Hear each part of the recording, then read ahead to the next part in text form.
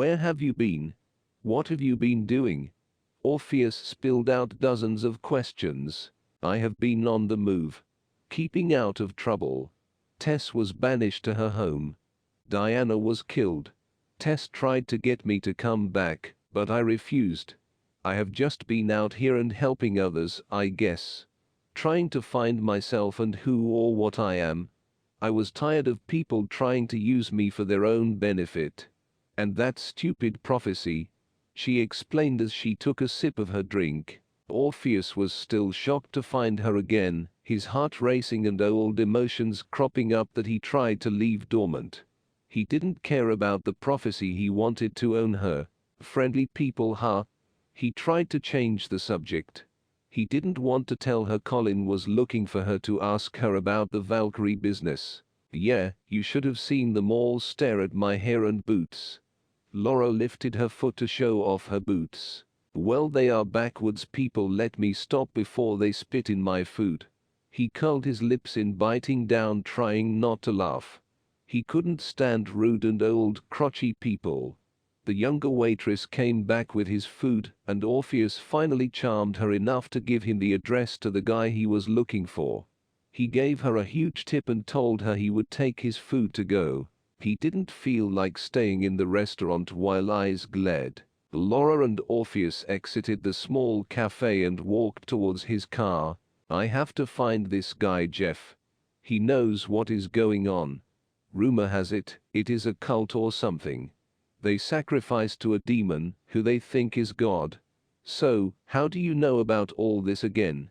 He asked, curious to know how she ended up on this chase of the demon as well.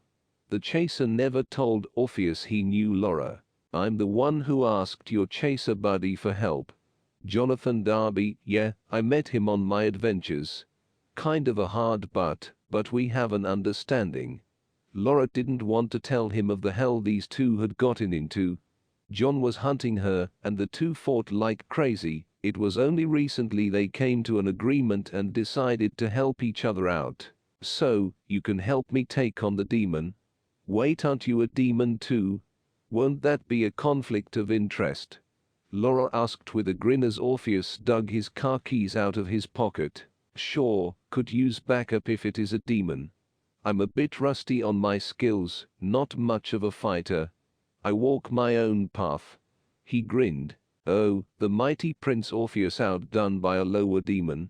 Laura teased. A bit odd me fighting my own kind, or half kind. Not sure how that all works. Orpheus scratched his head in an act of confusion, but he knew helping her he could possibly get back into her good graces. I am in the same boat with you. I am human but stuck with these Valkyrie powers. I am just trying to use it for good. Laura replied. Hey, back in my day my name was the stuff of legend. He eyed her playfully. Should be kinder to your elders, missy. He laughed and got into the car, rolling down his window. I think I can handle it, but if you need help and this is your mission, I will be your backup. Jump in if I'm needed. He winked at her as he started it up. He then turned and waved bye to the people staring. He was used to having eyes on him all the time, being a rock star and all. It didn't bother him one bit. Orpheus then sat his food beside his guitar in the passenger seat and read the address. I will follow you out to the man's house. Laura made her way to her car as Orpheus put the address into his GPS.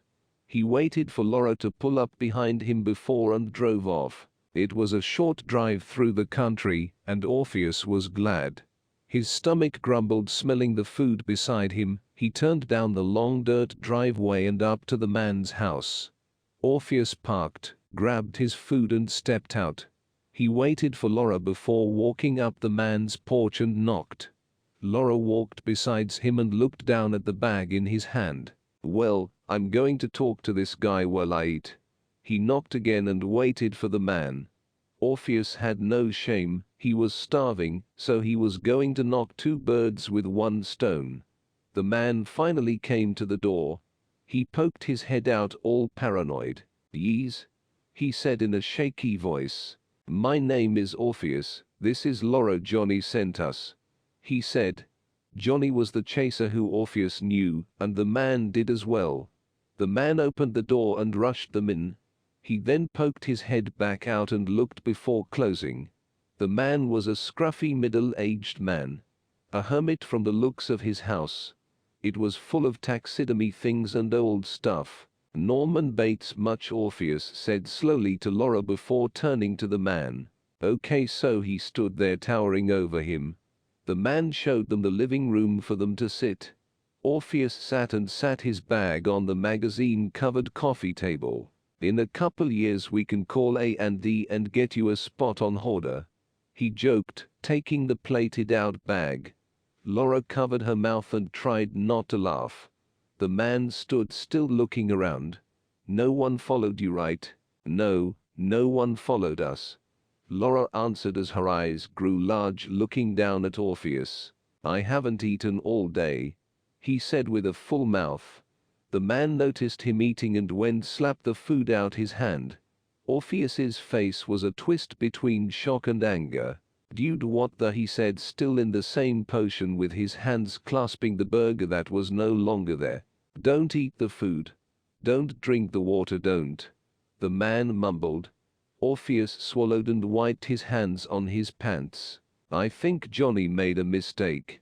Dude, you are whacked. He went to stand up. No. No. Please. The man said. Just listen to me. Orpheus eyed him and slowly sat down. That food was grown and prepared by the waters of this town. The water is poison. It makes you see things. Ever since I stopped drinking it, I see clearly. The people here, every month they gather at the old building by the lake. They draw stones to see who will be sacrificed to God, or so they think. You stop drinking the water and you see the God for what he is. The man sat down staring at the floor. My daughter was the last to be drowned in the lake. I mourned and went to curse the god. I saw the thing that it really was. I spoke with Johnny and he said that these people are practicing voodoo and the demon is a lower. The demon said his name was Pi, the man said, shaking. Orpheus took out his phone and looked it up. In the voodoo faith, Pi's a soldier lower who lives at the bottom of lakes and rivers and causes floods. Gotta love modern tech. Great, so how are we to kill a voodoo demon? Orpheus shoved his phone back in his pocket and looked over at Laura. Well, we have to exorcise it and make it go back to hell or wherever it is from. Laura added. The man just sat there looking around like a paranoid moron. I need to get my books and look it up, Laura said as she looked over at Orpheus. And I will need my guitar, he added in. He looked at the old man waiting for him to give them to the directions to the lake. The two walked out the man's house with an address in hand. Why do you need a guitar? Laura asked, lifting a pink eyebrow. You really don't know your Greek myth, do you? He smiled. I'm a demigod and my specialty is music. When I sing, I can cause emotion and or claiming. I even calm the Cerberus. You know, the three-headed dog that guards the underworld. He walked towards his car. Man, I'm glad to be out of that house. He gave her a look. You are awful off. Laura shook her head. I have never seen a human creepy like that up close. Just on TV, he laughed, walking to his car. So, you want to wait till the morning or go now? He asked. I need to read up on this demon and find out how to kill it. Learn your enemy first. It's a weakness, Laura nodded. I'm staying in my car. I don't trust these people. They probably bound and gag and who knows what else while you are asleep. I would like to keep my manhood. He looked down at his grumbling stomach and pouted while trying to change the subject. Laura let out a laugh. Like those women in New Orleans who had you running. She referred to the first time the two had met. Orph nodded as Laura walked backwards to her car. Get some sleep, Demi. I think I have some leftover chips and stuff in the car. I guess here is the best place, you think? He shifty-eyed looked at her and the man's house. Or you think we should go down the road some? He asked. We can go down the road. Laura hopped in her car and started it up.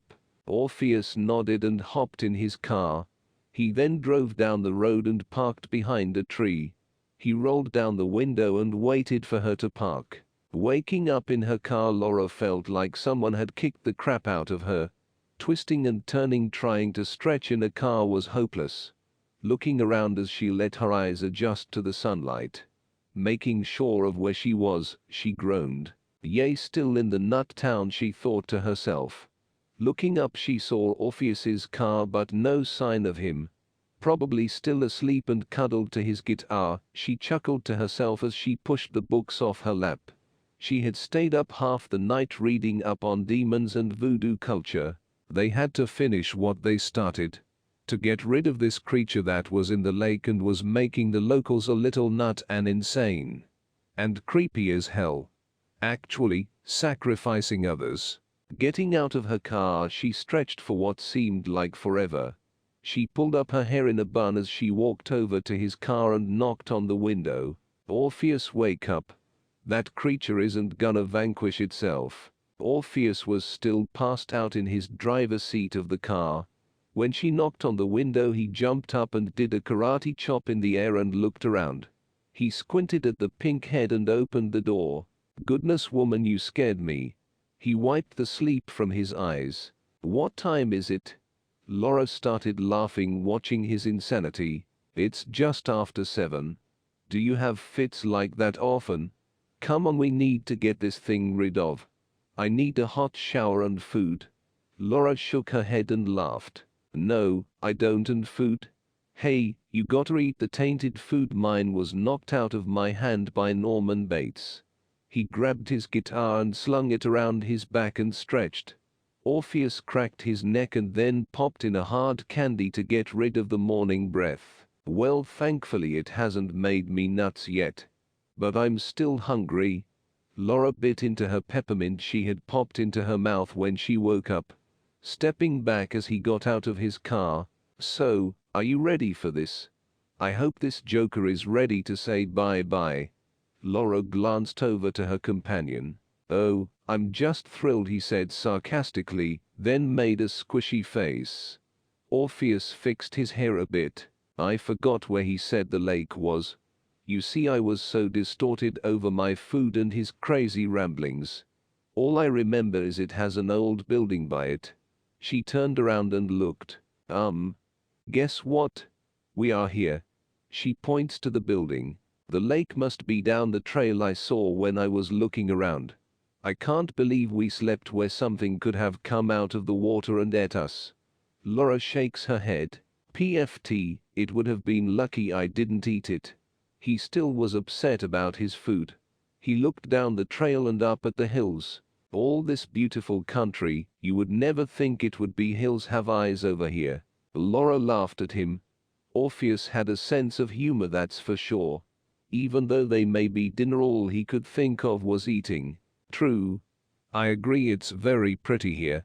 Guess that's why it's deceiving. Okay, come on, let's get this over with. Without becoming dinner ourselves. Then I'll buy you food. Laura cracked her knuckles a bit. It is a date.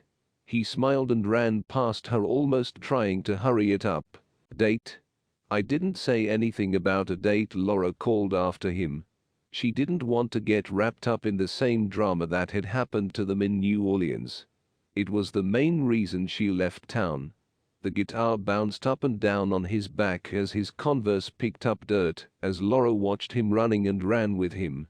He reached the building and rounded the corner, seeing a couple people. He went to turn and run back, but it was too late. Oh crap, we got company, he said to Laura. Laura's eyes widened. Company? What the hell? Did they see you? I think so. Crap. He put his back against the building, waiting for them to pass. When the two came running around the corner, Orpheus picked up a piece of wood and broke it on the back of the head of the bigger one. He went down to the ground hard. Laura stood beside him and jumped a little when he hit the bigger guy in the head. The other guy came running and Laura raised her manifested sword. She used the hilt of the sword to knock him out. Laura looked at Orpheus and winked. Okay, let's go. They're not going anywhere. She started walking towards the trail, chuckling to herself. Oh, when we are finished with this mission, I can hire you as a bodyguard. Some of my fans can get out of hand. And you can just wave a sword. Cow car chew and bam. He rambled as he walked down closer to the water. All she could do was laugh. This conversation again depends how much you are willing to pay. I mean seriously, it would look a little weird seeing women knocked out everywhere. Walking up to the lake, she grabbed his hand. SHHHH, what's that? She pointed to the lake. Hey, then I can. He stopped mid-sentence and watched the water swirl. He slowly turned his guitar around and tuned it really quick. Ready? He asked as he began to play. His voice radiated magic, and as he sang and coaxed the creature out of hiding, she looked at him as he started playing and singing. Dang, he was good. She missed him and his beautiful voice. Yeah, I am ready.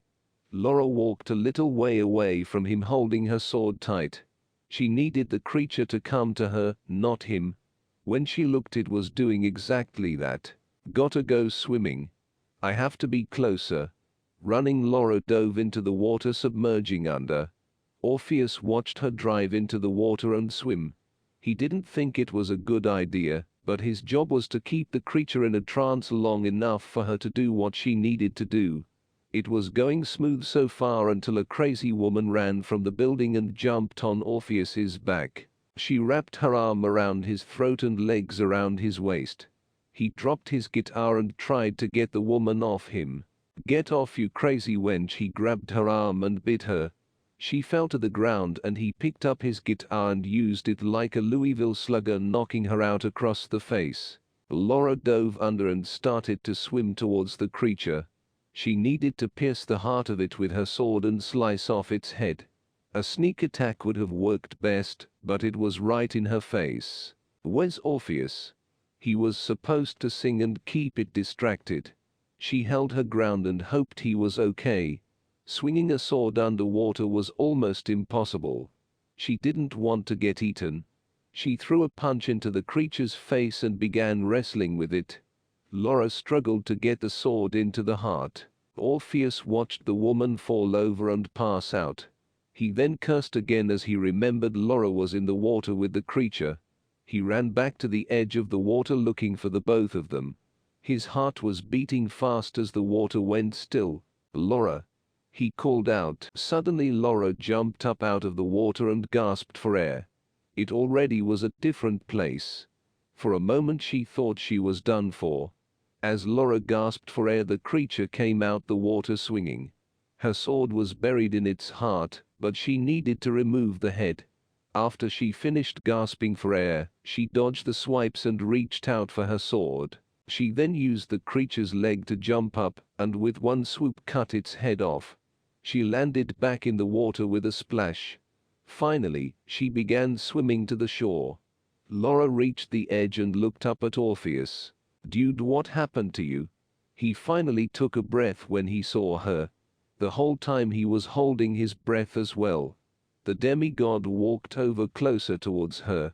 It wasn't my fault this woman went all the Planet of the Apes on me. He pointed to the woman on the ground. Can't wait to get out of this crazy town, man. He gripped the end of his guitar, dragging it like a kid would a toy. She looked over at the woman on the ground. Dang, he actually knocked her out. Laura thought. She laughed and shook her head. Well, now I am soaked and need a shower and clean clothes. I need to brush my teeth and eat. Goodness sakes, let's find somewhere to change and eat. She walked beside him looking down at his guitar. Why you dragging it like that? He looked down at himself. He did it without realizing. He picked it up and gripped the bottom of the handle. Wench, broke my strap. He shook his head. I see that now. Darn, did you really almost get your butt kicked by a female? Laura asked. Orpheus shot her a look. So where did you send the beast? He changed the subject, looking back at the lake. I sent it far, far away. Back to the abyss. Can't you tell how different it already feels around here? He shrugged his shoulders. I guess my powers work differently than yours. Obviously. She looked at him. Well, where to now? I mean, we killed the creature that was screwing up people here. I do owe you a meal. But if you must be somewhere, I can go on my own. Laura was trying to wring her long pink hair out. It had been so long since they had seen each other, it was like they were strangers again. No, I don't have to be anywhere. My tour doesn't start for another couple months, and yes, food. He lifts his hands in the air. He almost dropped his poor dented guitar. He noticed the dent when he raised it. That woman's head was so hard she dented my stuff. He hung his mouth open and shocked. And she was human. She was She-Hulk. And probably would have kicked your butt if you hadn't had your guitar. No. Well, maybe. He walked to his car. I will just be happy to get out of this crazy town. Do you know any places close by? I don't usually drive. He opened his car and put his guitar inside. I'm as new here as you. I'm from New Orleans, so I have no idea. I think I saw a restaurant a few miles outside of town. So just follow me. She gets in her car wet. Laura rolls down her window to help dry her off. Hurry, dude, I'm starving and tired of wearing wet clothes. Hey, hey, hey, he hopped in his car and started it up. He rolled down the window and put his shades on. Orpheus gave her a nod and flipped off the town. Screw you, Freakville. He yelled as Laura laughed when she saw him flip a bird. It had been a while since she had felt this good and laughed. For the past few months, it had just been her fighting with Johnny and others. She had missed Orpheus and never wanted to leave him in the first place, but life was complicated. Especially since the two had started to fall for each other. They both knew it would only end in heartache. Him being chased by Hades and her trying to figure herself and powers out. Use the destruction of the part of New Orleans for example. That whole mess was part of the fault of them being together. Chapter 15. Charles Charlie White, the head scientist at the agency in the Black Files division, made his way down to the archives department, with a frown on his face and a pep in his step. He burst through the head scholars and historians' office without knocking. Eddie, we need to talk. He held the door open with his tiny frame. He was only 5'9", but full of rage. For the last time, it is Edward. The tall, dark-haired British man yelled back. His sharp features and high cheekbones gave him a sophisticated look, along with the way he spoke and his posture. You would think he was royalty. Why are you barging into my office unannounced and perspiring with hatred? Edward's blue eyes narrowed towards Charlie. Did you fix my part of the report? Charlie held out a file and waved it in the air. The short man then reached up to adjust his glasses. If you are speaking of that silly 10-page report on fecal matter, yes.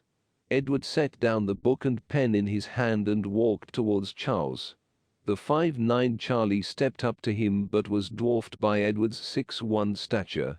That part was the main reason for the report. Don't change my stuff, man. Charles gnashed his teeth. Well, man, I do not understand why Colin has you in charge of the science department anyways. You couldn't dance your way out of a theory if you had the cheat codes to dance revelation.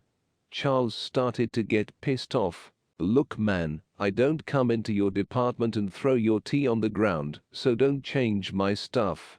Edward chuckled, a bit amused. That makes absolutely no sense, much like your paper. This made Charles go into a yelling fit, which he just ignored and walked back to his desk. The phone rang and Edward answered, speaking over Charles's rants. Oh, hello, Sir Stevenson. Yes, I have that information for you. I will email it. Yes. That is Charles Manson's yell. No, I have no idea why, nor do I care. Edward laughed and then hung up the phone. He glanced up towards the fuming Charlie. Did you just call me Charles Manson? My last name is White and I'm not a psychopath. Are you quite done? People have actual work to do. Charlie exploited the high-pitched yelling and stormed out. Edward turned in his leather chair and laughed. Ryden hung up the phone and proceeded to make his way out of town. The judge promised to help the angel Goody find his redemption. First on the agenda was finding Jacob and to start his training right away. They would then locate this house and do surveillance. Ryden needed to know exactly what he was dealing with, and as much as he read about it, it doesn't beat staking the place out. Goody sat in the passenger seat as the judge drove down the back country road. Across town, Jacob jumped awake from his dream. He gripped the knife in his hand tightly, looking over to see the time clock flash 2:30. He let the breath out, along with a grunt he was holding in, and wiped the sweat from his brow. He pulled his shoulder-length black hair into a bun and wiped his face.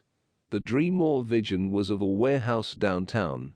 The judge's powers were like that of Joseph in the Bible. He dreamed dreams and could interpret them. Jacob knew since he was up, he wouldn't be able to get back to sleep, so he slowly rose from the hotel bed and proceeded to get dressed. Jacob hopped out the bed, grabbing his shirt. He stepped into his jeans and buttoned and zipped them. After Jacob put his shirt on, he grabbed his keys and made his way towards the door. It was going to be a long, rough night. Jacob hopped in his truck and started it up. He remembers an old warehouse his brother was talking about the other day. It was just up the road, so he decided to go check it out. Jacob needed to stay busy to keep his mind off his nightmare. They came to him often, and he hated remembering his mother's death. That was part of the reason why he always took so many jobs, to keep his mind off it. His brother was the oldest and was most likely going to take the judge position of the family, but Jacob wanted to be a judge as well. The Davison line was from the line of Shamgar. Little else is known concerning Shamgar. His period of leadership bridged the time between Ehud and Deborah. God used one man with one simple weapon to rescue his people from oppression. This example of God working through one person to change the lives of many applies today. The judges are each called to live and fight in God's army, knowing that their actions can have tremendous influence over many people. God chose an unnamed man to accomplish great achievement to bring glory to his name. Much like the judges of today, most go unnamed or unheard of, but their actions in helping or taking out the enemy is much needed. Shamgar killing 600 of them on his own was an amazing or even miraculous accomplishment. An ox goad was usually a strong stick about 8 feet long used to prod oxen pulling a plow. Using what was perhaps a crude ancient version of a bow staff, Shamgar destroyed the enemies of Israel. Like Shamgar, Jacob used the bow staff as a weapon. A couple ways down the road and Jacob pulled up to an abandoned warehouse. He parked the truck and got out, taking a deep breath. While walking towards it, he made sure his gun was loaded and his bow staff at the ready. He favored his bow staff. It got the job done when bullets were useless, and it was also blessed by a Jewish rabbi in the Holy Land. Jacob swung open the door to the warehouse and pointed the flashlight inside. Nothing out of the ordinary. A lot of crates and boxes covered in dust and spider webs. Jacob walked in slowly, checking the ceiling as well as the walls. He was quite curious about what was in the boxes. This place was run by Meph's great-grandson, Henry Jr. Henry Sr., the merman, left this place to his son on his passing. A shipping and pirate empire this great could not be left to a human. Jacob and his family had fought these pirates all their lives from ancient times, living in Japan. After World War II, the Davison or Sato family moved to the States. The Satos adopted an American last name of Davison and was one of the first handfuls of judges in America. The Davisons proceeded to take the pirates and Henry on, and Jacob, being young and a little reckless, wanted to go it on his own to bring them down. The Davisons knew it was Henry Jr.'s people who killed their mother, just no one was able to prove it. The boxes littered the floor, seeming to be their newest shipment. Sticking his flashlight in his mouth, Jacob went to pry the lid on the wooden crate open. As he wedged the knife in under the lid, he heard a noise. He stopped and looked around. Jacob didn't see anything, so he shook it off and pounded the knife under the lid. It popped it up with a cloud of dust. The lid blew off and landed on the ground. Jacob dug through the straw and noticed a large blue and white vase. He picked it up and shined the flashlight on it. Jacob looked at the designs and the details. The blue and white design suggested an Oriental type making. He wondered if the rest of the crates were filled with this type of stuff, and why was it just sitting here? Stolen goods from Asia perhaps. Being Japanese descent, the young man knows tons of ancient legends. Most of the people of that area believe in ancestor worship as well as spirit worship.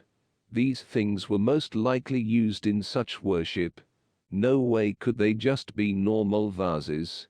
Jacob sat the large vase at his feet and dug some more in the crease. Suddenly he heard the nose again, this time it was right behind him. He stopped moving and slowly reached for his gun at his side. Jacob then spun around, pointing it out in front of him. A spirit floated in front of him. Jacob was not scared or startled. He went to fire, but the spirit, taking on the image of an old Asian lady, spoke. "Please, you don't understand, you don't understand." She spoke bad English. Jacob lowered his gun. "I don't understand what?" he asked. "They want our spirits, they want us for a ritual." She looked around to see if anyone else was in the room. Who wants your spirit?" he asked, trying to understand her. "Shh. She hushed him as she heard a noise. She quickly jumped into the vase out of sight. Jacob heard the noise as well.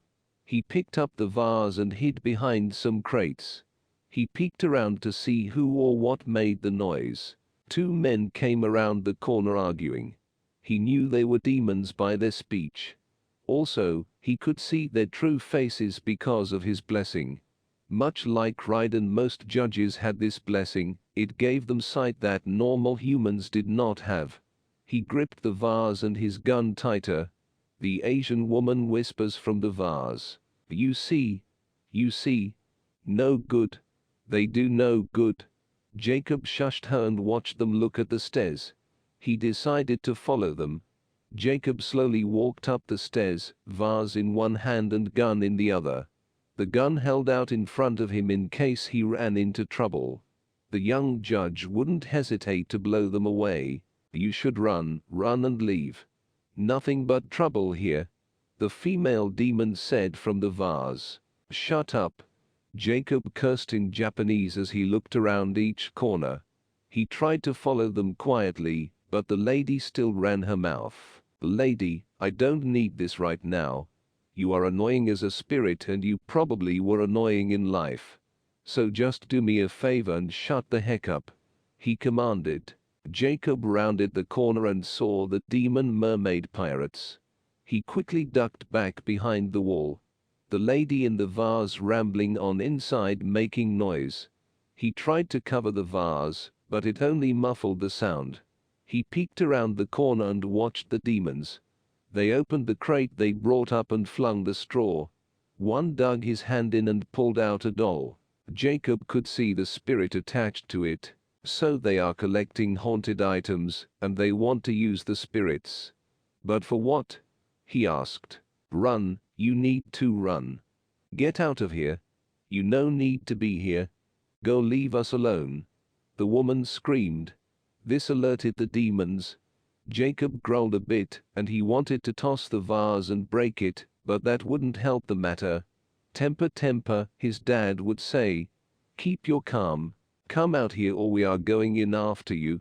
Jacob knew he was outnumbered, but he could have taken them all, or at least died trying. He needed to know what they were up to before he would try and kill them. Jacob holstered his gun and walked around the wall. "Evening, so what plots to rule the world are we up to now?" he asked, walking slowly towards them. He held the vase in his arms and looked at each ugly demon. Meanwhile, Ryden drove down the dark roads as rain sprinkled the windshield. Goody sat in the passenger seat trying to concentrate on finding Jacob Davidson. Any luck? Ryden asked impatiently, glancing at the angel and the road. Almost, he is close. Goody's eyes were clenched shut and focused. He is in trouble, I know that much. Mr. Sato, or now known as Mr. Davison, will not be pleased if his son is killed. Goody glances towards Ryden. I am guessing he went in alone to some place he should have waited for backup. Ryden shook his head in disappointment. Gonna have trouble teaching this one, I can see it. Ryden mumbles a bit as he pressed the gas on the car. All judges are like that at some point, and then some never grow out of it. Goody added, true, but I didn't have that issue with my last pupil, Michael. He was a good kid. Where is he? Goody asked. He is in Austin, helping the FBI there. Some demon cases. He probably will stay on to help the agency. Ryden replied. Did all your pupils come out as Boy Scouts? Goody laughed. No, not all. I had one, Alejandro. He departed from the judges and became a hitman. Ryden huffed a bit. Well, judges are just like humans, they can be disappointing, so can angels. But then again they can always repent. His amber eyes glanced at Goody. The angel nodded and remained quiet for the rest of the ride. At the warehouse, the demon mermaids laughed and poked at the young judge. Jacob now tied from the rafters with his hands above his head. Blood was dripping from his nose and right eye, a result of the ongoing beating they were giving him. He hated mermaids. They were cold-blooded like the seas they came from. Half-breeds could shift from human form to mermaid form, but the pure ones lived in the depths, more fish than men. Most half-breed clans like Henry's bunch ran the shipping business. The seas belonged to them. Come to Henry J's docks, how well yeah won't leave here alive, that is for sure. The pirate with the missing teeth laughed and punched Jacob again. The others laughed and threw bottles and other things at him. The pirate took out a knife and was about to stab Jacob in the side, but his attention was drawn to the collapse of the ceiling. Huge black wings spread out as Goody flew at the knife-wielding thing. The others took their guns out and began to fire at the angel, but the bullets bounced off. Ryden jumped through the hole made by Goody and fired at the remaining henchmen. They scattered like roaches when they noticed the judge. Knowing between a judge and an angel, they would not have the slightest chance to defeat, they took off. Goody killed the pirate and pushed his body off over the railing. His body landed on the crates below, smashing them and releasing spirits. Ryden made his way to Jacob and began untying him. Oh, just a minute later guys, I had it under control. Jacob joked as he was lowered. Ryden gave him a look while Goody opened his mouth. You are the most unwise judge I have ever seen. Who trained you? Goody asked, folding his wings back into his coat. No one really. Jacob wiped the blood off his face when Ryden untied his hands. That explains it. Well, now you will have training, and none of this foolishness will occur, or I will stab you myself. Ryden tossed the rope on the ground. Jacob saluted sarcastically, and Goody just glared at the young man. What were you doing here in the first place? Ryden asked. Could say the same for you too. Jacob winced, standing straight. You want to go back up on the rafters? Goody pointed up with an evil eye. I was looking for something to bring Henry Jr. and his butt pirates down. I received a dream about this place and decided to investigate. They are responsible for my mother's death, and I, Ryden, cut him off. So, you were being stupid and looking for revenge. Maybe. Jacob stood up a little upset at the two. Vengeance is mine, says the Lord. Goody added in, I know feathers, but justice is for us to seek. He hisses. Going into battle unprepared is stupid and it won't happen again. Come on, we need to move. Ryden didn't feel like standing here arguing in enemy territory. He knew more would be flooding in. Jacob grumbled as he held his side. He grabbed his bow staff and gun and followed them. Jacob paused and picked up the vase, and the two turned to look at him. What? It is evidence. Jacob spat out. Goody shook his head and led the two judges out. We need to get back to the agency and get you checked out before we proceed. Ryden spoke as they walked out the warehouse. Your father sent me to find you and to train you. Are you going to give me trouble? Ryden asked, turning to face the young male. No sir, I always wanted to be a judge. It is in my blood. He nodded. Yeah, and that blood was all over the place in there. Goody added as he got into Ryden's car. Is he always this cheerful? Jacob asked as he stared at the grumpy angel. Ryden ignored Jacob and Goody both. Follow me to the agency. Ryden got into the driver's side and watched the young judge walk to his truck. This should be interesting. Goody sat with his arms folded and watching as well. Ryden put the car in reverse and made his way to the agency. The veteran judge liked to stay quiet unless he had something to say, and in this instance he stayed quiet. It was no use in arguing any more with the angel. The two didn't exactly like each other, Ryden could tell. But the judge sensed the angel would not like anyone. He was grumpy and off-putting. The judge just ignored it and focused on the task at hand.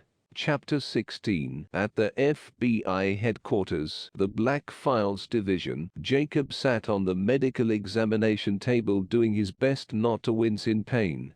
The nurse and doctor examined him while Ryden sat in the background. Goody was being poked and looked at by Charlie, while Edward examined the vase brought in. 4th century dynasty. He glanced at Charlie and the angel and cleared his throat. Charles, will you leave the celestial being alone? Edward screamed. Goody chuckles at the two as they begin to argue. Ryden was surprised at the chuckle. It was the first time he had seen the angel genuinely smile. You are blessed. A couple more inches to the right and it would have pierced your lung. The doctor finished fixing the young judge up before turning to leave. Ryden was leaning against the cabinet at the back. His amber eyes were examining everything going on in the room. Ryden had his fair share of judges to train. Some obedient and devoted like Michael, some hot-headed and impatient like Jacob here. All unique in their own ways, but all teachable. Other judges had problems and often gave up on teaching younger judges, but Ryden would never give up on anyone. It was often thought of as Ryden's weakness. He waited for the nurse and doctor to clear out before approaching Jacob. He handed the young judge his gray t-shirt and a leather jacket, which was stained with blood. You need to call and speak with your father. Ryden finally spoke. Jacob put the soiled shirt on and held his jacket in his hand. The Japanese American nodded, signaling to Ryden he knew he was right. Yes, sir. The man dug in his pocket to pull out his phone, but the thing was cracked and unusable. Ryden then retrieved his own and handed it to the younger male. Jacob was in his late 20s, probably 27, while Ryden was in his late 40s, almost 50. A huge age gap, but Ryden knew Jacob would be respectful. Mr. Davison instilled that in his sons. Ryden knew Jacob's father and had worked with him on many occasions. He was honored in being able to teach his youngest son. Jacob took Ryden's phone and hopped off the examining table. He dialed his father's phone and began speaking in Japanese. Ryden was not fluent in the language, but he knew enough to know the basics of the conversation. Charlie and Edward finally left to head back to their own departments to close for the night. It was almost 3 in the morning, but the agency was used to long nights. Most supernatural activity happened during that time. Jacob finished the conversation and returned the phone to Ryden. He sighed deeply and the look on his face was that of a scolded puppy. My father says I am under your care and command. To obey and train under your guidance. Jacob bowed a bit like the custom of Japanese, and Ryden returned the bow. First order is to get you fed and rested. You need to heal up before we can start your first mission. Jacob was relieved and gave the older judge a warm smile. "Yes, sir." The nurse then led Jacob out to show him where he could bunk for the night. Meanwhile, Laura finally ran out of gas after the light flickered on an hour ago. She was still bleeding after her run-in with a nasty hellhound. It had taken a good-sized chunk out of her arm. The darkness was after her to serve Meph. Laura had been on the road alone for the past month and decided to turn herself into this Colin person. Orpheus mentioned him before they parted ways on her last mission. Even if he was some supernatural police, at least she would have some protection and not have to fight this alone. She would choose the side of the light and give up running. New Orleans was only a few miles, so she grabbed her backpack and started down the dark highway. She was afraid, heck she was terrified, but something told her it would be all right. That everything would work out and she could find rest and forgiveness. The last conversation she had with Orpheus ran through her head. She still loved him. Even after all the issues and drama they went through, Orpheus was special to her. This was the last place she wanted to be, but she knew it was the right thing to do. The Valkyrie had to swallow her pride and ask for help. Maybe they had more answers on who or what she was. Also, she hoped to avoid Tess. That wound was still fresh in her mind. Those two did her dirty. All her life training her, messing with her mind, lying to her, and they were saying they were friends. No. Never again would she let anyone play with her mind like that. She hoped to find out the whole truth, and prayed this Colin knew it. The agency seemed sort of quiet, but then again it was almost dawn, and most were probably at home or on missions. Evil never slept and this place held the people who battled it. She read the letters on the buildings over and over, tracing the letters with her eyes. FBI Special Division. The Special Division noted it was the Black Files, it just didn't right say that. It had some secrecy from the public. The metal reflected fountain made a gurgling sound and caused her to jump out of her daze. She walked to it and peered at her reflection. A prayer, God, if you are listening, forgive me of my past and help me. She sighed and turned to walk in the building. The pink-haired Valkyrie held on to her injured arm and made her way inside the building. She stopped at the receptionist desk. "I'm here to see Colin," she asked as she leaned on the desk. She was tired and worn out. She fought the urge to sit down and pass out as she talked to the woman. Las Vegas. Samuel watched Laura's reflection quietly as he sat in his leather chair. His sharp feathers stood out in the firelight. His room was at the very top of the Caesar Hotel in Las Vegas, his domain. Much like Meph, he too had a Hell's Gate he managed. Except he almost covered the whole city of Las Vegas. His place rivaled many others in the country, but the fallen one was greedy. He wanted Meph's territory as well. Only these two had a squabble out of the whole army of darkness. Lucifer found it entertaining and allowed it for his pleasure. The fallen angel had been keeping his eye on the dealings east. The two fallen angels had been at odds since the days of ancient Rome.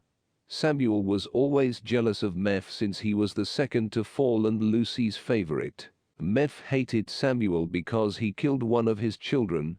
Meph's children were off limits.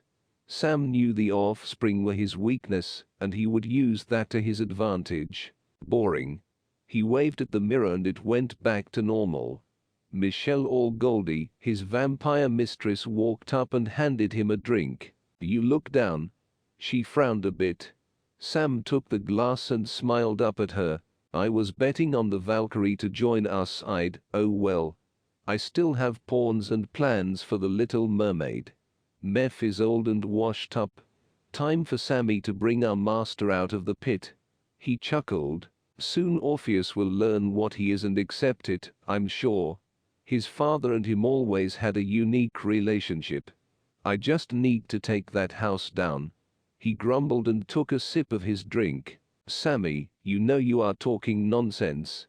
Goldie chuckled. I hate Meph as much as you. He enslaved me and sold me to you. Remember? The fallen angel looked up and wrapped his arms around her small waist. Yeah, but aren't you glad I won your contract? I gave it back to you, remember? Anyways, it will all make sense once you bring the mermaid here. Goldie nodded and gave Sam a kiss before teleporting out through the mirror. The mermaid he spoke of was the daughter of Henry. Henry was the spawn of Meph and had 2 kids, Evangeline and Henry Jr. He knew he couldn't get to Henry Jr., being he was so loyal to Meph, but he had just recently learned that Evangeline was unaware of her even having a brother. She was recluse and stayed away from the family business. Sam's hope was to get Eva and charm her to his side. In the meantime, Sam kept his eyes on the comings and goings of the House of the Rising Sun. A large Victorian-style mirror hung in front of the fallen angel. His large mirror allowed him to peer into any reflected surface he desired. Samuel was able to spy and even at times interact with the other side. Samuel kept quiet as to not raise suspicion. He would bide his time and plot his plans to go against Meph. House of the Rising Sun. Mephistopheles leaned over the balcony of the giant house to watch the scene below. Any type of sin you could imagine was happening, and the creatures disguised as humans aided the poor souls into committing them. The evil and dark energy and rituals feed the spirits and the gateway. Most of the energy was growing underneath the building, just waiting for the key to open it up and unleash hell. Mistress Claire made her way up the winding staircase towards her master. One hand slid across the wooden stair railing, while the other held up a piece of her long elaborate dress. Claire always dresses extravagantly and provocatively. The devilish red wine color matched her lipstick as well as her smile. I have information for you. One of my companions, a wizard from the line of Merlin, has figured out your key mystery. She wrapped her arm around Meph's arm and leaned her head on his shoulder. Abaddon, or Apollo's son, is the key. Philip says the voice of his child is the key. This angel has in his possession a key to the abyss, also called the bottomless pit. With this key, the angel unlocks the abyss. Orpheus is his son and his possession. Only he can unlock it and free his father to bring destruction on the earth. Claire was well pleased in herself. Not many could complete such tasks or find out such great info. She always did her best to please her master Meph. Send Tess to retrieve Orpheus and bring him to me. I do not want to delay any further. The time of the destruction of man is close, and our master will rule over their ashes. Meph spoke of Lucifer, his master and king of the kingdom of darkness. Chapter 17. London. Colin woke up breathing heavily and full of sweat. He couldn't recognize his whereabouts as he laid on the hard floor. Focus, Jamison. The Lion Man muttered to himself as he carefully stood up. Ideas were getting clearer when he saw the first man falling from the window. Katrine. He growled as he tried to shake the groggy feeling off. Minutes before passing out, he had a bad idea to let Kat join his mission to hunt down the people that went after Frederick. The British judge was following one of Mephistopheles' side minions and got too close.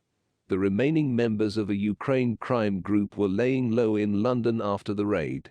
Fred and his companions along with the American FBI took them down, but some escaped. Fred was killed and these guys were responsible. Colin allowed Katrine White, Frederick's girlfriend, to help aid him.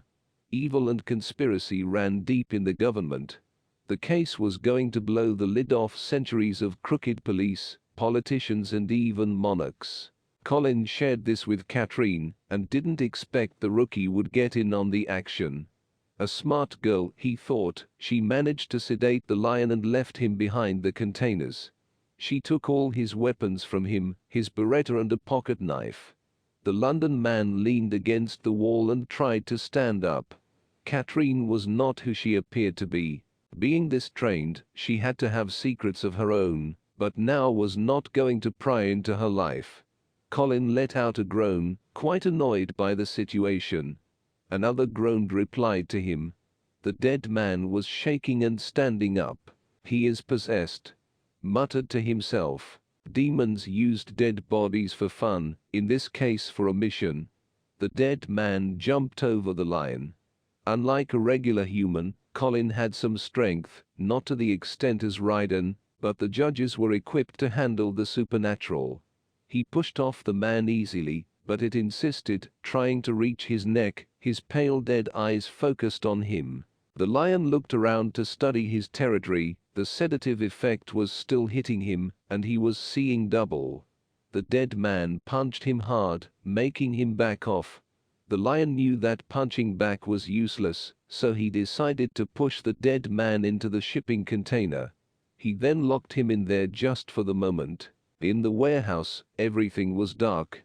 A man was down, and others were waving their guns wildly. The young girl was clever, using the darkness as an advantage. She jumped off a corner and clanged on a tall man to slice him. This was against all police rules, but her past, the way she was raised, she didn't know the rules. 2 were out and 3 were left. A big man managed to grab the girl by the arm and threw her into the floor. She growled in anger and threw the knife right into his face. He screamed and cursed in pain as he stumbled blindly. Cat quickly ended him before moving on. Colin's feet tried to rush through the stairs as gunshots echoed on the building. Cat kept screaming like some wild animal intimidating her prey. He had no idea what kind of training she had, but this was suicide. Suddenly another man ran up beside him. It was the Scotland Yard agent that he was there to meet. "Judge, what is going on?" he asked as he held his gun with a death grip. "The things Harrison was investing in, well, we stumbled upon them. The crime group you two were investigating. The one who ate the victims, half of them were meeting in this warehouse. Me and Catherine arrived to meet you only to stumble upon them." Colin sighed. He should have never brought her along. Cat drugged me and went in alone. The judge thought about kicking down the door, but didn't want to injure the woman. He peeked through the keyhole, but nothing, just darkness and someone's footsteps. The Scotland Yard officer stood beside Colin with a cold sweat. Colin finally just kicked the door and knocked down one of the men. He rushed in the room while the officer was behind him. "Police, put your guns down." He found the shadow of a young girl. She was cornered. Cat was behind the couch holding his gun and a knife. Most of the cult members were dead or dying. Colin shook his head and glared at the woman. "Reckless. Stupid recklessness. We were here to meet with the officer and not take down the cult alone." Unafraid, Colin walked over to Cat and pulled the reckless woman by the arm, not letting her fight again. She growled at Colin, but he didn't care. As Colin went to exit, the officer stood in his way. "I am sorry, Judge, but I can't let you leave." The officer spoke up. "It is all right, I will file the paperwork when I arrive back at headquarters." Colin then went to continue forward only to have a gun put in his face. "No, you don't understand. You are not going to leave here alive. You nor that woman." The officer kept the gun on the judge. "It was you. You killed Freddy." Colin still had his hand gripping Catherine's arm, and for good measure. She tried to run towards the officer, but Colin held her back. The officer pointed the gun at the woman for a moment. "Keep it on me," Colin demanded, and the officer moved the gun back towards Colin's face. The judge's special powers was to tell if someone were lying or telling the truth, but in some situations, especially when needed, he could get the other to confess the whole truth. Ryden often joked and told him he should have been a lawyer. "Since we are about to both meet our end, I think it is proper you tell us exactly what happened to our friend. You at least owe us that," Colin growled. The officer blinked a couple times before opening his mouth. The Ukraine crime group had other loyalties beside the Mexican cartel. When the 2 sons of the creator of the group died in the ambush, a Wendigo stepped in and took over. This happened after Fred's death. They are the soldiers in Meph's army. He was sent here to renew the contracts Meph had with many of the government officials. letting them keep power if they partook in rituals and pledged allegiance to his cause. The cannibals' cult was just a cover-up. It was really the officials partaking in the eating of humans. The officer couldn't believe he was telling this judge everything. "And the Wendigo?" Colin asked. "He is gone, back to the Americas with the contracts." The officer swallowed hard as he became nervous, and the judge picked up on that. Colin let go of Cat and quickly snatched the gun from the officer. With one fluid motion the gun was out of the officer's hands and into Colin's. "No one will believe you, Judge." The officer screamed as they could hear sirens. "Oh, I believe they will. You see, I can get anyone or anything to spill the truth, including you. And not just once but as many times as I want." This is now under the jurisdiction of the judges. The police swarmed the building and took in the crooked policeman. Colin finally got Cat to calm down, and the two sat outside and watched the police swarm the scene. "If it weren't for Fred, I would have never become a judge. That businessman, he was helping. They were good friends. That night we were to drive him and his wife to their hotel. I was driving. The roads were slick, and I hit a patch of black ice. The businessman's wife died. I could have been dismissed, but Fred fought for me. It was an accident, but I should have been more careful." That same businessman, Welsh I believe was his last name, he made Freddie swear to help him and his daughter Paige. Some drama about a rival businessman trying to take his company. I bet that was part of that Ukraine group he got involved with. I should have been there to help him, but I was stuck in New Orleans. Colin sighed deeply. Cat listened and responded. "Now that the group is gone, I think it is best we go after the one behind the Wendigo and his master, Meph?" she asked. Yes, he is the fallen angel I have been fighting in New Orleans this whole time. If not for him I could have been there for Fred, and he would still be alive." Colin spoke in a guilty tone. Cat kept quiet. She didn't care what Colin did or didn't do, all she wanted to do was kill everyone involved with the death of Freddie. "I am coming with you," was all she spoke, and Colin nodded. The girl had training, and who was he to deny her revenge? She deserved to help to bring down the person responsible for her lover's death. "Very well, Miss Catherine. Call me Kitty." She spoke in a monotone and kept a cold face. Colin nodded and led her out of the building. "Oi! There is a dead man possessed in the containers," Colin yelled out as he passed to the other policemen, special agents and a few judges. Chapter 18. Days later. "You study how the being functions and goes poop. I am a historian. I believe I would know the history better than you, Manson," Edward hissed while teasing Charlie by calling him Charles Manson. When Charlie would get excited or angry, he would yell and rant in a high-pitched scream. Edward thought he was insane. "Oh, here we go with the poop again." Charlie threw his hands in the air. His glasses went crooked, and he almost knocked the vase over.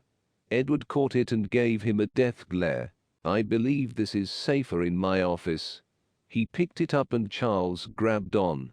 "No, dude, it is a scientific study, our department." The two struggled with it in a tug-of-war match. Goody hopped off the counter and walked towards them. "All right, the angel paused mid-speech. He stopped mid-step when he heard the voice of his father. "God help her," was all that was spoken. Goody felt his skin bubble with goosebumps as he froze. It had been decades since he heard the voice of his father and creator. He blinked a couple times and the room to him grew quiet. He turned to see the pink-haired girl he was supposed to guard walk by the glass door. Laura staked out the place a couple days before finally going inside. She didn't trust many and was overly cautious, but her arm was getting worse, and she was tired of running. The Valkyrie opened the door and walked in the room. She looked soaked, worn out and beat up. "The prodigal returns," he thought as his stomach dropped. Hello. Sorry to just let myself in, but I was looking for Colin." Laura spoke up over the two arguing. She glanced at the other male staring at her, as if she was a ghost.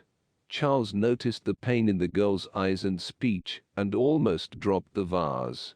"Hey, who are you exactly?" He scratched the back of his head. "Idiot." Edwards cupped the vase and brushed past Goody towards his office. "Good luck with them, my dear," Edward shouted as he walked out. "You're hurt?" Charles noticed the blood dripping from her fingers, and he quickly grabbed a towel. Goody was still paralyzed with shock. "Are you Colin?" Laura asked, letting the man with the glasses take her hand. "Oh no, I'm Charles White, head scientist. Most call me Charlie. That is Goody." He pokes the angel with his foot as he leads Laura to his table. Goody jumped out of his daze and followed them. Laura's eyes wandered around the room, taking in all the sights.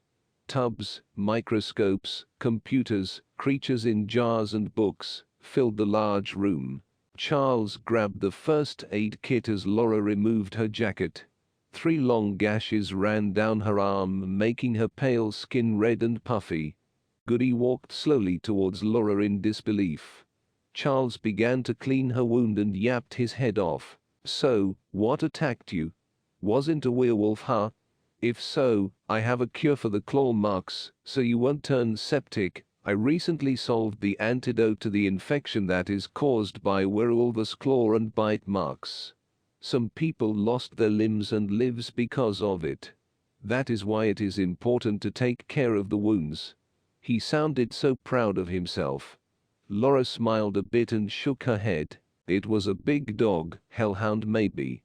She shrugged. "Meph sent them." Goody finally spoke. Laura turned her head to face him. "And you can't turn into a werewolf by biting. It is a contract you get into with a demon or fallen angel, Charles." Goody explained. "I suppose. How did you know?" Her eyebrows crinkled, trying to figure out this guy's problem. He had been staring at her the whole time she walked in. "I've been in a lot of trouble, and my friend Orpheus told me Colin could help me." Laura added. "He is out of town right now. I'm sure we can help you. If not, Ryden is in charge." Charles began to stitch up her arm. "Laura, I'm sorry." Goody hung his head low. "How do you know my name?" Laura asked as Charles looked up as he cut the thread. "Yeah, how do you know that?" Charles was just as confused as Laura. Goody grabbed a stool and brought it in front of her. He sat down and let out a sigh. "How much did Tess tell you?" he asked. "She told me I was part of a prophecy, to be a great evil or to do good, to sway towards the apocalypse or not. That I am a Valkyrie who was raised by witches, as well as Tess for Meph to use me in his house, but I ran. I want nothing to do with him." Laura explained. "Yes, one of darkness and one of the lights to protect you. I was the one of the lights. I'm your guardian angel." He finally spoke the words. "Dang dude," Charles added in as he started in the other wound. "I was supposed to protect you and guide you towards God's will, but Meph got a hold of me, and it is a long story, but I'm sorry." His sad blue-gray eyes looked over at her. "Man, where were you when I needed you most? I've been through it, like really." She was trying to not get angry. Memory wiped, thrown back into this crazy mess, being attacked and wanted by everyone. Her throat burned. She wanted to really let him have it, but she was having pity on him. "I would really be walking out the door right now, but I have nowhere else to go." She watched Charlie wrap her arm. "I barely even know what a Valkyrie is," she hissed.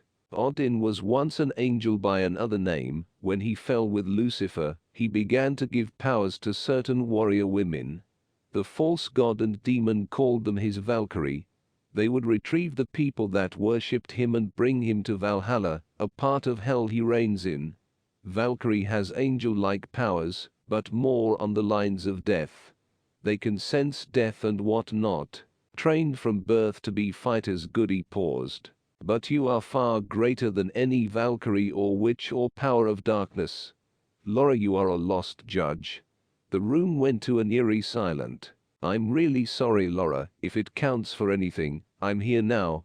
Laura stood up and turned to Charles, who was in shock.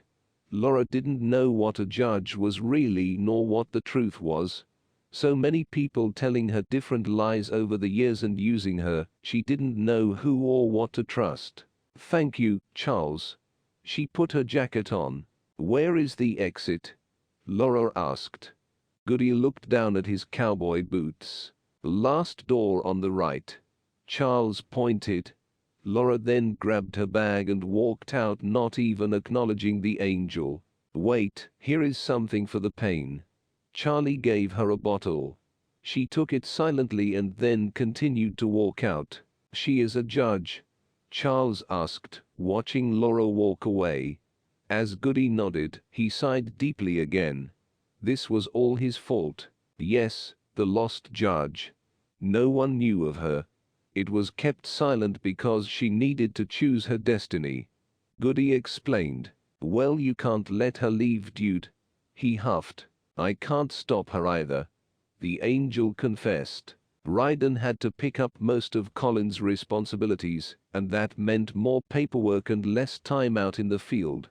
As he was walking out of Colin's office with a stack to sign off on, he noticed the pink-haired woman walking towards him.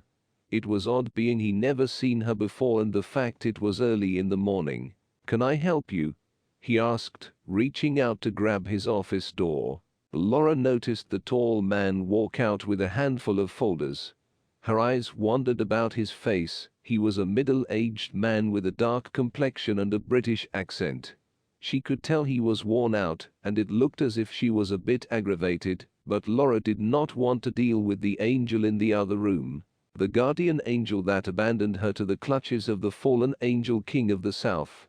She pushed it to the back of her head, so she would not become any more upset than she was. Laura was about to just walk out, but she needed help and answers.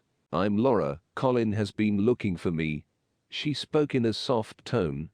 Ryden looked to the side, trying to remember the name. It finally clicked. The lady who tore up half of the French Quarter.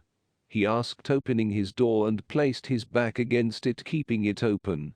Laura was a little embarrassed and let out a sigh. Yes, I'm in trouble and a friend told me to come here. Her hands gripped the strap of her backpack nervously. Step into the office. Ryden held the door open for her. Jacob was still resting and trying to recover, so it allowed Ryden to get some of Colin's duties done. Laura followed the man into his office and had a seat. Ryden put the stack in his desk and sat in his chair. Okay, so, care to start by telling me everything that happened, please?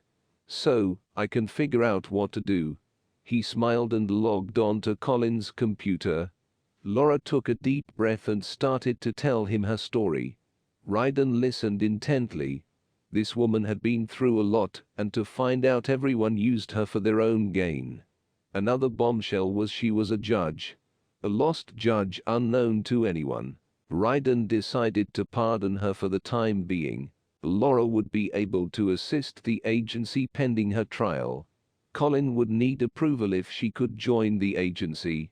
The New Orleans judge gave her a pass to finish working with the agency to close her case, but if she ran, she was going straight to jail.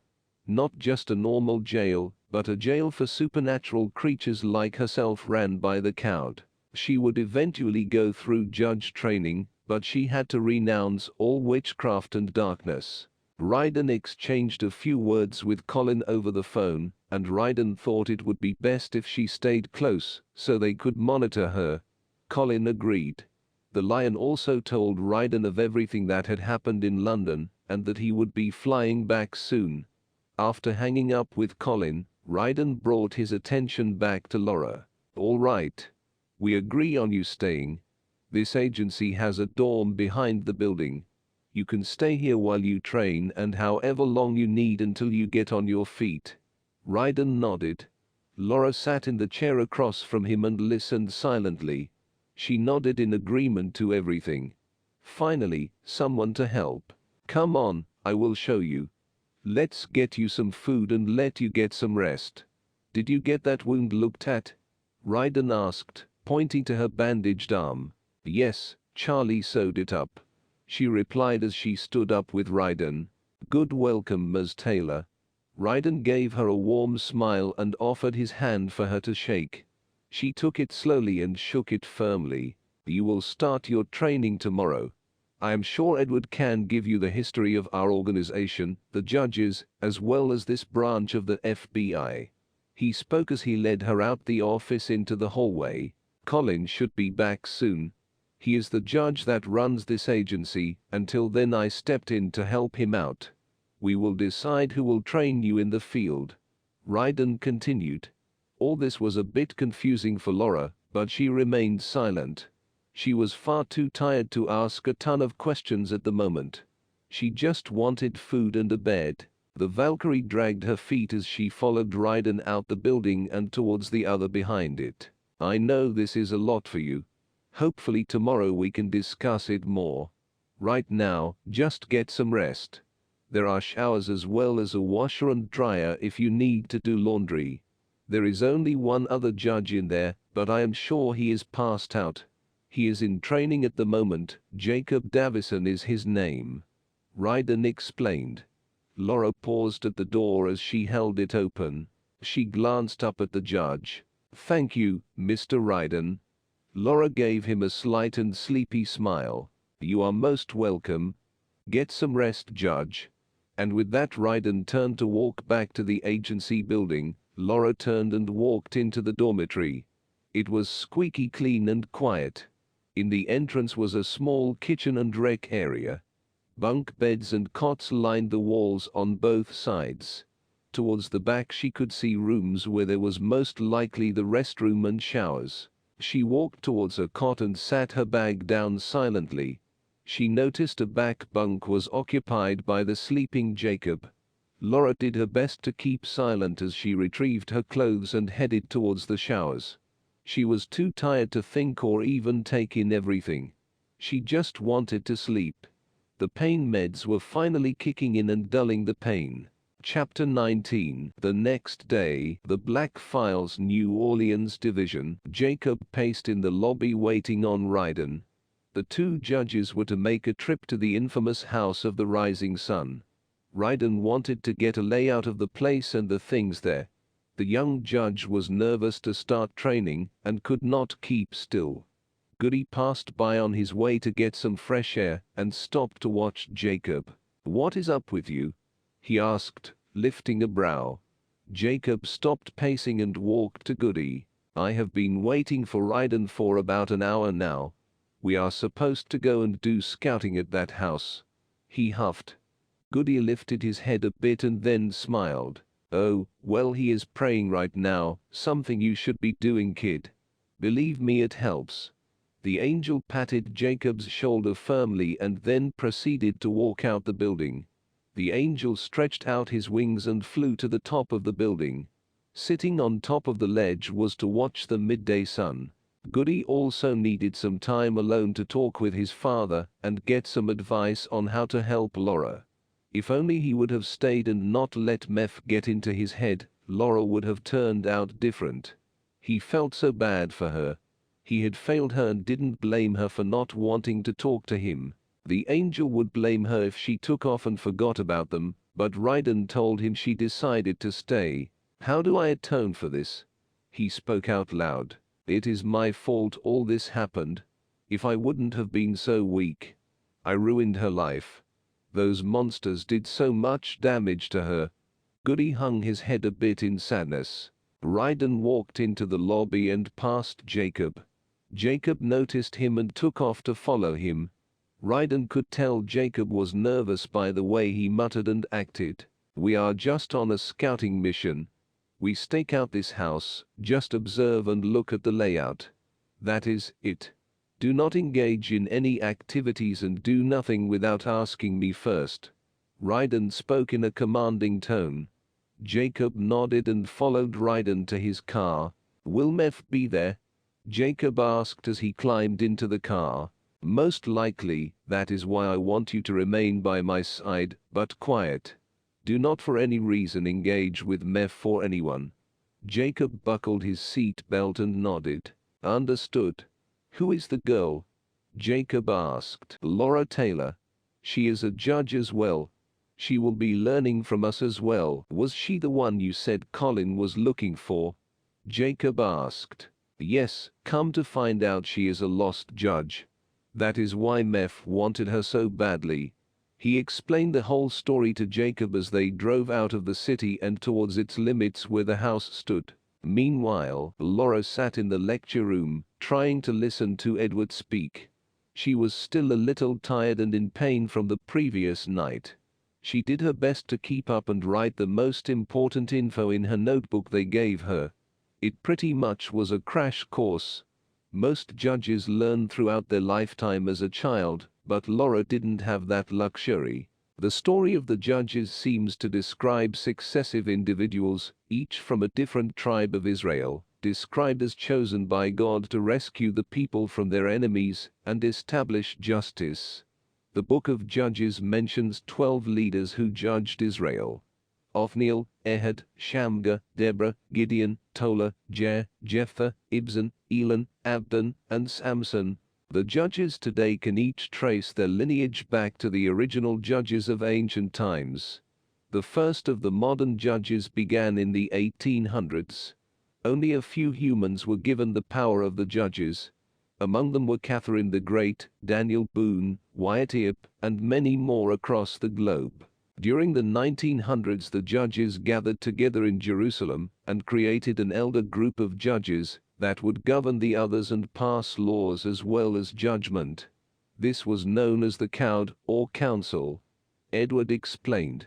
He told her the basics of what judges were, what they do, and basic powers they had. The laws she would have to learn over time. There were so many in dealing with the human and other supernatural beings.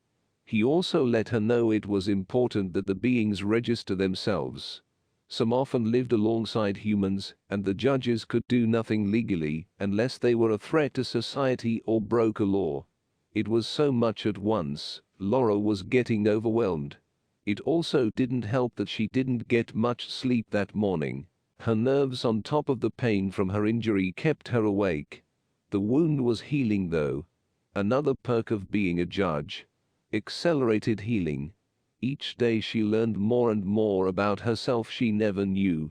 Those block memories and powers were coming through quickly. 1. Seraphim. 2. Cherubim. 3. Eons. 4. Hosts. 5. Powers, virtues. 6. Authorities. 7. Principalities. 8. Dominions. 9. Thrones. 10. Archangels. 11. Angels. Edward turned to see Laura's head down, almost falling into the book. He slammed his hand down beside her, and the Valkyrie jumped. Are you paying attention, Ms. Taylor? This is important information to know if you wish to join the agency. Or am I boring you? He raised a brow. You are always boring. Charles interrupted, bringing Laura a cup of coffee. Edward turned on the light to the lecture room and crossed his arms. What are you doing, Mr. White? Edward hissed. I'm bringing her coffee and to check on her wound. He sat the cup down and took her arm. We have medical staff and nurses for that. Edward glared a death glare at him. Yes, but she is half supernatural, so the study of them in a scientific way is my job too. Charles added in as he unwrapped her arm. Is that so? Then why couldn't you wait till after I have given my class to the madam? Edward added. Because I think her health is more important than history, okay, like I have no research on Valkyries, and who knows, this mark may be harmful. Charlie rambled on and on. Ed looked at him sideways, lifting his head a bit. You like her, don't you? He blurted out. The Londoner had no filter, most likely why Colin asked Edward to accompany him to the agency. Charles turned red and turned toward Edward, fussing. Eddie, I swear sometimes you can be such a douche, man. Here I am trying to help a possible new agent and judge learn about her species, and you come at me like, dude, you so need to chill cause you think you are so smart, but you don't even know a rat from his butt. And like you always get on me all the time about crap, man, and it is getting old, okay? I can't stand when you do that, man. And then embarrass me in front of Ms. Taylor. Charles rambled on as he held her bandage. Laura covered her mouth trying not to laugh. Edward couldn't take Charles' ramblings anymore. He tossed the clicker to the laptop and walked out the room. Sorry about that, Laura. He is always out to get me in some way, I swear. Charles grunted and made noises of aggravation as he wrapped her arm.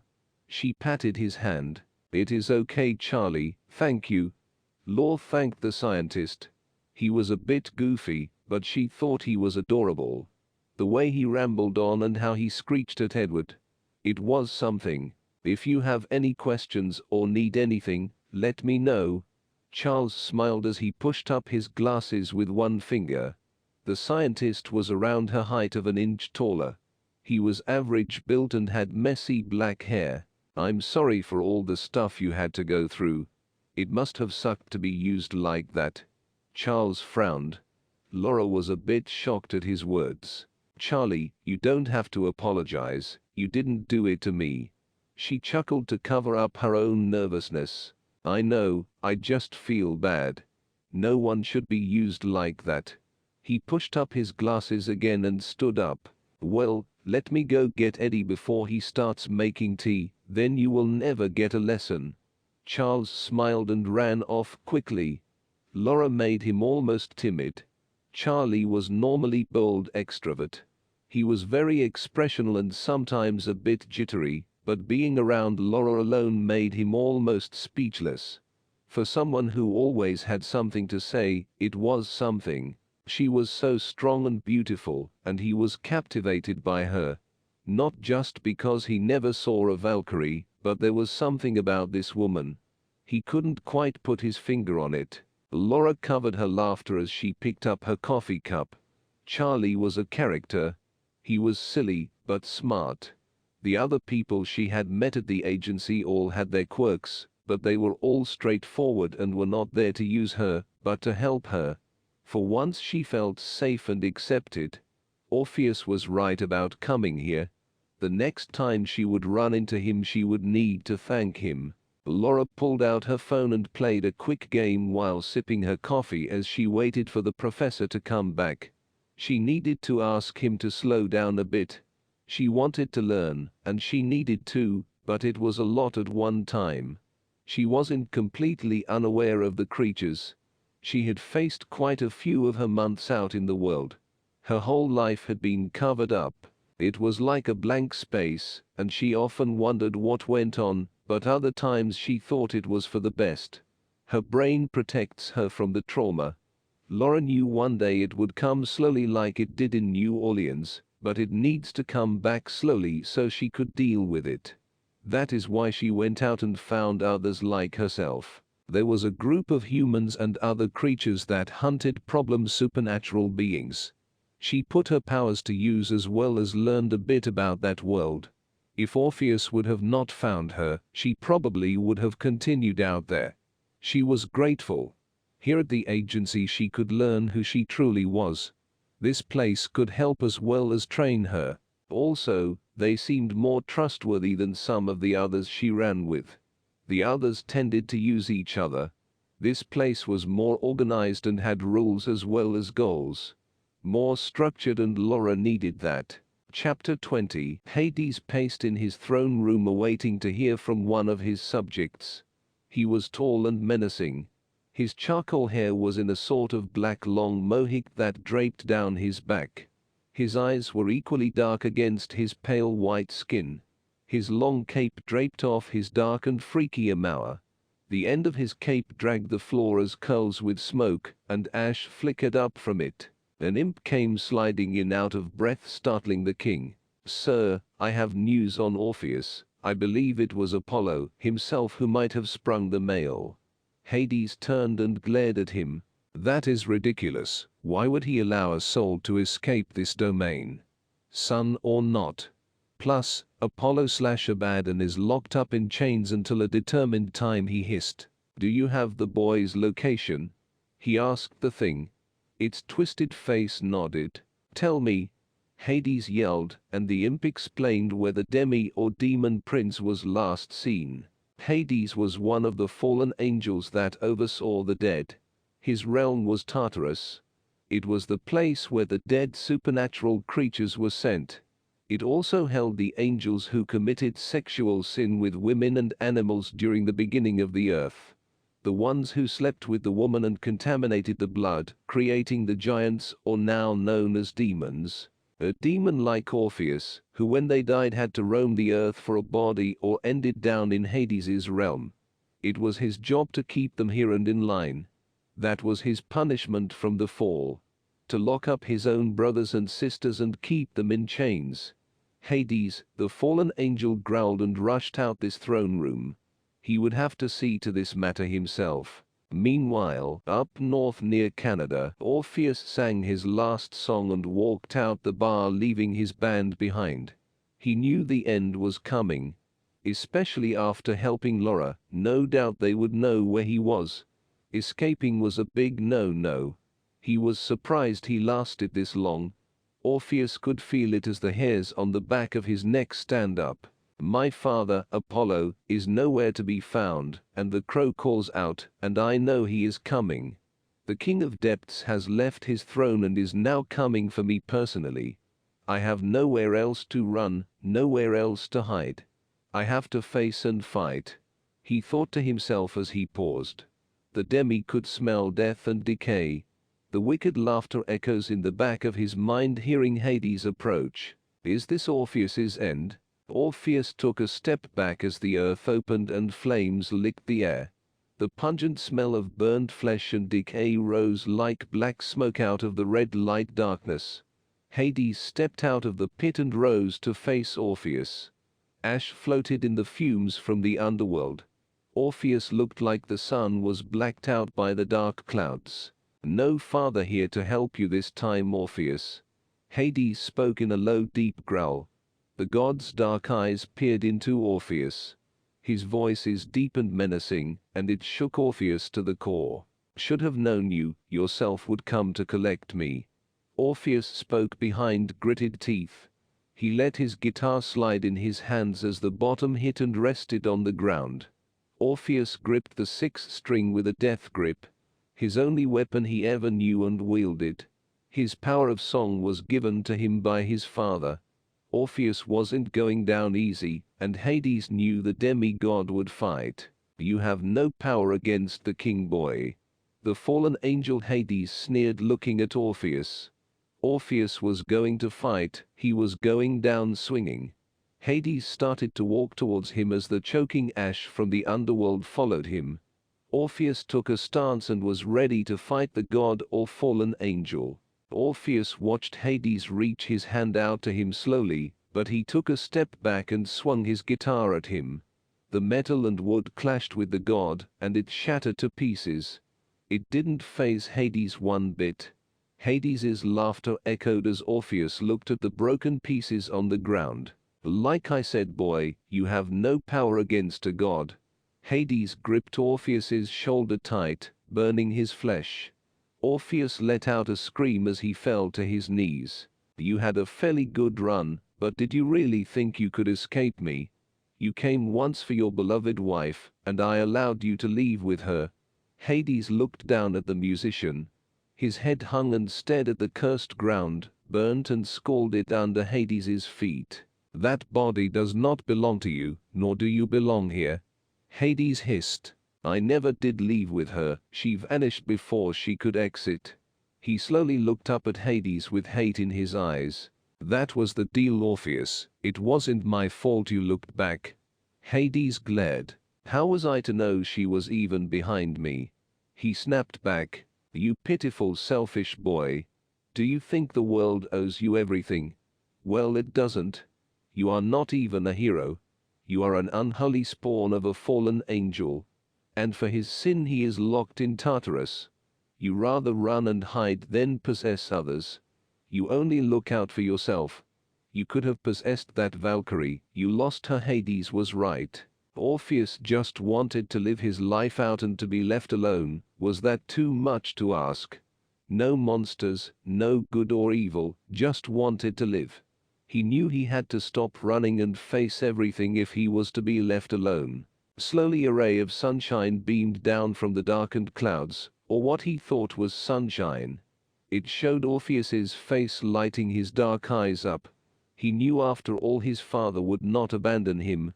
Orpheus smirked. I did escape you, and I'm not going anywhere. He gripped Hades's wrist and slowly peeled his hand off his shoulder. Hades's eyes grew wide. What the? He screamed. Pieces of Orpheus's skin and shirt lifted off with Hades leaving his handprint. Like I said, I'm not going back. He screamed, pushing Hades back with force as he rose to his feet. He bent down to retrieve the piece of guitar that laid on the ground. Orpheus went to charge Hades, but a burst of light formed and showed bright, blinding both of them. The light subsided and a portal was opened.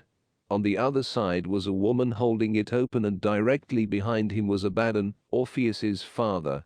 Apollo is Abaddon, the angel of the pit, one of the fallen who was locked in chains in Tartarus until the end. The chains were to be broken, and the angels set free to bring the end of the world. Hades, leave him be, the angel bellowed from under the chains. Hades turned to face the portal and his fellow fallen angel. What is this, Abaddon? It is not your time. Hades shouted. Close quote. I do not care. Me and my brothers are stuck here while the rest of you are free to roam. We want to be loose. Orpheus is the key, Abaddon explained. Hades kept a front on his face as he listened. Apollo turned to face Orpheus with a stern look. Hades rolled his eyes.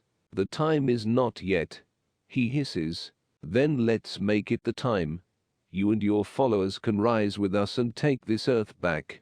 Meph has a plan to help us out. Us and the spirit of Nimrod, the Antichrist, must be released. Why not now? Abaddon growled.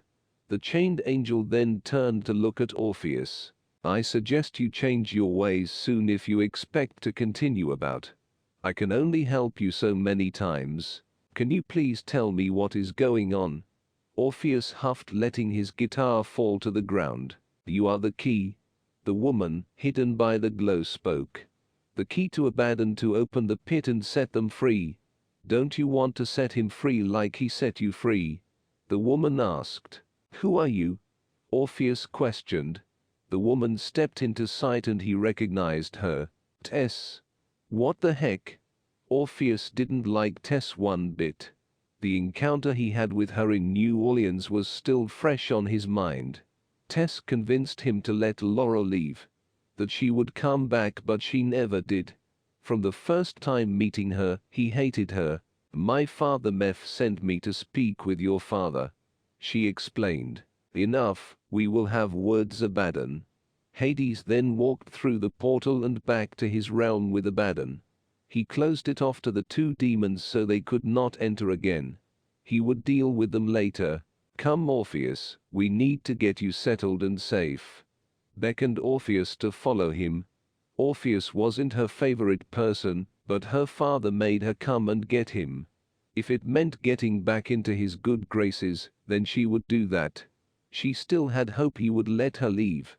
All she needed to do was get Laura back and fix her mistake. Then her dad would have no choice but to let her go free. Where are we going? He asked. To the house of the rising sun, she replied, walking down the street. Why should I trust you? He yelled in anger. He was still a bit shaken after the recent encounter. Tess paused and turned on her stilettos to face him. The succubus was trying her best to remain calm and civil. You want to go with Hades back to Tartarus? No. Well then come with me. My daddy wants to have a word. He can grant you freedom. She then turned again and continued walking. And what? We walk to New Orleans. Orpheus huffed as he jogged to catch up with her. No, silly. She rolled her eyes and clicked her tongue against her teeth. I have a ride, and if you keep it up, you will be strapped on top. She glared at him. Orpheus rolled his eyes. Her diva attitude got on Orpheus' nerves. He was not going to kiss her feet like everyone else. The only reason he didn't start a fight with her was because her father was going to help him get out of all this. A black SUV pulled up to the curb where they stood. A driver got out and walked around to open the door for them. Tess slid into the car, and Orpheus followed her. The first hour was quiet. Orpheus was still trying to wrap his head around everything. He had a lot of questions. How was he a key? And how was he to help his dad get free? Tess could see he was thinking hard about it all. She herself didn't quite understand it, but she knew her father would explain it all.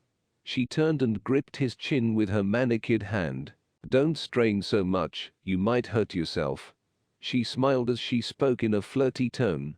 Orpheus pulled his face away from her grip. "Your seduction powers won't work on me, Tess." He hisses. "What did Laura see in you?" She rolled her eyes. "You want to go down that road again?" He growled. "I have known her all her life, you only knew her a couple months. It is your fault we are in this mess. If you would have stayed away." She crossed her arms and glared. "You and your people messed with her mind, not me. You were using her, so were you, Orpheus. Stop lying to yourself. You used her just as much. You wanted to possess and make her yours. She belongs to my father. She is his weapon and you messed that up. Now she is with our enemies, the judges." She spat. Orpheus sat fuming as she glared at the floorboard. "You better hope my father can clean up this mess. Better be grateful he is even asking you back to his city to help.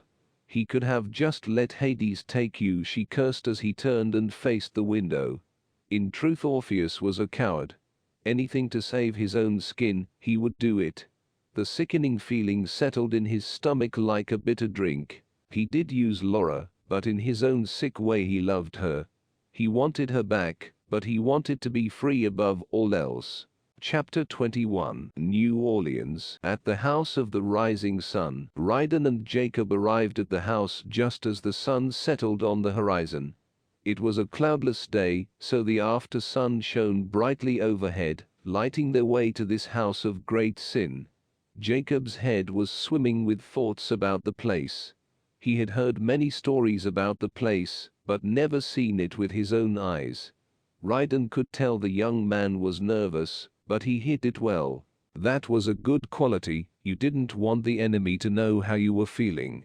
"The Lord will instruct you and teach you in the way you should go. I will counsel you with my eye upon you." Psalm -32:8. Just remember, when all else fails, the word is your strongest weapon. Ryden gave his pupil a word of advice as he parked the car. "We are going into the lion's den, but remember who is on your side." He glanced at the young man. The God who shuts the mouths of lions. Jacob responded in reference to the story of Daniel and the lions. Ryden nodded and slid off the car and made his way to the large plantation-style house. It was massive, bigger than any he had seen in Louisiana. The judge could see the evil spirits circling around the house, and he was sure Jacob could see them. All judges were given powers, each different in their own way, but the sight was a guarantee gift. It helped when dealing with all the situations, to see the truth of each matter, so it could be judged correctly. Ryden remembered when he first started to see the spirits, both good and evil. It scared the crap out of him. Heck, any 10-year-old would be scared, but he was assured it was a good sign. A calling from God to become a judge. To judge people and the supernaturals. To bring justice and enforce God's laws. Ryden reached for the handle in the large doors of the house, but they opened before he could touch them. He looked back at Jacob before entering. The entrance was lit only by floating lights and a few old lanterns.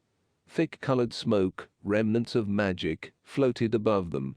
Ryden pushed forward through the foyer and into the huge open room. A large bar covered the wall on the right, and on the left was an open space. Along the back left wall was a huge stage with a few tables in front of it.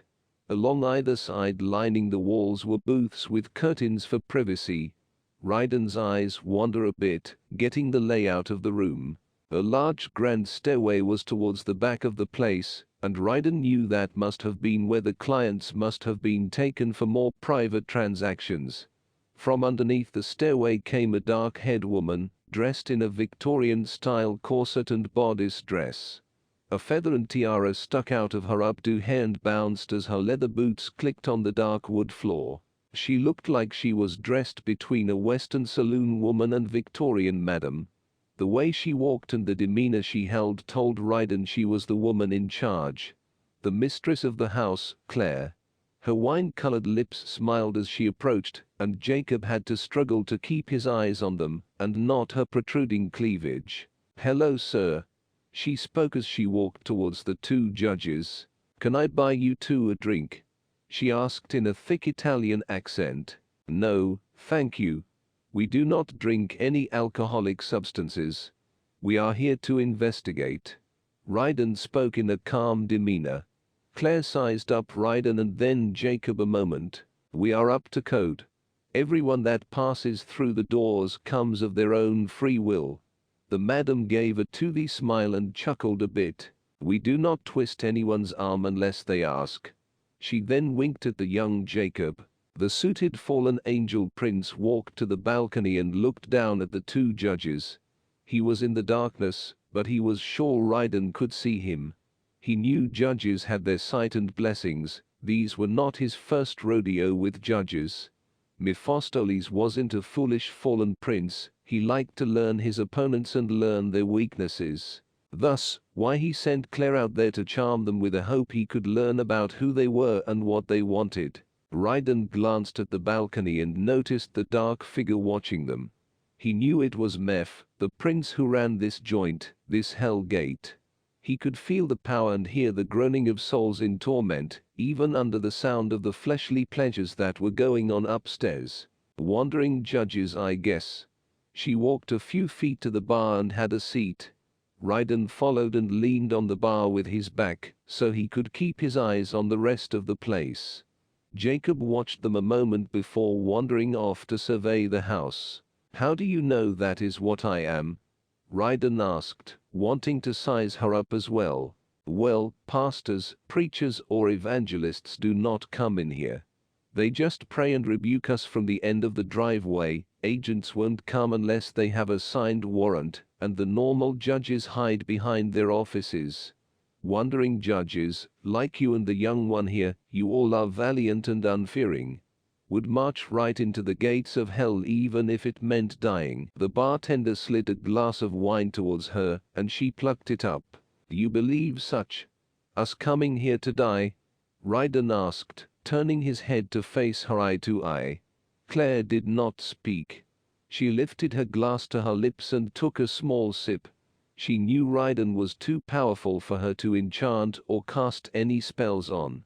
The hedge of protection that surrounded him was strong. The two had a long staring contest, and the male intimidated her. It was not an easy feat.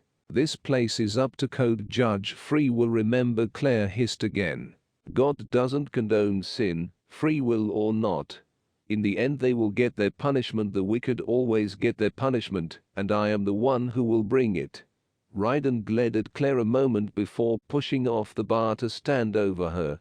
He noticed Jacob had wandered off. "Now, if you excuse me, I need to have a look around." He brushed past her. Claire shivered in fear. There was no way she would even try and stop him. Jacob wandered throughout the house, avoiding contact with the others. The young judge just observed the happenings with a frown on his face. As he turned the corner, Jacob almost ran straight into the three-piece suit-wearing prince. Meph stood before him with his hands in his pockets and a wicked smirk on his face. The prince, fallen angel's eyes glowed a light red for a moment before going back to the dark brown hue. The young judge, how sweet. Jacob froze, unable to move. "You really think you and that other judge can shut me down? Huh? Boy?" Meph walked up to Jacob and got in his face. The fallen angel's eyes traced the boy's face and then sniffed him. "Do you think you have that much power?" Meph kept a grin on his face. Greater is he that is in me than he that is in the world. Jacob mustered up the courage to finally speak. Meph backed away and hissed, "You think words will help you? Mere paper and ink?"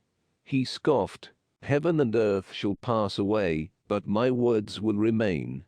Jacob quoted the Bible again. It was about the only thing he could do. This prince was way too powerful for him. "Jacob, come on." Ryden's voice was a relief. Meph glanced at the dark-skinned judge who stood a few feet behind Jacob. "Yes, go. Go away, youngling." Meph bowed a bit, mocking his Japanese heritage. Jacob backed up, keeping his eyes on the fallen angel before turning to walk out. Ryden stayed for a moment to glare at Meph. Meph used his lips to blow Ryden a kiss, teasing him. Ryden stood like a statue as he waited for Jacob to walk out the door before following him. "What did I tell you, Jacob?" Ryden followed behind him. "To stay by you." Jacob opened the door, but Ryden shut it with one hand. The slight force from him, being he was so strong, caused the metal to cave in around his hand. He was upset. Not so much angry, but he was worried. Mr. Davison trusted Ryden to look out for his son, and Ryden was going to do just that. Obedience is better than sacrifice. Remember that when I tell you to stay beside me, you do that. When I tell you to move, fight, or flee, you do that. Ryden kept his voice stern but low. He wasn't one to yell unless he was angry, and it took a lot to get him angry. With this strength he learned to control his anger, otherwise he could hulk out and do serious damage. Jacob was ashamed and kept his eyes on the ground. He gave a slight nod to Ryden to let him know he understood and was sorry. Ryden then peeled the door open for Jacob before walking to the driver's side. FBI Agency Building. Edward handed Laura a file with Henry Jr.'s info, while Charlie tinkered with something behind them. It was the same Henry Jr. Jacob was looking into. The agency was doing the same, but they did not want to send Jacob. He was too close to the case and could ruin it. "Okay, since we are undermanned at the moment, Ryden told me to let you help on the mission. Is that okay with you?"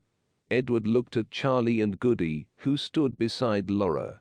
"Agent Annabeth is out on another mission, so I need you two to go to the docks and see what you can find out. For some time, we believed that Henry Legnan, and now Henry Legnan Jr., is the major supplier to the house and the surrounding supernatural mobs and packs. We find those goods, disrupt the shipments, and hopefully ruffle some right feathers." Laura looked at him a bit confused. A spark flew and Charlie cursed a bit and tossed down the gadget he was working on. "It's illegal trade. Stop him and we can weaken the others. The docks are the main source for shipping, the vampires can't get their blood, which is their goods, and werewolves their treats." Charlie knew he made a bad joke, but chuckled anyway. "We need you to go down there and catch them in the act. Pictures and what not. With that we can have the main human judge as well as the judge of New Orleans can sign off on a raid and arrest." Edward continued. Laura nodded, understanding it all now. "It is really too soon to send you out, but I believe you have a bit of experience in the field. Normally Colin or Ryden would be explaining all this, but we are down 2 judges, leaving just you." Edward explained. "The other few agents we have are also tied up. It is up to you to get the info. Don't worry. I will get it done." Laura nodded, looking over the information. "Those are the same mermaids we had to rescue Jacob from." Goody added, "This should be interesting. They don't like seeing my face again," he sighed. "It could be a good distraction. You can interact with them while I get the photos." Laura shrugged. "You are a natural." Charlie beams at her. Edward elbowed Charlie's side to get him out of his staring state. Laura and Goody continued to discuss the mission as they walked out the briefing room together. Laura and Goody walked along the sidewalk towards the docks. The pink-haired woman twirled a large Viking sword as she walked beside the angel. Goody rose a brow and watched her a bit. "Where did you get that?" he asked. Charles, he said, a Valkyrie should have a proper weapon. It is titanium steel coated with silver and holy oil or something, I don't remember. She chopped the air a bit as Goody laughed. What? She stopped and asked him. I try not to use my powers or manifest the sword, so he gave me this one. She explained. That man likes you. Goody tried to hide his laugh. Laura nudged him playfully. Stop, you see, I should have continued to ignore you. She placed the sword back in its sheath. Go to the docks, you speak with Henry Jr. the merman thing, and I scope out the place. Laura repeated the task at hand out loud. Nervous? Goody asked as he glanced at her. Laura nodded her head a bit. I'm not a people person nor a talker. I will freak if I'm confronted.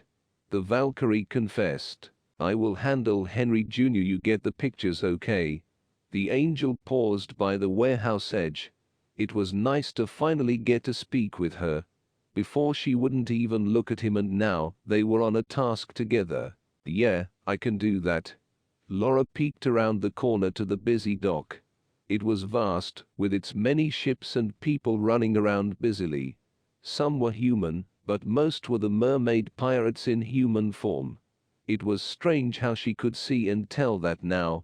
Edward did mention judges could tell what other creatures were behind their glamour. They could see the truth, another power surfacing from her suppressed brain. Laura took a deep breath and split from the angel to do her job. The angel kept walking straight toward the main ship. Goody approached the old pirate-looking ship, scanning the gangly-looking workers. He knew this had to be a merman's main vessel. It was older and more elaborate than the other ships at the dock. Haven't seen an angel in these parts for some time.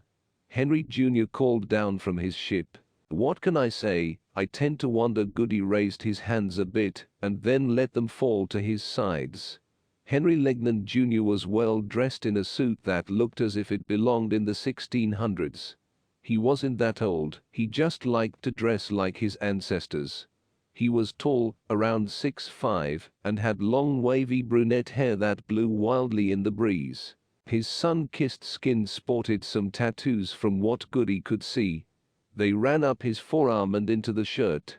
The massive merman leaned on the side of the ship with a grin. His sea green and blue eyes watched the angel approach the side of the massive old-style pirate ship. The older scruffy angel glanced up at Henry Jr. and forced a smile on his face. What does an angel want with a merman? Henry Jr. asked. I am here on behalf of the judges and the local FBI. Goody adjusted his Confederate hat as he squinted up at the merman. Laura crept through the crates, avoiding eye contact. She slowly walked to the building off the side of the wharf. It looked like a holding place to her, out of sight and secure. Breaking away from the small crowd of workers, she almost fell on her face, tripping over a raccoon. What the heck? Laura cursed as the coon squeaked and ran towards the building.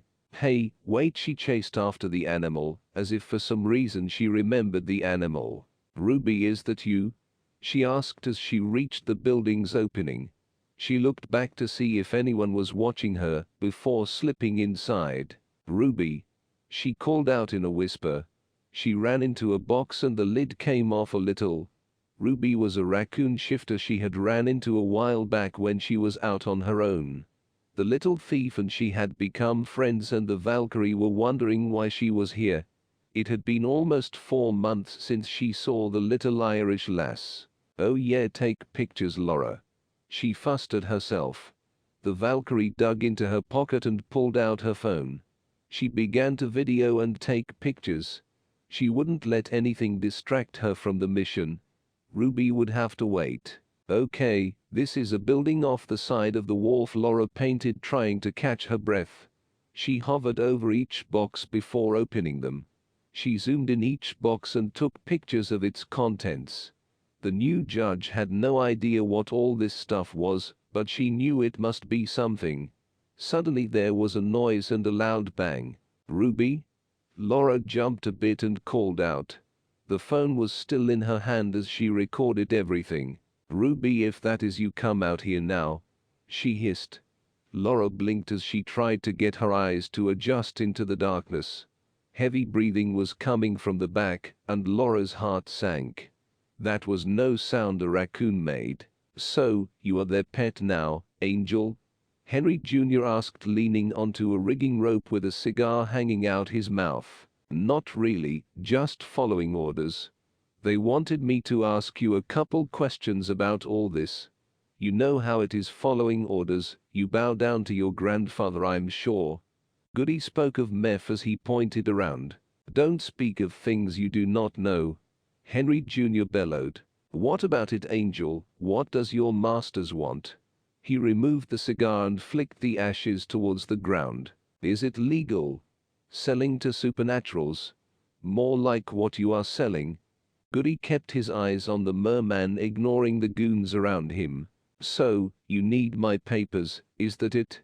"'Cause I have papers," Henry Jr. smirked. "Let's see the papers then, Mr. Legnan." Goody put on a smile, but he really wanted to strangle the brat. He had the worst of both Henry, his father, and Meph, his grandfather. Junior was cocky and all business. The Angel gnashes his teeth to keep his tongue from going off on this young brat. "Ruby, cut it out and come out here," Laura hissed. "It isn't Ruby." A deep voice came from the darkness, and it seemed to grow. Her heart sank into her knotted stomach. Laura quickly shoved the phone in her pocket and removed her sword, the only weapon she had.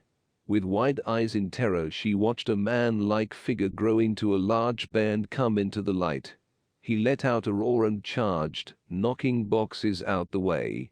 For a moment, the woman was frozen with fear, unable to move. Part of her wanted to haul it out of there, but her Valkyrie that normally stayed dormant was ready to fight. A box flew past her, and she braced herself for impact. The bear's claws came down on her sword, scraping and sending sparks. He was strong. Luckily, she had gifts and wasn't a mere human. His weight made her feet slowly slide back. She grunted and tried to hold him back. His other giant hand came down and caught her arm. Piece of her sleeve along with bright red blood bubbled up. The Valkyrie let out a scream of pain as she jumped back. The mangled and scary-looking bear roared while it tossed boxes. He swung his claws at her in anger. Laura dodged and flipped over the crates with unexpected ease. A shield propped in the corner caught her eye, calling for her, and Laura ran for it. Something deep and embedded in her told her she needed this for the fight. She could hear Edward's voice saying Viking as she questioned it in her head, but now was not the time to question. It was time to act or die in this building. The bear chased her as she tumbled on the ground to quickly grab the shield. As soon as she did and turned, the bear came down with slashing claws, each swipe taking more of the wood off the shield. Laura swung the sword, and it contacted the bear. The steel cut into fur and flesh, making him roar in pain. She sliced and burned a bit of his skin on his arm off, making it fold and flap a bit. This enraged him further. Laura needed to get in open space. If he cornered her, she was going to die. How did she know that? Oh yeah, Valkyrie, remember. Henry Jr. hopped down and waved the papers in front of Goody, as if teasing a dog with a bone. If he wasn't on a mission and covering for Laura, the Angel would have knocked a few teeth out of the merman's mouth. Then he would have really looked like a flipping pirate. Goody snatched the papers from the hand of the dock owner and began to read them over. It was hard to concentrate with his anger bubbling like it did. He could feel everyone's eyes peering at him with hatred. A judge had seen some evidence of haunted items being sold. Vases and such. Also, attacking a judge is a serious offense. Goody added, "Any proof, Feathers?" Henry laughed, and the laughter echoed from his men. "We have the judge's word." "I don't trust judges." "Well, they don't trust you either." Goody was quick to respond. "Especially since you have killed a few." "So, it was the little Davidson that was snooping." "I never said that." Goody looked at him sideways. The Angel knew exactly what the merman was doing. He was playing dumb. The merman knew it was Jacob that snooped around and got caught by his men. They probably told their boss everything. The two just had a long and silent string contest, like an Old West moment. If only she still had magic abilities, but she put the whole witchcraft mess behind her. Laura used all her strength to push the bear off as she ran for the open door. She ran with all her might, legs burning as she did to reach that peaking light. The bear swiped her legs and she fell just at the entrance. She quickly rolled on her back and placed the shield over her as the bear came down with his weight. It felt like a ton of bricks were just dropped on her. Laura felt the wind being knocked out of her, and she fought the blackness of becoming unconscious. She noticed the bear stand up to go for another blow, but she quickly rolled out the way. The bear came down on the ground, and Laura used the sword to swing blindly at him. Steel meets flesh again, causing another red line of blood. The bear let out a scream and used his paw to fling her out the door. Laura's body was flung like a rag doll out into the light. The bear let out another painful roar, and this caught Goody's attention. Laura spit out the blood in her mouth and crawled on the wooden dock. She dropped the cracked and heavy shield. The pain was causing her to become weak. Laura heard the bear coming after her again. Using the last of her adrenaline, she pushed herself to her feet. She swung out and with 2 turns slicked the bear's underbelly, and then turned to catch his shoulder blade as he came down. The bear was about to turn and knock her back again, but she could feel arms wrap around her waist and teleport her out. In a blink of an eye she was in the agency building. A sigh of relief washed over her as she went limp in Goody's arms, her sword falling from her hands and slamming to the floor. Laura was in and out of consciousness, hearing voices and seeing flashes of people's feet running towards her to help her. She could hear Goody's muffled voice yelling for help. Laura couldn't hold on anymore and slipped into the blackness. Chapter 22. Ryden and Jacob parked at the agency's back parking lot. Jacob was about to get out, but noticed Ryden not moving. Jacob settled back in his seat and waited. "But I have this against you, that you tolerate the woman Jezebel, who calls herself a prophetess claiming to be inspired, and who is teaching and leading astray my servants, and beguiling them into practicing sexual vice and eating food sacrificed to idols. I gave her time to repent, but she has no desire to repent of her immorality symbolic of idolatry, and refuses to do so. Take note. I will throw her on a bed of anguish, and those who commit adultery with her paramours, I will bring down to pressing distress and severe affliction, unless they turn away their minds from conduct such as hers, and repent of their doings." Revelation, -2:20-22, -AMPC. Claire is that Jezebel, and she is due for punishment. Either from us or another. That house will not last much longer. Ryden glanced over to the young judge. How can they not see what that place is? I know normal people do not have sight like us, but can't they see the sin, and what they are doing is wrong? Jacob asked. Not everyone was raised as us or has been taught the true right and wrong, Jacob. And then again others know it is wrong, but they do it anyway. It is easy, it all goes back to the first sin ever created in heaven by Lucifer and by Adam and Eve in the garden. They want to be like God, like they are gods themselves. They want to do what they want and set themselves higher than Him who created everything. Every sin can be traced back to that first sin, I guarantee you. We can only do so much to help them, it is up to them to make a choice. God allows us to choose. Some who do not know right and wrong, it is our duty and the others in the faith to tell them. If they still refuse to listen afterwards, the blood is on their hands and they will get their reward. Our focus now is that devil prince and his witch. That is what God has commanded me to bring down. If God is on your side, you must have faith and do as He command. Do not fear. Walk in faith. Yet the Lord is faithful, and He will strengthen you and set you on a firm foundation, and guard you from the evil one. 2 Thessalonians, -3:3. Ryden gave Jacob a smile, and the young man returned it. I do need to study the word more, it is just that I have a bit of and I can't keep still. Jacob confessed. Ryden lifted the car's visor and handed Jacob a CD. Here, the audio version. Jacob took it and thanked his mentor. Now, let us meet with the agents and give them the layout of the place. Ryden hopped out of his car followed by Jacob. Ryden was briefed on the run Laura and Goody had at the docks. After the crew takes down the House of the Rising Sun, then Ryden would focus on the docks. Splitting the team would not be a good choice now, especially since they were a judge down and the mass amount of evil and power that house created was massive. Ryden needed everyone he could get for help. Colin was on his way back from London. When Colin would get back, they would begin to strategize on how to take down the house and close the gate for good. Ryden instructed the others to call in every available agent, chaser, and resources he could muster. They needed to be briefed and trained. This battle would be no easy feat. A fallen angel and his Hell's Gate would be hard to close. The judge knew they would need help. They might have been 4 judges and an angel, but 2 of the judges were young and not as experienced as Ryden and Colin. Laura's eyes slowly opened to see Goody sitting beside her. Hey, her scratchy voice whispered. Hey, Goody smoked down at her. You got into a little bit more trouble than you could handle, huh? He asked. I almost had him. He would have made a great rug in my room. She struggled to sit up. Did they get the video and pictures? She asked. Goody gave her a nod.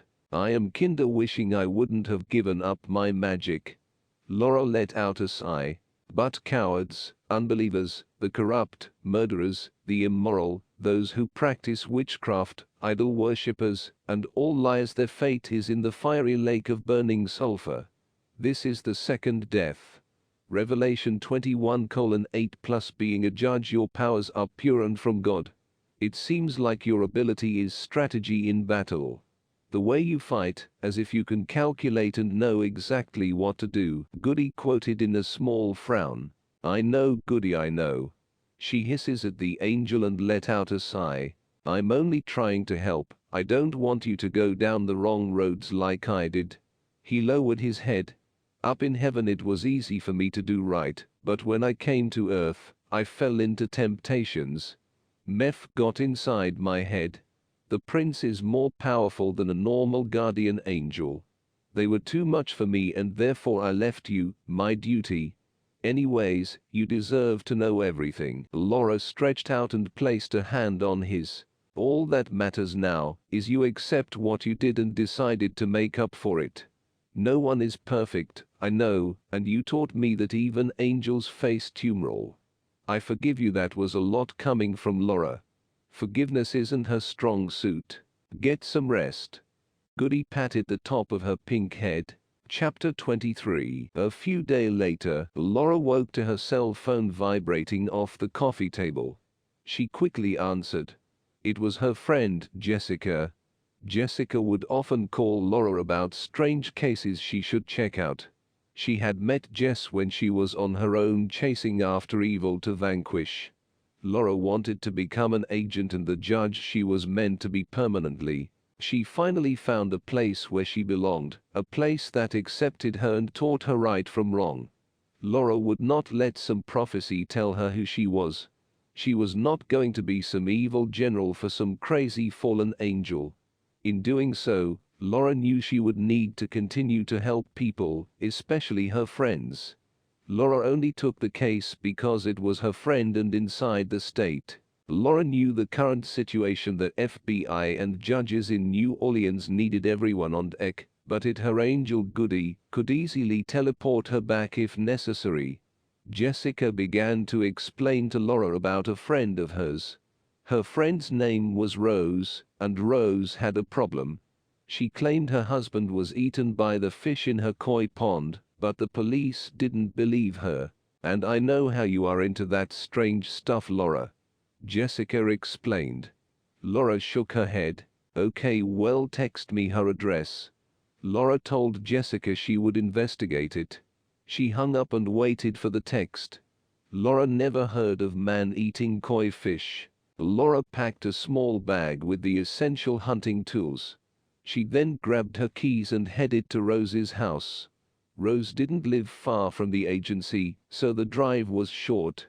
Laura drove down the long dirt road towards the house. It was a fancy farmhouse, and in front was a huge pond with a deck. Beautiful foliage surrounded the pond along with a few ducks swimming about. It was almost as if it was a picture from a postcard. Such beauty often covered up horror. Looks were deceiving. If Laura learned that much about things, she learned that looks were not everything. People, places and things often hide their true intentions in glamour and false identity to draw others in. Laura parked her car in the driveway close to the house and walked up the deck stairs. As she walked, Laura glanced down at the pond. The judge could see the beautiful fish swimming around at the surface of the pond. Rose noticed Laura driving up, and she quickly went outside to meet her. Morning. Rose walked out the front door and stood in the door frame. Laura turned to face the lady. "Hi, Laura." "Hi, I'm Rose, Jessica's friend. I'm so glad you came by. Come on in. I made some tea." Laura followed Rose inside the doorway. As she did, Laura peeked over her back at the pond one last time. Something about the tranquil water called to her. Laura sat down on a stool at the bar of the kitchen as Rose walked around the other side. Rose poured Laura a glass of tea and sat the kettle back on the stove. "I'm so glad you came by.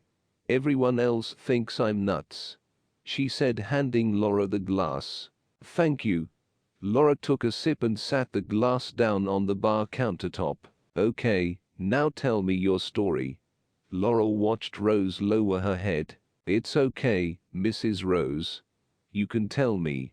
I am here to help," Laura assured her. Rose cleared her throat. "Ever since we got that stupid pond, my James was obsessed. The last week before he went missing, he would go outside every night. I would beg him to stay inside, but he said they need him. I didn't understand what he meant by that. They are just fish." Rose tried not to tear up. Laura placed her hand on Rose's to calm her down. "I woke the next day and he was nowhere to be found. I think those fish ate him if you ask me. That pond just gives me an odd feeling." Rose shivered. "Can you tell me if there were any graves or history with this land?" Laura asked. Rose shook her head. "No, this land has been in the family for hundreds of years. And so has that pond. Just recently when we put those fish inside, things turned for the worse. The police just think he ran off. They drained the pond and didn't find a body." Rose shook her head. "I will find out what happened, I promise." Laura drank her tea and stood up. "Thank you so much, Laura." The middle-aged woman thanked her. After a few more minutes of conversation, Laura walked outside on the deck and looked down at the fish. Rose stayed inside. She didn't want to be around that pond. Laura bent down and stared at her reflection in the water. A small golden keo swam by and lifted its mouth out the water for air. Laura smiled. "How can a little thing like you kill a grown man?" she asked. Laura put her finger in the water close to the fish, but it swam away sacredly. Suddenly Laura saw a pair of cowboy boots beside her. She looked out the corner of her eyes and saw the gray trench coat. Laura took a breath and knew a long talk was coming. "Ah, goody, you scared the fish away." Laura stood up and turned to face him. She leaned her side on the deck railing. "What are you doing all the way out here?" she asked him to study his face as he watched the water. "I could ask you the same question." "I'm just checking on you." The angel tilted his head. "So, you are working on a case?" he asked. Laura nodded and turned back to face the water, her belly now resting on the wooden beam as she leaned over. He knew they needed everyone at the agency because of the growing threat, but he didn't want to push it. He wasn't her boss. He was her protector, and he didn't want to step on her toes. "Yeah, I am." "So what do you know about killer koi fish?"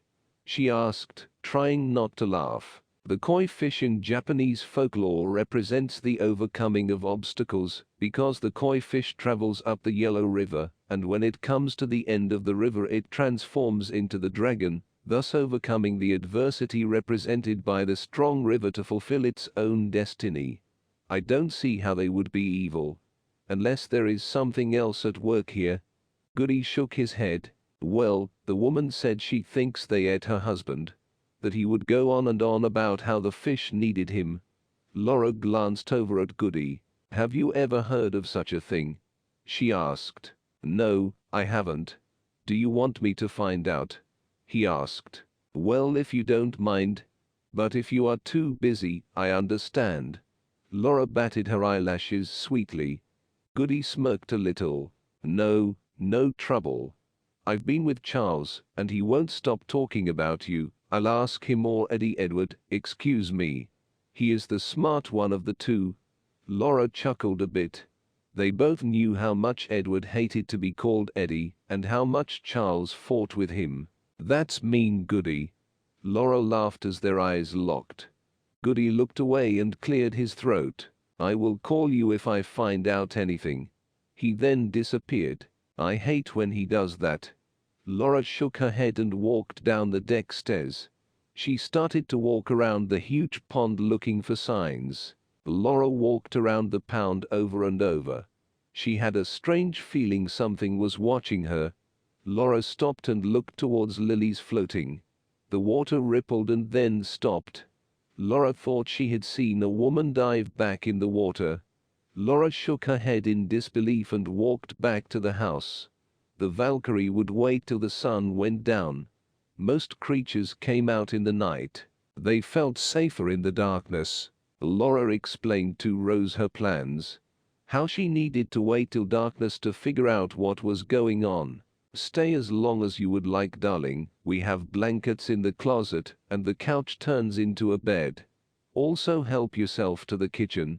I'm going to my room. I don't like being up and looking at that god-forsaken pond. Rose walked upstairs and went into her room. Laura thanked her with a smile. The full moon rose over the pond, lighting the night sky up. Laura walked outside and sat on the deck in front of the pond. A couple hours passed, and nothing happened. Laura yawned and stretched her legs out. Laura was trying not to fall asleep, but nothing was happening. The sound of the crickets chirping was singing her a lullaby, but in the distance, Laura swore she heard faint singing. Laura's eyes shot open as she sat up in the chair. Splashing and singing came from the pond. Laura slowly rose from her chair over to the edge of the deck.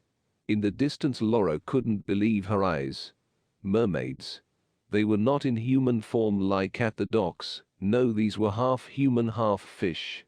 The fish turned into mermaids at night, obviously. Maybe they were kin to that Henry Jr. guy. Laura dug in her pocket for her cell phone. She almost dropped it trying to call Goody. The phone rang and rang, but no answer. Laura didn't leave a voice message. She cursed and hung up, placing the phone back in her pocket. Laura crouched down and walked slowly off the deck towards the water's edge. She needed to remain silent so she could observe them. Laura dropped to one knee behind a patch of cattails that ran along the pond. The mermaids frolic and sing in the moonlight. She was so amazed at the fact it was mermaids. She thought they only lived in the ocean. Suddenly the water splashed beside her.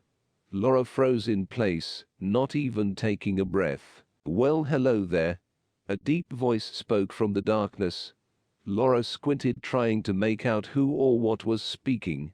The figure walked closer and closer towards her. He finally stepped into the light for her to see him. Laura was shocked at the fact it was a man.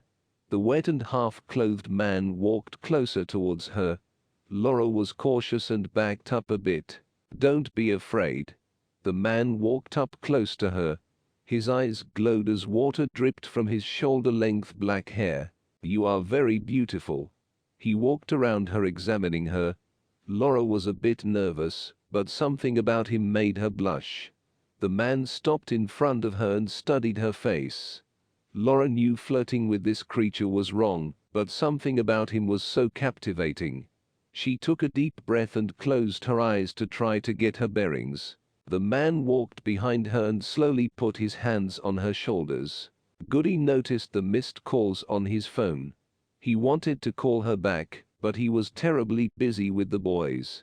Charlie and Eddie were busy fighting over what Laura could have found. They were in the normal heated conversion about who was right and who was wrong. "Is that Laura?"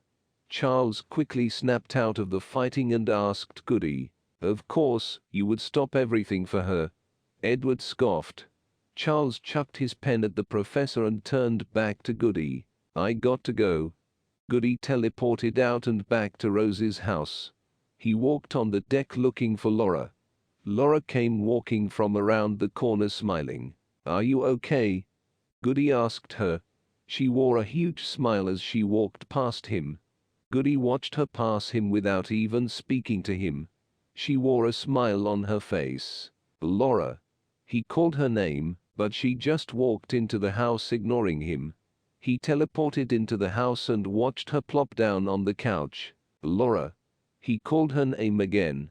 Laura shooed him away and curled up in a ball and fell asleep. Goody tried to figure out what was going on. He watched her for a moment longer before teleporting back outside. He walked down the banks of the pond and noticed the mermaids.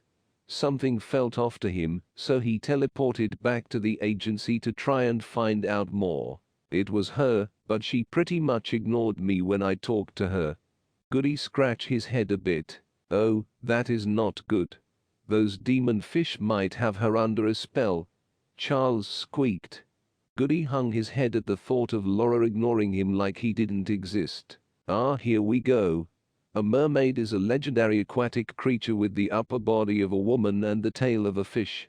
Mermaids appear in the folklore of many cultures worldwide, including the Near East, Europe, and Asia.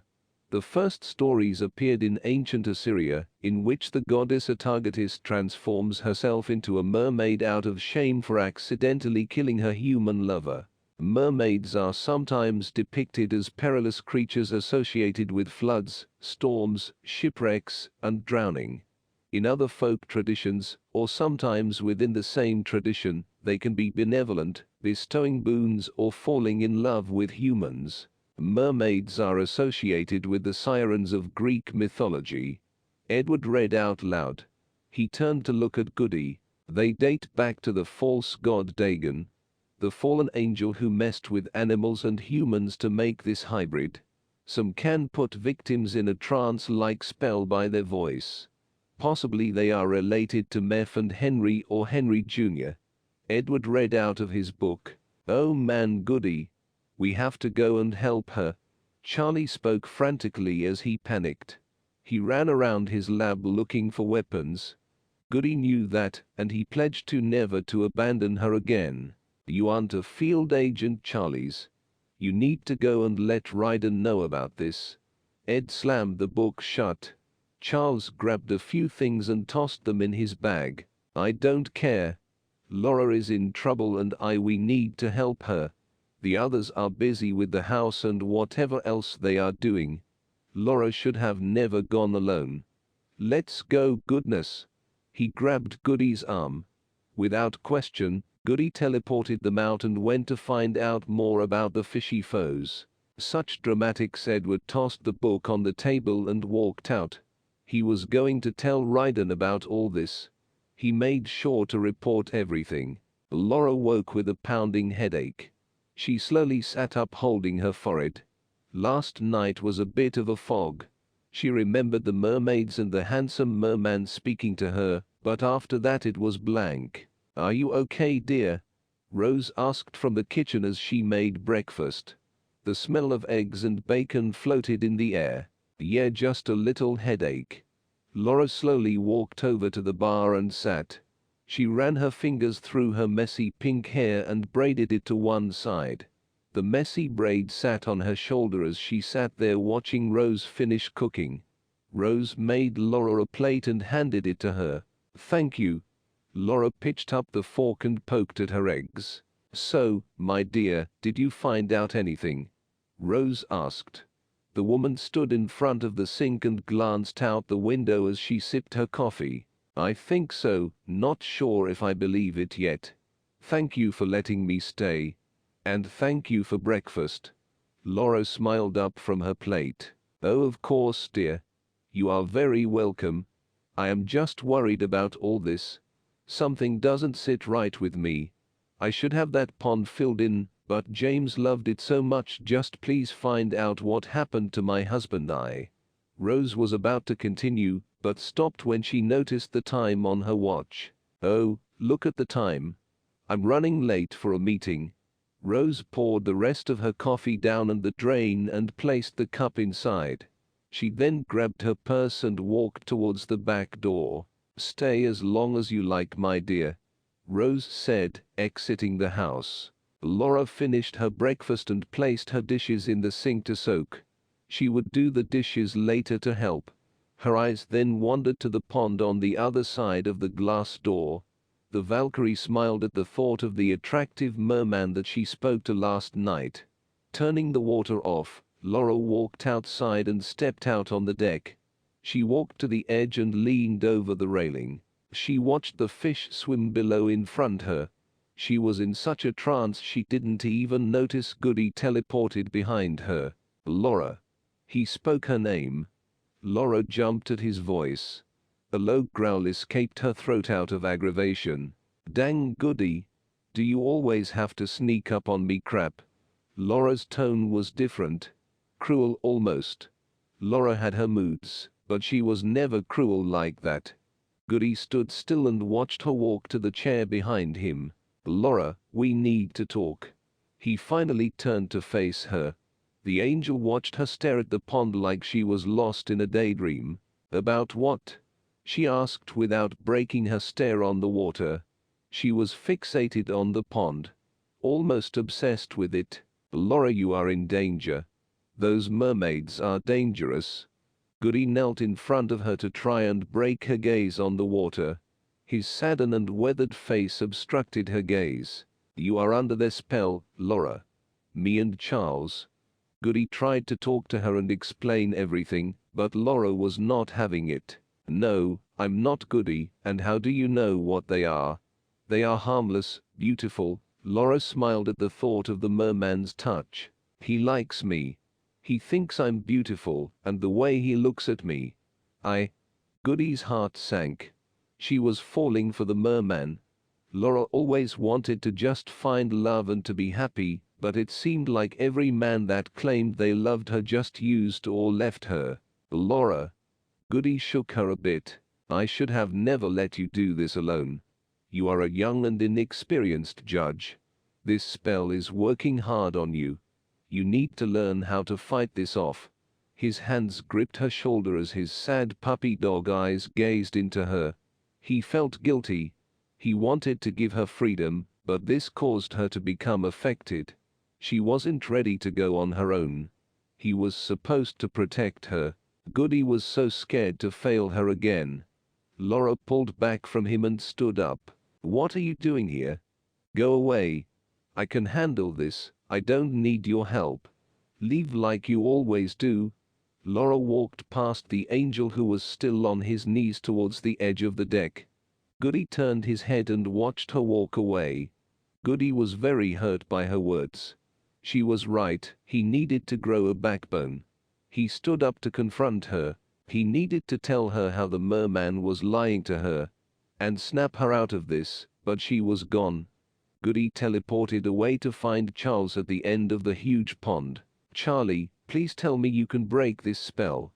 Laura is in its grip deep. Goody asked the scientists. You found her? Take me to her, man.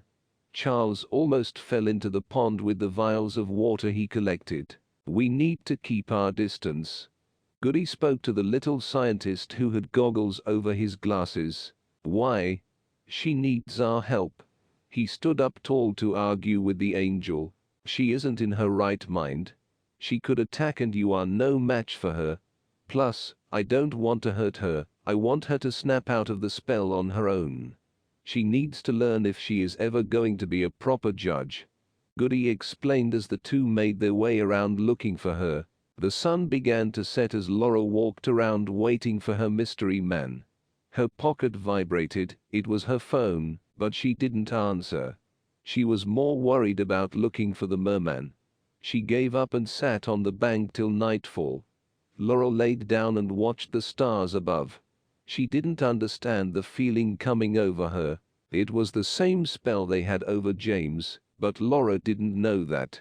She was new to all this and still a wet behind the ears judge. Goody tried to tell her and warn her, but she was not having any of it. Laura. She heard her name and sat up. Her mystery man was standing at the water's edge. He walked closer to her and bent down, hovering over her. The two locked eyes as he touched her face. "You came back," Laura said, hypnotized. "Of course I did." The man inched closer to her lips. His wet lips were inches away from hers. "Stop!" Charlie yelled boldly. The scientist couldn't take it anymore. He stumbled out of the bushes trying to catch his footing. The merman wasn't worried about the human, but Goody followed behind Charlie. Goody's eye lit up and he exposed his wings. The merman jumped up and hissed at the angel. Laura jumped up as well. "What are you doing, Charles?" she yelled as the merman crept behind her, hiding from the angel. "Charlie." "Goody. Go away. I'm tired of you always popping up and ruining my life. And you little annoying man always trying to poke at me for your experiments," Laura yelled, and the merman laughed as he slowly stretched his hand around her neck. Goody wasn't gonna give up this time. "No, Laura, you listen to me. That creature wants to eat and devour your soul. I will not let him deceive you like this. They killed and devoured Rose's husband, and now he wants your soul." Charlie walked toward Laura, followed by Goody. "I finally found someone who won't leave me like my husband, like like you, Goody," she hisses. "I never left you." Charlie pleaded with her. "Laura, please listen to us. Listen to me. Have I ever lied to you?" Charlie asked. The merman started to back off. He removed his hand from her neck and backed up slowly towards the water.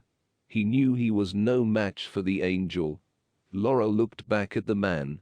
As Goody's light hit his face, exposing to her his true form, the spell was broken. The judge could now see the truth. He was a horrible, twisted creature. Laura gasped and turned to run away. She ran into Charles's arms. Laura didn't know what to say. "I'm sorry, Charles. I'm sorry I didn't listen to Goody. He made me feel wanted and loved." She looked down. Charles lifted her face with his hand.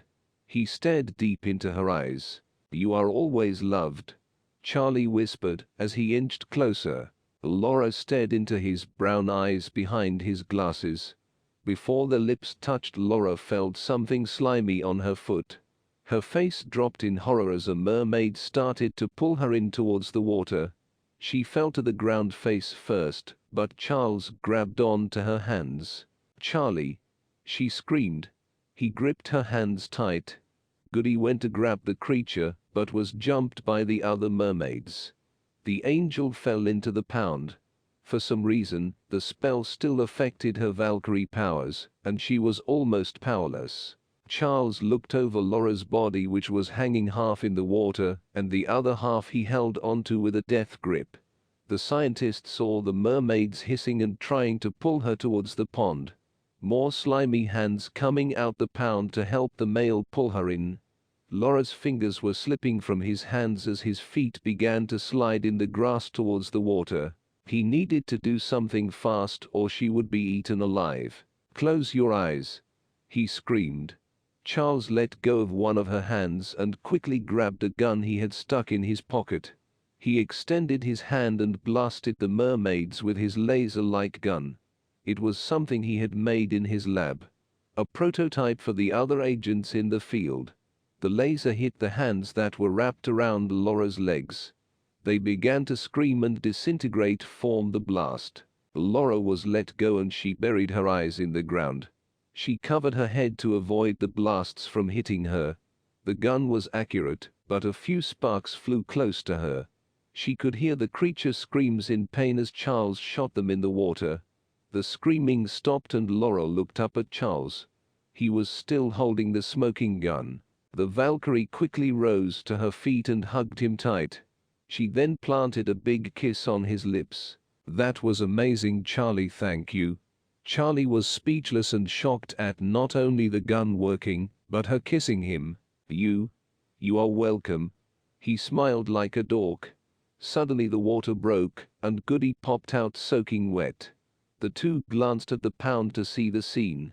The soaking angel glared at the two of them on the bank. Laura held her hand over her mouth and tried not to laugh. He glared as he tried to catch his rebel Confederate-type cowboy hat. He finally caught it and swam to the side of the pond. Charlie walked over and gave a hand to help him out the water. When Goody finally was able to get out the pond, he took his soaking wet trench coat off. He ran his hand through his gray hair and goatee to get the water off his face. "Good work, Charlie. What is that thing?" The angel asked about the gun as he tried to wring his shirt out. Charlie then went into a long ramble about what the gun was, how he made it, what it did. Goody ignored him and glanced at Laura. She felt awful about the whole situation. She frowns and mouths "I'm sorry" to Goody as she stood behind the rambling scientist. Goody waves it off, letting her know it was okay. Laura made her way back to the house. Rose ran out and met her on the deck. "What was that?" she asked. "Well, let's just say you were right. The fish did eat your husband. Me and my friends took care of them. Now where did you say you got those fish?" Charles asked while Laura stood there with a smirk. Poor Goody looked like a drowned rat. He was still trying to wring out his coat and socks.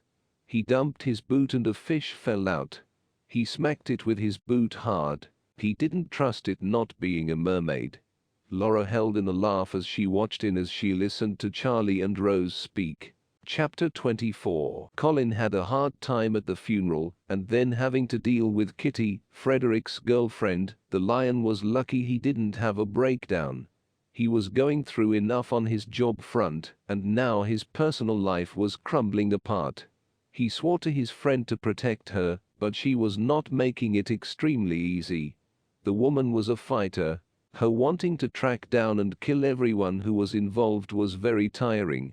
Of course, Colin wanted to do the same, but the old lion was a bit more smarting about it. He knew he needed his team back home. Plus, the Wendigo that was involved worked for Meph. He knew if he stopped Meph it would stop a lot of the evil the fallen angel was responsible for. All roads lead back to the Devil Prince. After his few meetings with the London branch of the Cowd and the New York agency of the Cowd, the elder judges thought it best for Catherine/Kitty to accompany him to his jurisdiction. There, she could help the others go after Meph, who orchestrated the death of Frederick Harrison. Kitty and Colin had been busy in London over the past couple months finding and bringing in everyone responsible. It was a tangled web of criminals and politics they had to fight through. The only one left was the ones who escaped to New Orleans. Kitty and Colin often argued, but eventually decided to work together. This was for Freddie. Kitty was just as stubborn and hard-headed as Colin. She wanted to kill everyone, but Colin was bound by rules and his duty. It was around noontime when the lion pulled up to the agency. It was a long and silent drive from New York to New Orleans, and the lion just wanted some rest before the long journey ahead. He grabbed their bags and proceeded to walk into the building, glancing over his shoulder to make sure the little Spitfire was following him. "I will get you set up in a room inside, that way I can keep an eye on you." He held the door open with his foot. Kitty glared at him as she entered, mumbling things under her breath like, "I don't need someone to look out for me. Or I can handle things." Colin walked in behind her, giving her a death glare. The commissioner found that things were normal around the building. He saw many new faces and a bit more business than usual. Ryden had spoken of quite a few more recruits coming in, and the training being round the clock. Colin noticed a few in the food court, and had heard Charlie's voice before he saw the Catman. He also noticed the pink hair and figured it was the Valkyrie. The lion dropped the bags and walked in to meet Laura. He had only talked to the Valkyrie on Skype meetings and never face to face. She would be an important figure in the upcoming battles against Meph, and he needed to size her up. Charlie and Laura were on a date in the food court. It was rare for them to see each other, let alone go out on a normal date together. The agency was a busy one and left most with no personal life, let alone a romantic one. The Valkyrie didn't mind much, as long as she kept busy, and as long as she saw Charlie, everything was simply fine. She knew helping others and taking down that demon and those who worked for him came first. Heck, she was first in line for the tasks, and would be on the front line to go after that thing that destroyed her childhood and life. Meph had always controlled her and wanted her to work for him, but Laura was fortunate to break free from him. Him and that other fallen angel Odin. That would be a drama for another day. Mr. White. Ms. Taylor. Colin announced as he walked towards them. He held out his hand to shake Laura's. I see everything is still tacked and on the up and up. Colin asked. Charlie nodded towards his boss. Yes, sir, our departments are almost up to full staff. The two exchanged business talk while Laura listened. And the judges? The angel? He asked. Goody is staying as long as I do, sir. Laura added. Colin nodded. Ryden and Jacob? Have they been able to stake out the house? He asked. Yeah, they returned last week and have begun preparing the model and plans for attack. Laura spoke and then finished her drink. She looked at her phone and sighed. Sorry to leave, but I have training. She reached over and gave Charlie a kiss before walking to one of the training rooms. Laura passed the brunette in the hallway and offered her a smile. Laura wasn't much of a people person, and plus the woman looked a bit upset, so the Valkyrie didn't stop to make small talk. Kitty pushed herself off the wall and walked into the food court fussing. Am I just gonna stand around all day? But she fell silent when she saw Charlie. Charlie? Her voice was a mix between surprise and anger. Colin sighed and turned to face Kitty, but just glared between the two. Oh, for heaven's sake, how could I not put it together? Both last names are White. Colin Fassipums. Kitty? What is my sister doing here? Charlie screeched and pointed. A bizarre sound was heard in the whole room. It came from the scientist, who was frozen watching the young girl next to the Lion Commander. She had Mom's eyes, he thought, and quickly approached them. He hasn't seen her since she was 15. Kitty ran away from their last foster home, and in that time, Charlie was at university. Charlie knew his sister and he knew the commander. Both together meant trouble, and probably Kitty started it. He went full speed and stopped right in front of them, started talking and waving his arms. Whatever she did, I will fix it, but please don't be so hard on her. She is reckless and a bit crazy, but she is not evil. You should be stopping real criminals now. His attention shifted back to Kitty. Where the hell have you been? I looked for you for years and you were invisible, nothing, not even a sign, and why didn't you look for me? A letter or something? I was worried for you, look at you. You are so tiny.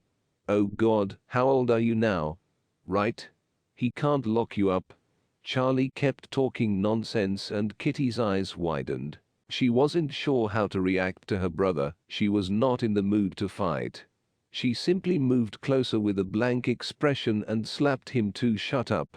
I did nothing, she muttered in an almost monotone language. Idiot, she frowned and went away. Colin, on the other hand, didn't take so much to understand the situation. He sighed in frustration as she left. This girl was not gonna make it easy for him. Colin picked Charlie's glasses up. I will explain to you later, Doc. She is not in trouble.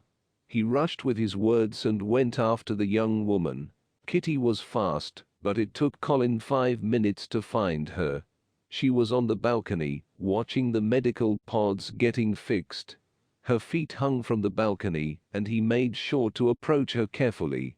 Now that's what I call a family reunion. The lion spoke right behind her, keeping his distance and his hands in his pocket. Kitty looked at him over her shoulder and rubbed her eyes. She shrugged and kept looking down the pods. He is a dork, she muttered. Colin moved a bit closer and nodded. Crazy experiments and almost blowing up the base. Twice. But he is a good lad. Kitty shrugged again. I never had a real family, and he tried to keep me in places I didn't like. I knew he was fine, but it was better if he didn't know where I was.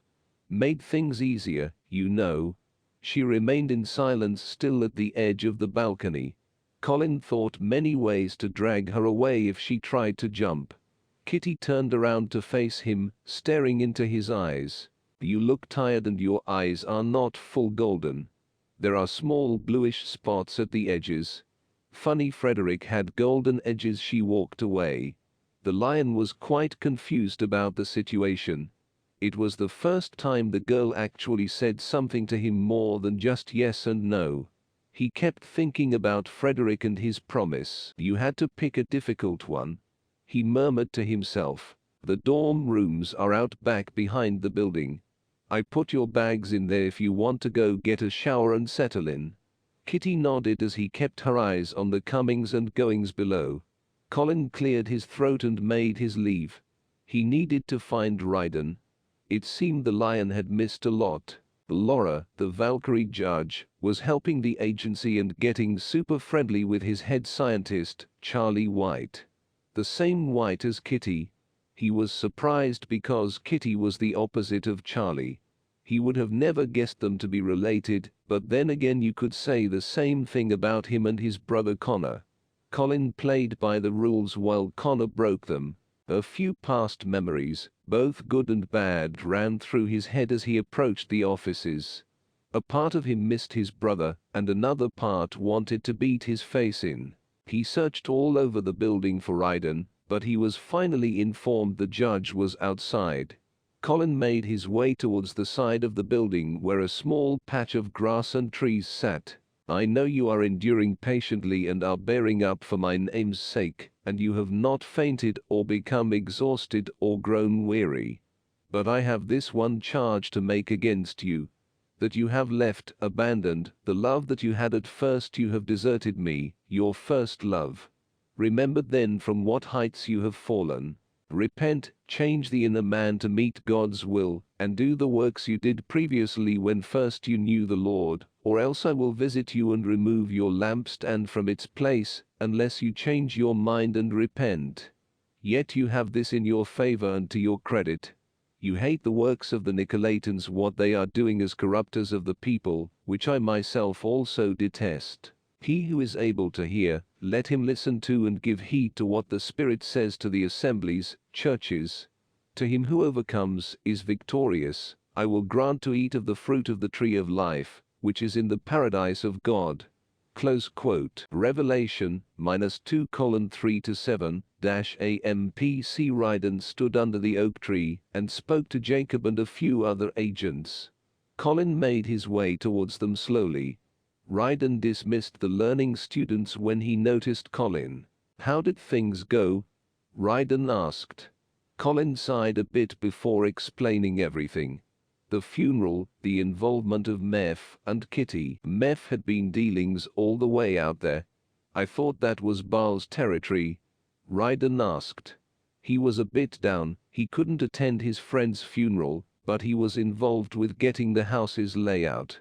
Plus, someone had to stay behind and run things. I'm not too sure about the whole situation. All I know is we need to take down Meph and fast.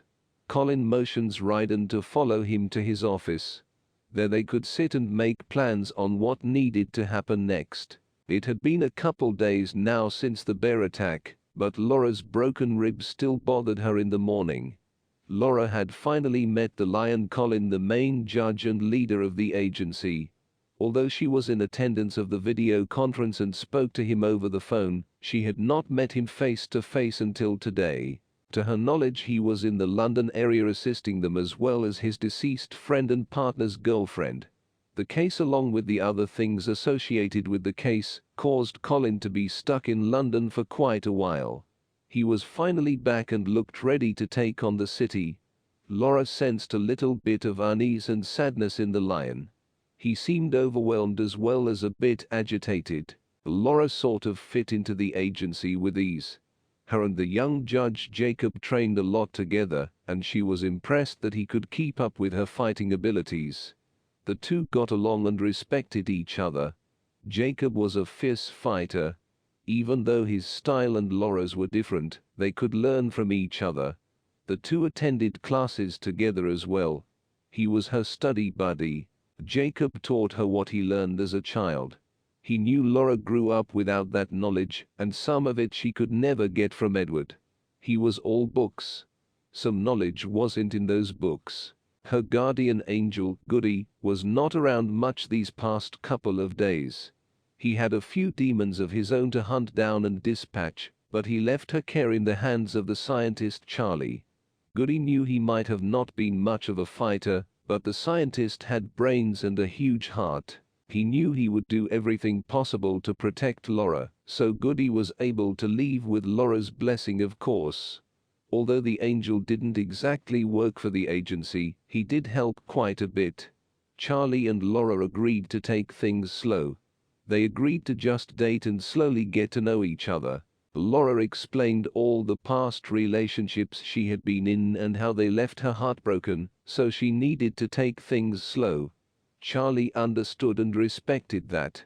He was simply happy to have her attention. She was so strong and beautiful. The Valkyrie didn't yell or think she was better than him like most around the place did. The stress got to him a bit, but Laura was there to calm him. Now his sister was around after all this time, and Charlie needed to not only speak to her, but to Colin. He needed to let the lion know everything about their family. It was exceptionally long and complicated. He needed to let Colin know in case anything would crop up. Chapter 25. The Valkyrie wrapped a blanket around her and tiptoed out of the dorm room. Jacob and Kitty were fast asleep in there, but her nightmare of her past resurfacing kept her awake. Laura went down to the library. It was her night off to rest, but she wasn't one to stay in the dorm room much. Jacob would play video games in the rec room of the dorm, but Laura was an explorer. She couldn't keep still, not when there was so much here to learn about and be a part of. It was amazing how much the agency really had. A vast library, workout rooms, showers, sleeping areas, training rooms, and of course a whole wing devoted to the sciences and experiments.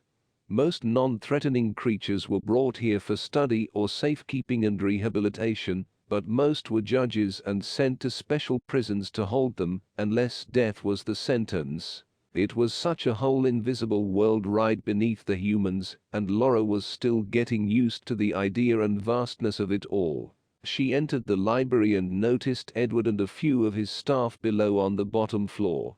Books, papers and laptops littered the huge tables as they studied and pored over documents.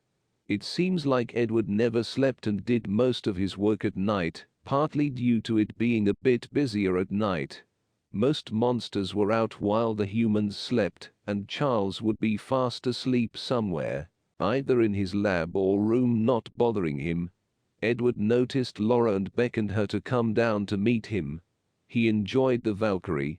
She was always so attentive and quiet, wanting to learn more. Also, she kept Charles busy and away from him, which was a plus. Ms. Taylor, seems you are the few awake or around. Happy to see that as well. Maybe you could assist me. I believe you once dated the Orpheus fellow. Am I correct? Edward asked as he walked around with 2 books in each hand. Yes? Why? She asked as she reached the table he was beside and took a seat. Well, our agents have spotted the fellow, and the report is not good. He reached over and slid her a file containing pictures. Hades, as well as this woman, has stopped talking to him. Edward showed her the pictures. Is it Meph? Laura asked, looking up at Edward. No. You don't know what Meph looks like. Didn't you work for him? Edward asked. No, she looked over the pictures a bit more. But that woman, that is Tess, her I know. Laura frowned. I left Orpheus because we could never really be together. Not between what he was going through and my own troubles. She confessed. Tess was my so-said friend for all my life, that is until I found out what she was. She is Meph's daughter.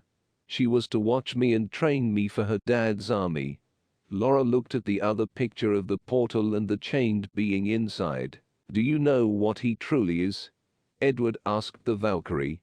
She looked up at him waiting for an answer. That man or being in the picture, that is Abaddon. One of his many forms. You know now that most supernaturals are given power either by God or the kingdom of darkness, and well, Orpheus is a child of a fallen angel. I think he might have mentioned that. Laura looked concerned and confused. Edward slid a book over that was opened and began to read. Then the fifth angel blew his trumpet, and I saw a star that had fallen from the sky to the earth, and to the angel was given the key of the shaft of the abyss, the bottomless pit. He opened the long shaft of the abyss, the bottomless pit, and smoke like the smoke of a huge furnace puffed out of the long shaft, so that the sun and the atmosphere were darkened by the smoke from the long shaft. Then out of the smoke locusts came forth on the earth, and such power had granted them as the power the earth's scorpions have. They were told not to injure the herbage of the earth, nor any green thing nor any tree, but only to attack such human beings as do not have the seal, mark of God on their foreheads. They were not permitted to kill them, but to torment, distress, vex them for 5 months, and the pain caused them was like the torture of a scorpion when it stings a person. And in those days people will seek death and will not find it, and they will yearn to die, but death evades and flees from them. The locusts resembled horses equipped for battle. On their heads was something like golden crowns. Their faces resembled the faces of people. Joel 2:4. They had hair like the hair of women, and their teeth were like lions' teeth. Their breastplates, scales, resembled breastplates made of iron, and the whirring noise made by their wings was like the roar of a vast number of horse-drawn chariots going at full speed into battle. They have tails like scorpions, and they have stings, and in their tails lies their ability to hurt men for the 5 months. Over them as king they have the angel of the abyss, of the bottomless pit.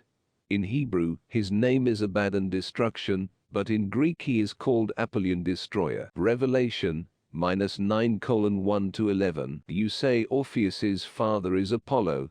Correct? Apollo the sun god, Apollo who was over music. Apollo is the same name as Apollyon in the Greek, and in Hebrew the name translates to Abaddon. Revelation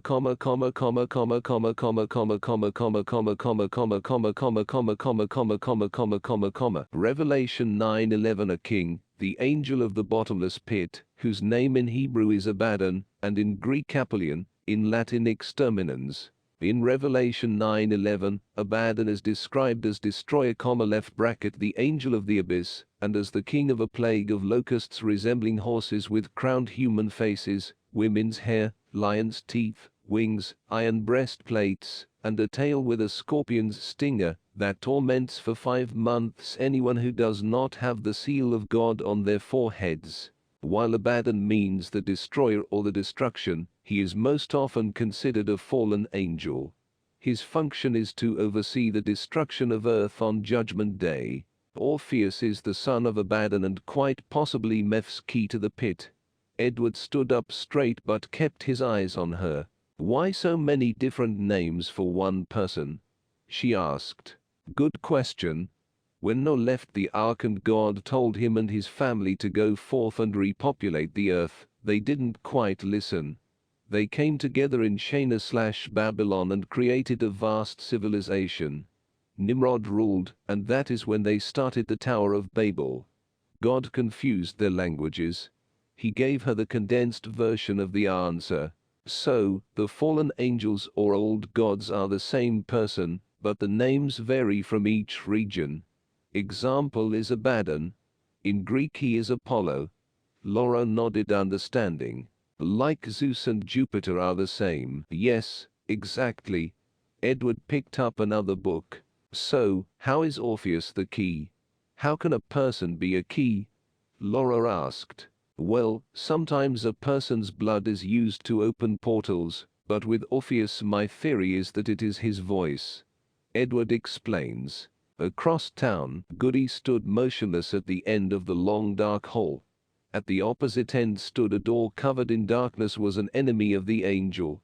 They were just 10 feet from Goody, and the only thing that stood between him and this foe was a metal doorknob and wooden door. Goody's anger started to bubble as he took slow steps towards the door, his coat moving side to side as his eyes stayed locked on that door. He wasn't going to escape him this time. This was going to be the final battle, either for Goody or his enemy. The angel reached the door and slowly turned the knob, letting the door creaks open. The room seemed empty, and the only thing he could hear was the slight ring of silence. The dark room stood in front of him like an abyss waiting to suck him inside. As the door fully opened, Goody stood in the door frame searching the darkness for him. Suddenly a laugh came from the back of the room. Goody, I knew this day would be coming soon. The male's voice crackled and whispered. It was as if it was all over the room. Goody hated how he said his name. All drawn out and sarcastic. He wanted to fly in and rip the tongue from his mouth, but the angel stood there motionless and silent. A puff of lime green smoke shone in the darkness, allowing Goody to see where this man was, but he was not a man. This creature inside a man's body was known as a lot of things. Papa Voodoo, priest of New Orleans, but his true name was Louis. The voodoo priest ran the coven where Laura was stashed for Meph. His spell held Laura's memories captive. The thought of what him and his witches did to her sickened him. Goody had chased him up and down New Orleans for years, unable to find him until now. This would be the last day of his reign of terror. The angel stepped in and closed the door, and now the darkness engulfed him. Papa Louis clapped and fire surrounded the room. It sparked red at first, then turned green and purple as it flickered. Well, my little angel, you have finally found me. He grinned, sitting in the back of the room on a throne of bones, both human, chicken and gator. Goody said nothing, he just allowed his angel sword to slowly slide down his arm and into his palm. He gripped the warm steel and leather-wrapped handle as he waited to strike. The glowing red eyes of the voodoo man lit up a bit. Or no time for a chat? Louis asked as he raised one of his hands from his cane to tip his top hat. The hat was old, worm, and dusty, made of gator hide. My witches told me that you finally were able to catch the Valkyrie. Too bad. She would have made my master incredibly happy. Oh well, Mephistopheles always have a plan B. Yeah, well, too bad you won't be around to help him with it. Goody showed the sword to the villain. Tisk. Tisk, you think you can kill me? Not too long ago you were washed up Halo, slumming at an old cafe, and now you want to take on a voodoo priest. Not just anybody, but the one who works for a fallen angel prince. The one who controls almost all the witches and warlocks in the city. Papa laughed. You know, you talk too much. Goody spat out as his wings drew back and pushed him forward. The sword clashing with the voodoo man's cane. His yellow and brown teeth were mashed together so hard that Goody thought they would break. The two then went at it. The angel with his sword and the voodoo priest with his cane and dark magic. You think you can redeem yourself? You think that will help you with the Valkyrie? Her name is Laura. Goody used his boot to kick the thing back. And no, this is for my own satisfaction. To slay a creature like you. So, you can never hurt anyone like Laura again. Goody lit up a bright blue and gold hue. The voodoo priest fell backwards to the glow. God blessed the angel, and his powers were fully restored. One quick swoop of his sword and the voodoo creature's head was swiped from his body. Chapter 26. House of the Rising Sun. Meph paced inside of Claire's office with his hands in his pockets. His face was twisted in anger as Claire sat there watching him walk about. Those judges are up to something. This house has stood for 200 years. I won't see it destroyed by that Samson descendant, that lion judge or that rookie judge." Meph growled an inhuman growl as his eyes began to glow. He knew if those two men of God and that agency banded together, his little business of soul gathering would cease. "Calm down, I do have a plan. You know that girl you wanted to join us, that little pink-hair Valkyrie? Did you know she used to date Orpheus?" she asked as she petted her fox, Corbin, who sat beside her. Meph's head almost did 180 as he turned to look at the dark-haired witch. "Run that by me again?" he asked, now interested. "Yes, Orpheus. The key they used to date, and about a year ago, they tore up half the city." The fox settled and let his mistress stroke his red fur. "Well, that does give me a few ideas." The prince rubbed his chin a few moments. "My main concern is the lion and his people. I can handle those judges. He will be weak trying to train and help the other learning judge, but if that whole agency comes down on here, especially with that Valkyrie," he hissed. Meph straightened himself up and composed himself before continuing. "I believe Samuel or Adramelich has something to do with taking Evangeline. I heard from my grandson Henry Jr. that she came around. Be on the lookout, Claire. I believe she knows our secrets." He glances at Claire and tries to read her. The witch was very well at hiding her emotions. Claire swallowed hard when he mentioned her daughter Evangeline. The Wendigo failed her again, and she would deal with him later. Her daughter would be the threat now. Never raising her and learning about who and what she is, Eva would be a tempest. Evangeline was her and Henry's daughter. Henry was son to Meph, so the scandal was a century worth of hurt and headache. Only reason Meph allowed this whole drama was the fact it bettered his cause, and they were related to Meph. Meph's weakness was his children and their children. Another battle for another day. Meph sighed. "Where is Orpheus?" he asked. "On his way here. Should arrive at any moment. Your daughter retired him last night," Claire informed her master. "Good. We need to work fast," Meph commanded. The House of the Rising Sun. Countless stories and even songs have been written about this house of sin, warning people to stay far away. The poor souls who wander there do it in spite, even against the warnings. The ultimate human condition, curiosity and sin. They always find themselves at the door to this famous establishment and will be enslaved by it for eternity. Built in the 1800s as America started to build itself up and become a country, Meph saw his opportunity to move from the old country and set up shop here in the new and upcoming Babylon. The other old false gods followed him and did the same across this new land, building up major cities such as New York, Las Vegas, and Los Angeles. Of course, the houses needed workers to bring in the souls for sin, and the fallen found it was not hard to find such wicked people. Meph of course had his Claire, the witch who he enslaved in Germany. She, in return, built him up an army and gathered souls for his power. Some of the house's employees are as follows. The Wendigo, Jack, stepped in the scene in the late 1900s.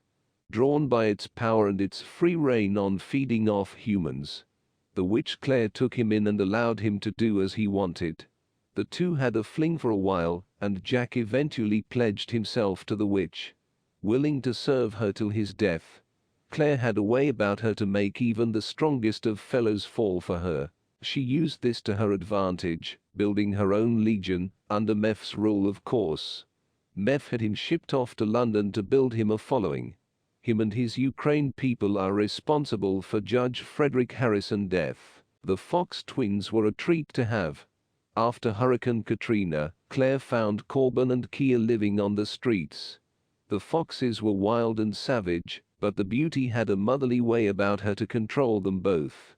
They did her dirty work and served the mistress to even death itself. She uses them to spy and gather information for her. Kia is set to watch Claire's daughter Evangeline, while Corbin was sent to watch over the Laura and Orpheus situation. Henry Jr. was the mermaid pirate that ran the docks. He shipped items and beings in and out the country and worldwide for the fallen angels. This gave Meph a great deal of business and a strong hold. Henry was Meph's son, and Henry and Claire had Eva and Henry Jr. A love affair that took place while Meph was absent. Henry had passed and left his business to his children. Although Evangeline was missing, Henry Jr. took up the job. Meph took Henry Jr. under his wings as his own, and helped him follow in his father's footsteps to rule the docks and local sea range. Meph stood silently overlooking the happenings of the house down below. The three-piece suited fallen angel held a glass filled with amber liquid, sipping it slowly. Claire sat on the couch behind him with her bare feet on Jack, the Wendigo's lap. Meph sat the glass down on the railing and proceeded to tap his finger on the glass to the beat of the thumping music. It was a packed-out night, and a house full of souls being prepared for taking made the fallen angel incredibly happy. "Any word on that daughter of yours, Claire?" His voice was low and drawn out. Claire looked up from her phone to glance at her master. "I am still working on that, my lord. She was spotted at the docks a few days ago. I am trying to get a hold of Henry Jr. to find out what she was up to." Her dark eyes then moved to the Wendigo beside her. Meph turned slowly to face them both. "This needs to be taken care of. Someone needs to go and speak to my grandson and make sure he is still on the same page as us." He hissed as he brought the glass to his lips. Jack moved Claire's feet and stood up slowly. "I will go and attend the merman." Jack leaned down to plant a kiss on Claire's hand before walking out. As the Wendigo exited the curtain, another man brushed past him. The man wore older clothes, mostly furs and cloth. His beard ran down along his chest, and his hair was braided and ran along his back. A golden eye patch sat over his right eye as tattoos peeked out from the bottom of his neck. "Odin? What brings you down south? I thought you would be conquering Canada this time of year." Claire knew the men would be speaking business, so the witch rose from the couch, slipped on her pumps and excused herself. Odin plopped down on the now empty couch and let out a chuckle. "It is not going as well as I hoped, thus the reason for my visit. I need a few souls, a power boost so to speak." Odin drummed his fingers on the couch. "Oh?" Meph asked, raising a brow. "No one is sacrificing to you anymore, All-Father." Meph snickered. "You Vikings always taking more than you can handle, should have just stuck with Norway and the surrounding areas." Odin glared a bit, then forced a smile. "We are travelers, conquering fallen ones and demons. We like to expand and not sit in one place." The Viking twirled his finger pointing to the house. "Too much work. I let the souls come to me." Meph finished his drink and sat the glass down on the coffee table. "I am not sure I can spare any power, Odin. The agency will be upon me soon, and I need all the power I have. You bought Laura from me, and that was no small feat. A Valkyrie being purchased from me has never been done before, Meph. It is unheard of, but I did it." Odin lashed out. "Yes, because she was a problem that needed to be dealt with, and killing her would have caused you to lose power. Yes, I know your power, but that Valkyrie was damaged goods." Meph hissed. Odin jumped up in anger. "I came here for a favor, like one I did for you. You needed a new general to train, someone powerful, so I gave you Laura. Now I ask to cash that favor in, and you turn me down." Odin bellowed. "Do you see the Valkyrie around?" "No. She left and sided with that agency, God's little army." Meph's eyes glowed hot like coals. "So, it was a favor wasted, Viking. No deal." Meph yelled. Odin flipped the table and couch before storming out. Meph made his way to Claire's office a bit upset and fuming. "I need your daughter Claire. Not only have I lost that Valkyrie, but Papa Voodoo is dead thanks to that angel." Claire rose a brow. "So, someone needs to take over the coven. I could. No. I need you here, and I need you to train that mermaid to take this house over." Meph cursed in an unnatural voice. Claire wanted to retire and run the coven, but Meph would not let her. The stress of this place was starting to affect her, and she dreamed of a change. She knew she would never be able to leave. Like these souls, her own was trapped in the house. Soon she would just blend into the wood and wallpaper of the house. Call Medea, she needs to come and run this coven like before. Also tell her, her so-said niece, Laura has betrayed us, and if she fails in doing what I say again, she will be thrown into the fire. Meph walked out the witch's office, slamming the door. For once Meph could feel the power slipping from him. All his plans were failing, and it all started with Laura. He needs Orpheus here to not only open that portal, but hopefully persuade Laura back to their side. If she would not, then she would die. New Orleans Black Files Agency. Edward flipped through several slides, explaining each one to Laura and a few new agents. Slowly the FBI was funneling agents into the Black Files division. There are several fallen angels who pose as false gods throughout history, but the main ones that have migrated from the Holy Land here and who run the main Hell's Gates in the States are as follows. These old gods are the same as the old ones worshipped, just with new names and jobs. They evolved to the current world and ways to blend and take control and worship. Now each Hell's Gate has a main witch/wizard and or a coven to help with glamour and spells to serve the main fallen angels. The main ones we are currently fighting nationwide are as follows. Edward clicked his mouse to bring up each file on the screen in front of the others in the room with him. Mephistopheles, class. Fallen angel, biblical name. Baal Berith, location. New Orleans, Louisiana, USA. Him and his witch Claire run the House of the Rising Sun, a whorehouse over the Hell's Gate. Name means Lord of Covenant. As soon as Gideon was dead, the Israelites turned again and played the harlot after the Baals, and made Baal Berith their god. Judges, -833-AMPC. Meph is our main threat and the mission we and the judges are currently working on to bring down. All the information on him and the house are located in your files and on our website Daftbase. That is why it is important when on missions to gather as much information to update this database. The data can help us on future missions when dealing with creatures and places of habitation. Laura flipped through the file in front of her, scanning different information. Earlier she was able to look at the computer system.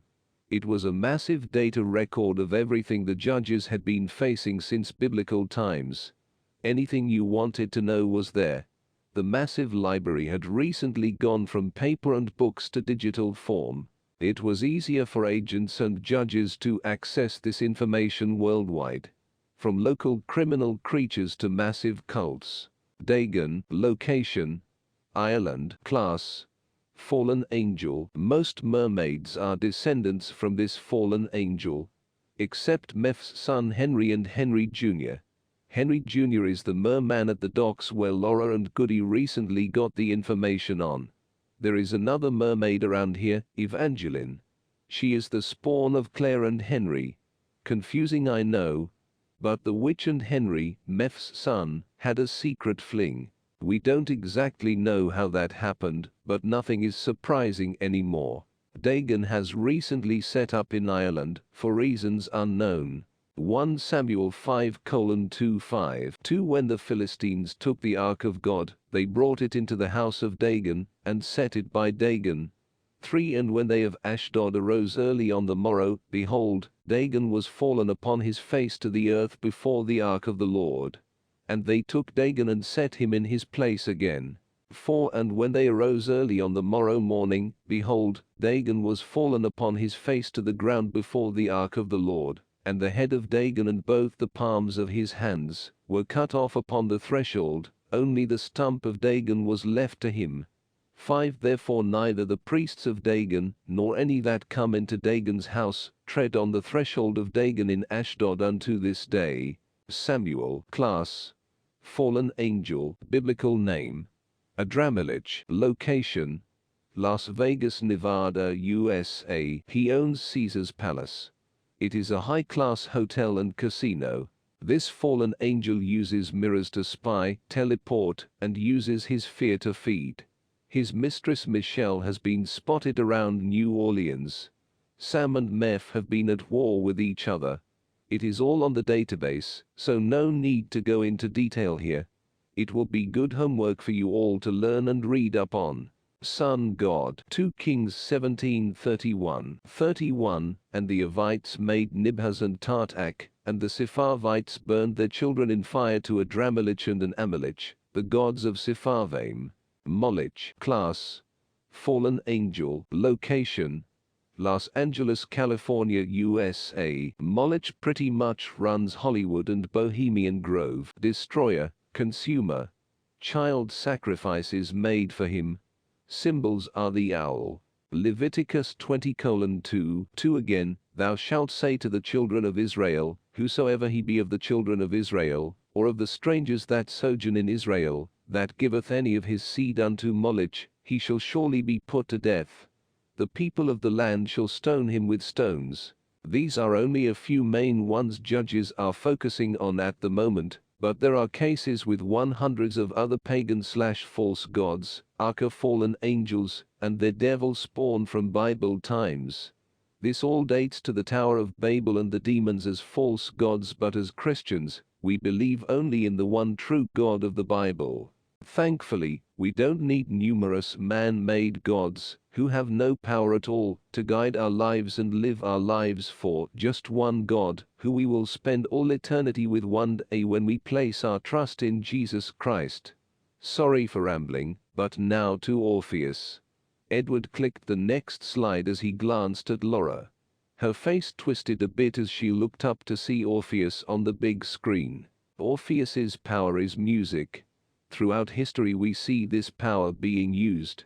For example, druids used the form of music to heal, or they were known as bards.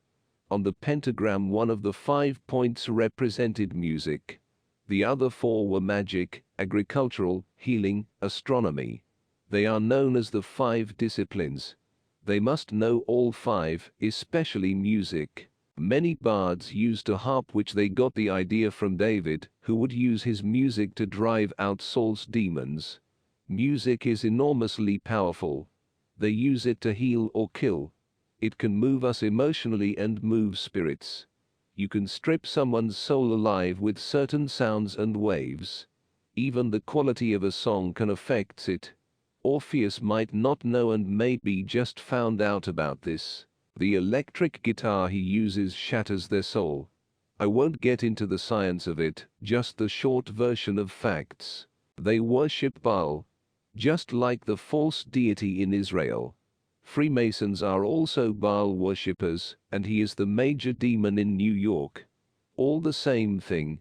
Same demons, same old gods, different names and places over time as stated before.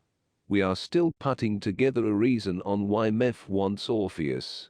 We believe it has something to do with opening the portal under his house to release hell on the city. Edward continued to speak as a few jotted down notes. It was very painful for Laura since she still cared for Orpheus. She loved and cared for him, but he was the enemy. There was no way they could ever be together, and deep down she always knew that. Since then, Laura did her best to move on. She was in love with Charlie, but she needed to slay this giant so she could move on with her life. Goody walks into the science department and tossed a hat and cane on Charlie's table. The metal and wood clanged and made the scientists jump a bit.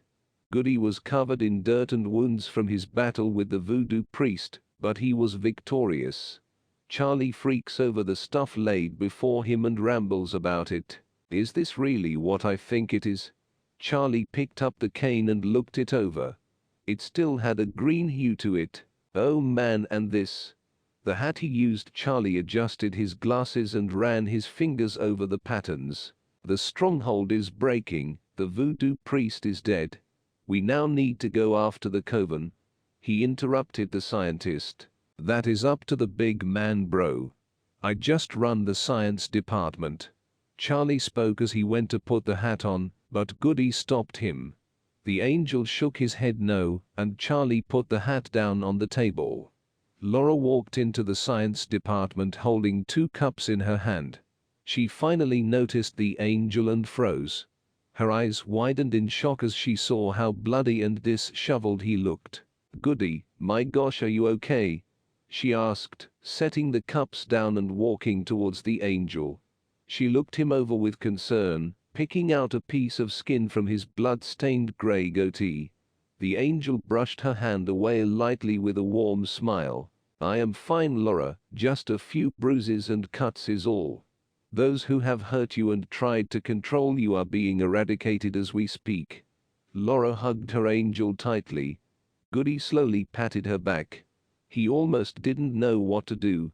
Laura never showed this type of affection with him before. Charlie was still busy with the things Goody brought him. He lifted the cane and pulled his magnifying glasses down to look over the symbols. "This is very powerful darkness. I am surprised you survived this attack, Goody." Charlie looked up at them. "You should know God's army is more powerful than the army of darkness. Too long have they overrun this city, and too long have I let it slide without doing his will." Laura was still hugging his waist and looked up at Goody. "I'm just glad you are okay." Goody kissed the top of Laura's head and messed up her pink hair playfully. "Can't hold this angel down." Laura let him go and fixed her hair. She then sat beside Charlie and sipped on her coffee. Charlie was still busy rambling over the artifacts to even notice Laura now besides him. "Might want to be careful with that cat, man. The thing is full of dark magic." Goody chuckled as he watched the scientist. "Yes, a full diagnosis will be done, and it will go into our vault with other powerful artifacts," Charlie explained. He glanced over towards Laura and smiled. The Valkyrie always thought it was adorable how Charlie got excited about things and rambled on about science fact. She had no idea half the time what he was talking about. She just thought it was cute. Ryden and Jacob walked around the agency observing the multitude of beings bustling about. A phone call breaks the silence between the judges, and Jacobs quickly answers it. Jacob stopped walking and Ryden had to do a double take. The older judge glanced around before moving out of the hallway. Ryden gave Jacob his privacy and kept a few feet away. After a few minutes of Jacob becoming frustrated and yelling, he finally hung up the phone. He then walked to his mentor and scratched the back of his head. "I have a problem." Jacob looked around as people passed them up. Ryden could tell he was having a difficult time processing whatever it was. "I am so sorry, Ryden, but I have to go home. I just found out that my father's cancer may be in remission, but now my brother is dying and I have to go." Ryden. Jacob kept his eyes on the ground, clearly upset. Ryden placed a hand on the young man's shoulder to comfort him. "Take care of your family, Jacob, we understand. Go." If Jacob's brother would pass, it would be Jacob's duty to take his father's place. He had to leave and tend to the situation. Not only in the family scale, but the duty he had. He thanked Ryden before quickly making his way back to the dorms to gather his things. Colin would not be too happy about the situation, but it was his duty to be the next chief judge of his region. Colin knew the rules and was a stickler for them. Ryden made his way to Colin's office to tell him the news. Chapter 27. Ryden knocked on Colin's office door. A gruff "come in" came from the other side of the door. Ryden opened the door and walked inside. The office was now clean and spotless. It seemed the old Colin was back. "Seems like the old lion man is back. No more stacks and old Chinese cartons to step over," Ryden joked as he plopped in front of Colin's desk. "Well, it does help that the FBI finally sent us a few more agents for this division. Me and you can only do so much." Colin kept a smirk on his face as he spoke to his friend. Ryden's smile faded, and so did Colin's while watching Ryden. "What now?" the lion questioned. He really didn't want to know, but he knew it was important if Ryden was here to speak on the matter. Jacob, what about him? Too much for you to handle or something? Colin asked. Ryden glanced at him sideways as if to say, yeah right. No, his brother, the one that was to take his father's judge position, he is dying. Ryden laid the info all out on Colin. Ryden wasn't one to sugarcoat anything. Bullocks. Colin leaned back in the chair and his head went up to glance at the ceiling in frustration. 2 steps ahead, 1 back. Colin leaned in his chair. It creaked as if it was going to snack and go backwards. Ryden sat silently and waited for Colin to finish his moody mumblings at the ceiling. He didn't know if he was fussing with himself or had a few words in prayer and mumbles to God. Colin sat back up and focused on Ryden now. I guess we have no choice. It is the rules. How is Laura? Colin asked. I hear she is doing very well in training and studies. I will pick her up to train since Jacob has to leave. I agree. Colin nodded. What about this new girl, Catherine? Cat? Ryden asked. It is a long story, but she was Freddy's girlfriend. I am still looking into her, but she is obviously highly trained. The Count gave her a temporary pass to help me find not only the Wendigo responsible, but Meph his mater. The more help the better. She is also Charlie's sister. Really? I would have never guessed. She is more reserved, and her glare can peel paint. And well, Charlie is something else. Ryden let a small chuckle escape. Colin's face sported his normal disappointed Jamison frown, and he shook his head. Mr. White is a very intelligent and an asset to this agency, but he is very quirky.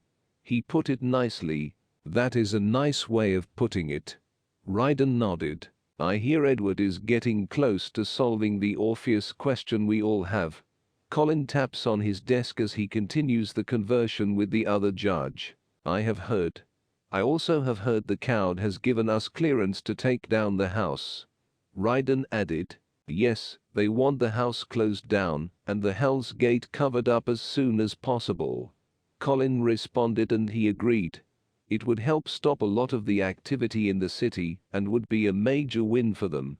Before Ryden could continue speaking, a bright light filled the office. The Lion and Ryden shielded their eyes with their hands until the light slowly subsided. An angel stood beside Colin's desk holding a large case. The judges slowly stood up and faced the angel. Peace be with you. I come bearing weapons. Judge Michael Bryce has fashioned these to aid you in your battle. The angel opened the case.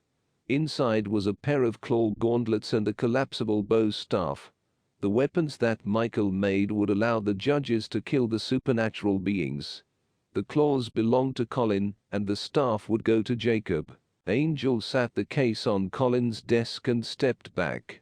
God be with you, was all the angel spoke before teleporting back out. I am so glad Goody does not appear with all those theatrics. Colin huffed as he picked up a claw gauntlet. He tried it on. A bit big? Colin observed. I guess it is meant for when you know. Ryden moved his hands in a clawing motion. Well, haven't shifted since I was a teen. Colin sighed and sat the claw back on the desk. Ryden picked up the small piece of metal that would retract into a long bow staff when undone. I will bring this to Jacob and check on the Davison family. Ryden glanced at Colin to make sure he would be all right alone. Very well. Colin closed the case and placed it on the floor beside his desk. Ryden gave Colin a warm smile before walking out the office. Colin stood in his office doorway and sighed a bit. He would be a judge down in this fight, and that was not a good thing. Also, he had to keep both eyes on Kat to make sure she would not run off and do something stupid to get herself killed. He did not have any more deaths on his hands. It was enough he got word of his brother Connor. The older lion was locked up in prison, the details he wasn't sure of just yet. It was a touchy subject. Growing up, the two brothers were close. They often ran in the fields in their hometown in lion form. Yes, Colin's line had the ability to shift into a large lion, But ever since his brother refused the duties and walked away from his family, Colin never changed. He always thought of it as actively him and his brother did, and the memories of it brought the lion much sadness. Colin turned to go back into his office when Charlie stopped him. "I need to talk to your boss, man." He adjusted his glasses and tried to act tough. "It is about my sister Kitty." Charlie crossed his arms and puffed out his chest. Colin lifted a brow. "Go on." Colin walked in and sat in his office chair and waited for the scientist to speak. "Look, I think it is best if Kitty is sent back to London. She has been through enough." He spoke up for his younger sister. Colin went to protest, but Charlie was not done as he closed the door and walked in front of Colin's desk. "You don't know it, but we have been through a lot. Okay, and this might just push her over the edge." Charlie paced as he then proceeded to tell the lion everything. The White's father was an ex-soldier that went rogue and started to recruit others to make some sort of league. They were devoted and stayed off the radar and took impossible jobs. Neutral and took no sides in international affairs. When Kitty was 6, their father started to train her. He made her use a knife to kill a man one time. She could not understand what she was doing, but she knew he was trying to turn her into a weapon. Charlie was always sick and stayed behind. His father's personal doctor was the one who taught him. Charlie was taught to heal and enhance the family and league, since he could not be a soldier. Eventually Charlie got out of the league while traveling with the doctor. The doctor was hurt in the crossfire, and he told Charlie to escape. Ryan, the eldest White sibling, helped his brother to escape. Ryan was the one that plotted against the large headquarters to set his sister free. Ryan couldn't take Kitty with him, so he left her with Bob, an wolf assassin that had a hand in training her when she was a child. Catherine White is a cat shift shaper. She was trained the first years of her life by her father Michael White to be an expert martial artist and assassin for an organization called the Shadows. The White's mother left them when Kitty was born. The mother was a member of the Shadows too, but never showed interest in any of her offspring. The father was distant and never took a moment for sentimental issues. He would treat the young girl like any of his men, even he would put her under severe and dangerous training, just to forge her character. The man focused on teaching her to move and fight, never to speak. Kitty is the youngest child. She has 2 older brothers, Ryan and Charlie. Ryan, a mountain lion shifter, was a skilled mercenary like her father. He is 15 years older than his sister. Ryan always showed more compassion towards his younger sister than his father. He would visit and spend his free time just to teach her how to read. Eventually, his father would notice this and send the young mountain lion to field missions. Her other brother, Charlie, who's 5 years older than her, had asthma at a young age, so he was never suitable to be an assassin. Kitty was always protective towards her ill brother, even challenged her own father in order to protect him. That would end up in a serious beating. Charlie was the one that cleaned up her wounds and patched her up. He always gave her homemade weapons to replace the dangerous knife or gun her father gave her. With time, his father would decide to send Charlie away under the guardianship of his mother's mentor and alchemist Bill. Kitty felt helpless without her brothers around, and now her father would focus only on her training. His training methods were tantamount to child abuse. When she was 7 years old, White took her to kill a congressman. No one explained to her why she had to kill him, but the girl just did as her father taught her. She felt the terror when the man died. In her training, she would usually use a fake knife, and her father would ask her to start again. Now it was different. As their society started to grow with rogue soldiers or other ruthless creatures, Michael's attention was divided, and he needed someone he trusted to keep an eye on the girl, and kept going with her training.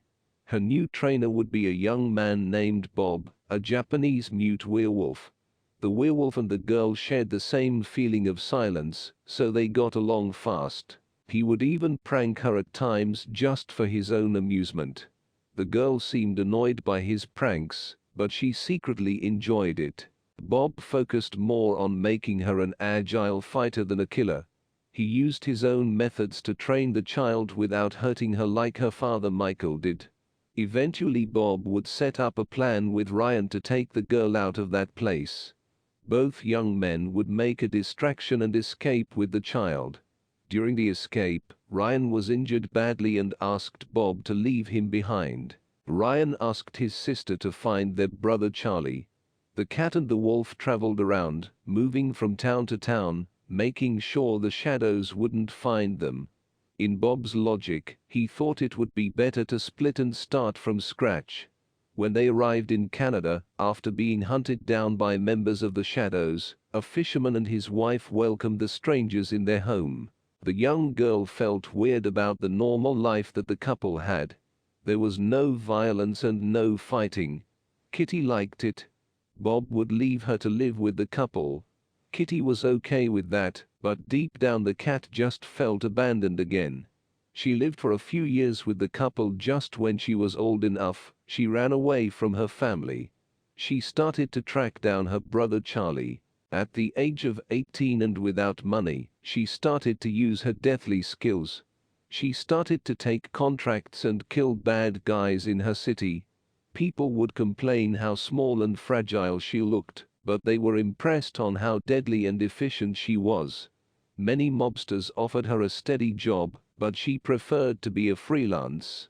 She made money fast that she bought her own apartment in a fancy building. That's when she met her neighbor, Eric. Eric Holst, a dragon and a businessman that lived next door. He was trying to keep a low profile, but it never worked out. The girl never paid too much attention to men or to any kind of relationship, but she was intrigued by the dragon and his natural charm. Eric invited Kitty to the open house of his new place. Later that night, they were alone and spent all night talking about music. Eric did most of the talk because she never had that kind of education. He even gave her some records and books for her place, as an act of kindness. Kitty soon realized she had a big crush for the dragon. Even if she kept going with the contracts, she used her free time to be around Eric if he was around. Sometimes she felt jealous of the women that showed up to his place from time to time. Until one night Eric kicked out one of them. The dragon was so drunk that he almost passed out in the corridor. The young cat decided to help him to get back into the house. She looked after him the whole night and even slept over on his sofa. The dragon was impressed that the girl never asked him for anything in return. In fact, he started to realize that she just enjoyed his company. Sometimes, he would invite her over for breakfast or take her out for shopping. He noticed that she was lonely like him, and unlike other women, he felt comfortable to speak freely around her, even if she limited herself to long stares or just 3 words. In one of his drunken nights together, Eric was too close and with his arm around the cat. Kitty kissed him as impulse that led them towards sex. Unlike the other women he slept with, he started to care about the cat. Also, that night meant everything to her cause he was her first. For once in her life, she felt loved and she was really attached to the dragon. She would even follow him around in his travels. Kitty never asked him to speak about his feelings, but she could tell he felt the same. The more they spent time together, Eric started to act distant towards her, even right after telling her that he loved her. The next morning Eric ran off with an ex-lover to Ibiza, leaving her behind in Spain. The girl felt really hurt and made her way back home, focusing again on taking contracts, but she would be vicious and even reckless with her victims. She started to draw the attention of the judges. Her mistake led her to be caught by a special agent named Frederick Harrison. He spent 3 hours interrogating the woman, but she refused to say a single word. They made a pattern of all the people she possibly killed and noticed that most of them were criminals or pimps. His superiors were ready to let all the law fall upon her, but Harrison saw the potential in the girl and noticed she was not a bad person. Harrison made a deal with the girl. She would join his task team and act under his orders, or she would spend 20 years for manslaughter. The cat didn't have many options and chose to join Harrison. After her experience with Eric, she kept everyone at arm's length from her business or her feelings. She found Harrison really annoying at the start. She would just call him boss. She even got angry with him for no reason, maybe because physically he reminded her of the dragon, but Fred was different. Harrison was patient with her, even with the training. She would take down all her colleagues, and he would have to jump in to prevent her from killing them. The task force complained a lot about the cat's lack of empathy or her sarcastic nature towards others, yet they had to admit she was good. With time, Kitty started to trust Harrison, just wondering why he always stood up for her. He later revealed that he always thought she was beautiful, even covered in blood or with bruises around. The cat didn't know how to react and just punched him for that. Then she kissed him. She slowly opened up with him and told him about her past with the shadows. They started a relationship. They never display their affection in front of others because of their jobs, but Kitty softens up with him. The two had a rocky relationship and even broke it off at one point. Freddie began to date a girl named Selena, but came to find out she was just an agent for the group of men after Paige. Paige was the girl who Freddie was supposed to help. Freddie and Colin used to guard Paige's father, John Welsh. When the man was in London for business, him and Freddie became close friends. If Mr. Welsh ever was killed, Freddie was to help his daughter. Harrison started to ask around the ghost organization, but his superiors told him to drop the matter and that probably the girl was just insane. In one of his operations, he and his task team got set up. Freddie had contacted Kitty and gave her the info on what was happening. That day, Kitty didn't go to the mission cause the day before she injured herself at the shooting range, trying to dodge bullets like she did when she was a kid. The cat got anxious when no one could tell her about Fred and the team. She didn't expect the worst until she finally met a man named Colin Jamison, Fred's former partner and best friend. The cat was furious with Jamison and decided to go by herself to find the killers.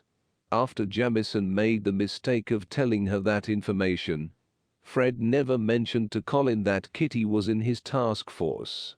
Kitty is a woman of a few words. She doesn't like people that speak too much and doesn't like cops.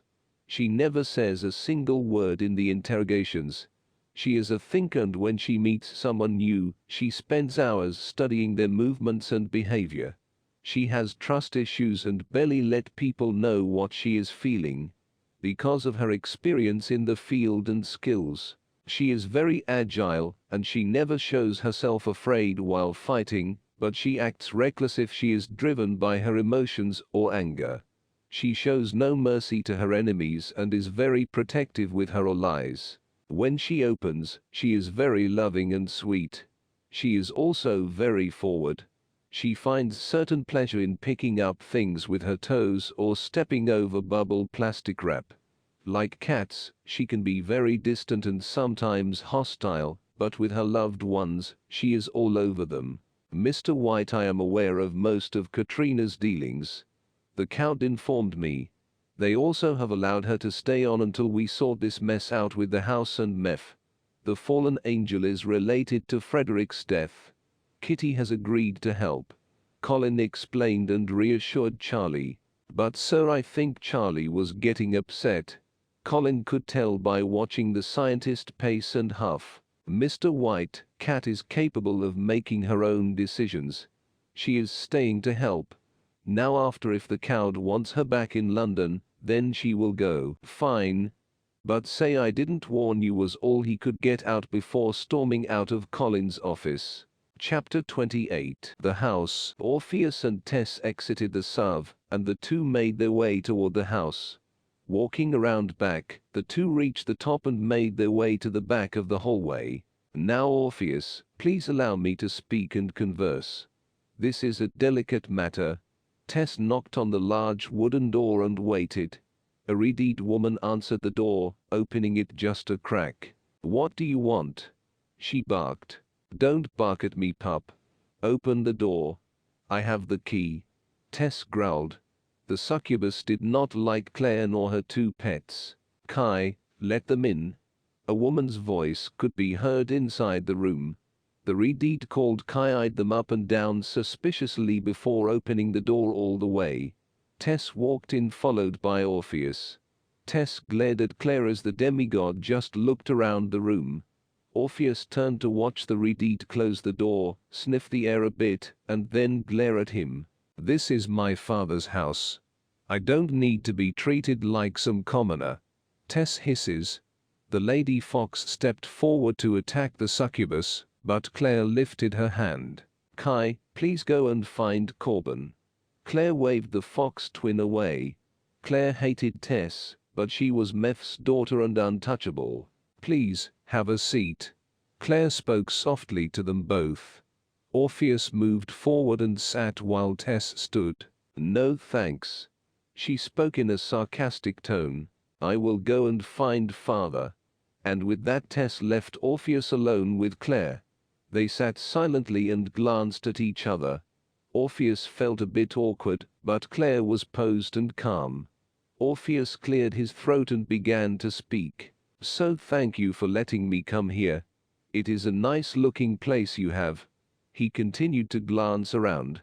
Claire nodded slightly as she watched the demigod. "Yes, it is. Maybe you can grace us with one of your songs?" she asked. "Sure, I can do that. I just need to fix my guitar." He forms and looks at the pieces he was still holding. "I am sure I can help you with that."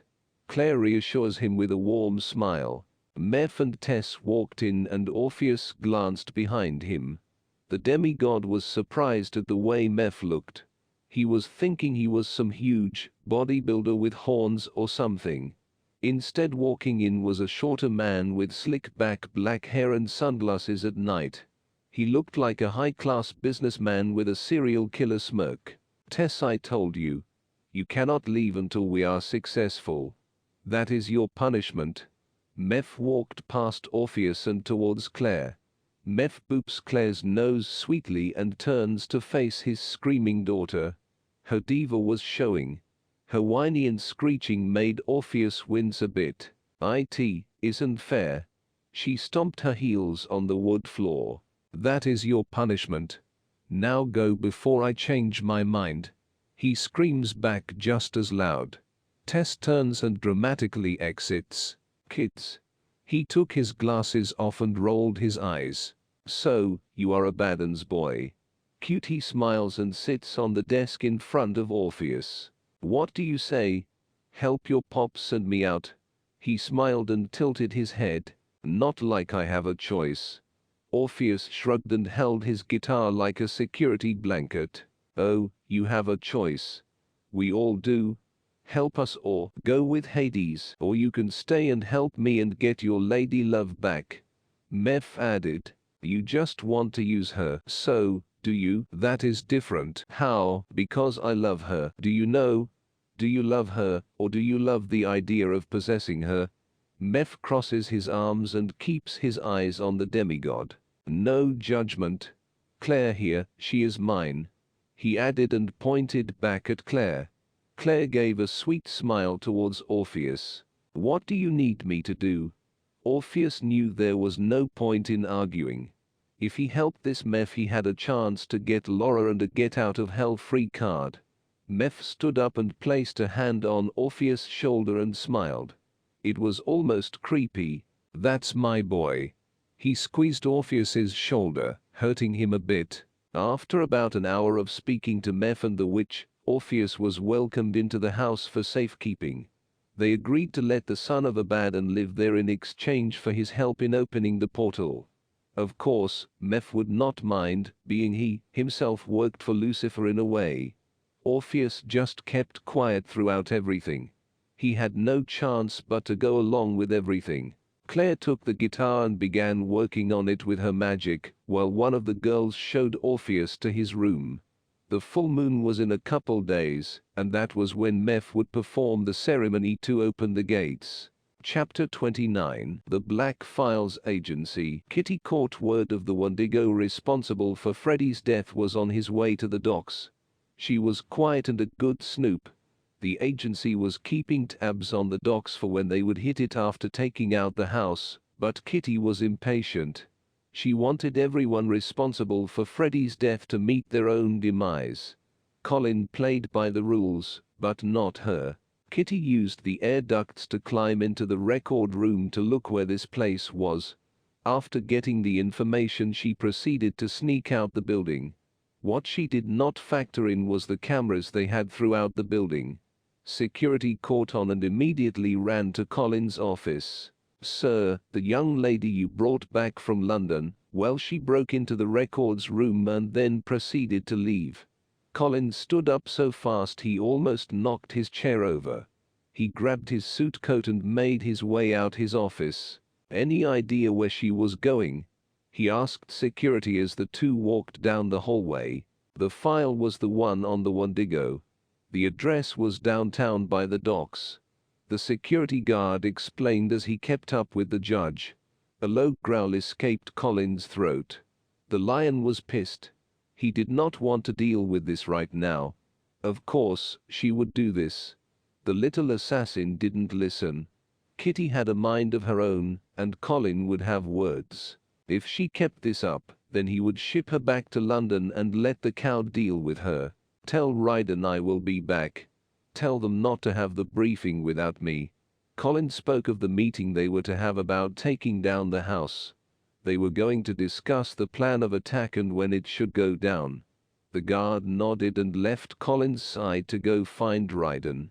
The lion walked out the front down and sprinted to his car parked out front, the whole while he was mumbling and grumbling about it all. All this extra work and fuss was not something Colin enjoyed. He also wasn't one to put up with this insubordination.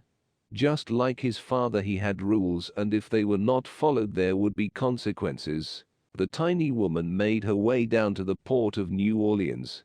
She made her way under the large bridge and passed up a few cargo and cruise ships. She was quick on her feet and was driven. Her eyes scanned the area and the people bustling around. Some normal humans that lived and worked there as well as creatures. A few tourists boarded the cruise ships and took pictures along the port. As she walked farther down the port, she noticed the being changed into a criminal-looking bunch. She knew all too well what they were, having grown up in that lifestyle. She noticed a pirate ship docked up ahead. No doubt that is where the Wendigo would be. The file said he worked for Meph, and this merman was Meph's grandfather. Kitty was armed with a few weapons she took from her brother's lab. Even though she would be alone, she was a hellcat to mess with. Kitty crouched and walked behind a shipping container as she grew closer. She pressed her back against the metal and waited for the two pirates to walk past. She then stuck her head out of the side to spy on the pirate ship in front of her. Her eyes scanned the ship and finally found the merman and Wendigo. They stood on the port side of the ship that lined against the docks. The two looked as if they were having a casual conversation. The way the Wendigo let out a smug laugh, Kitty wanted to rip his throat out.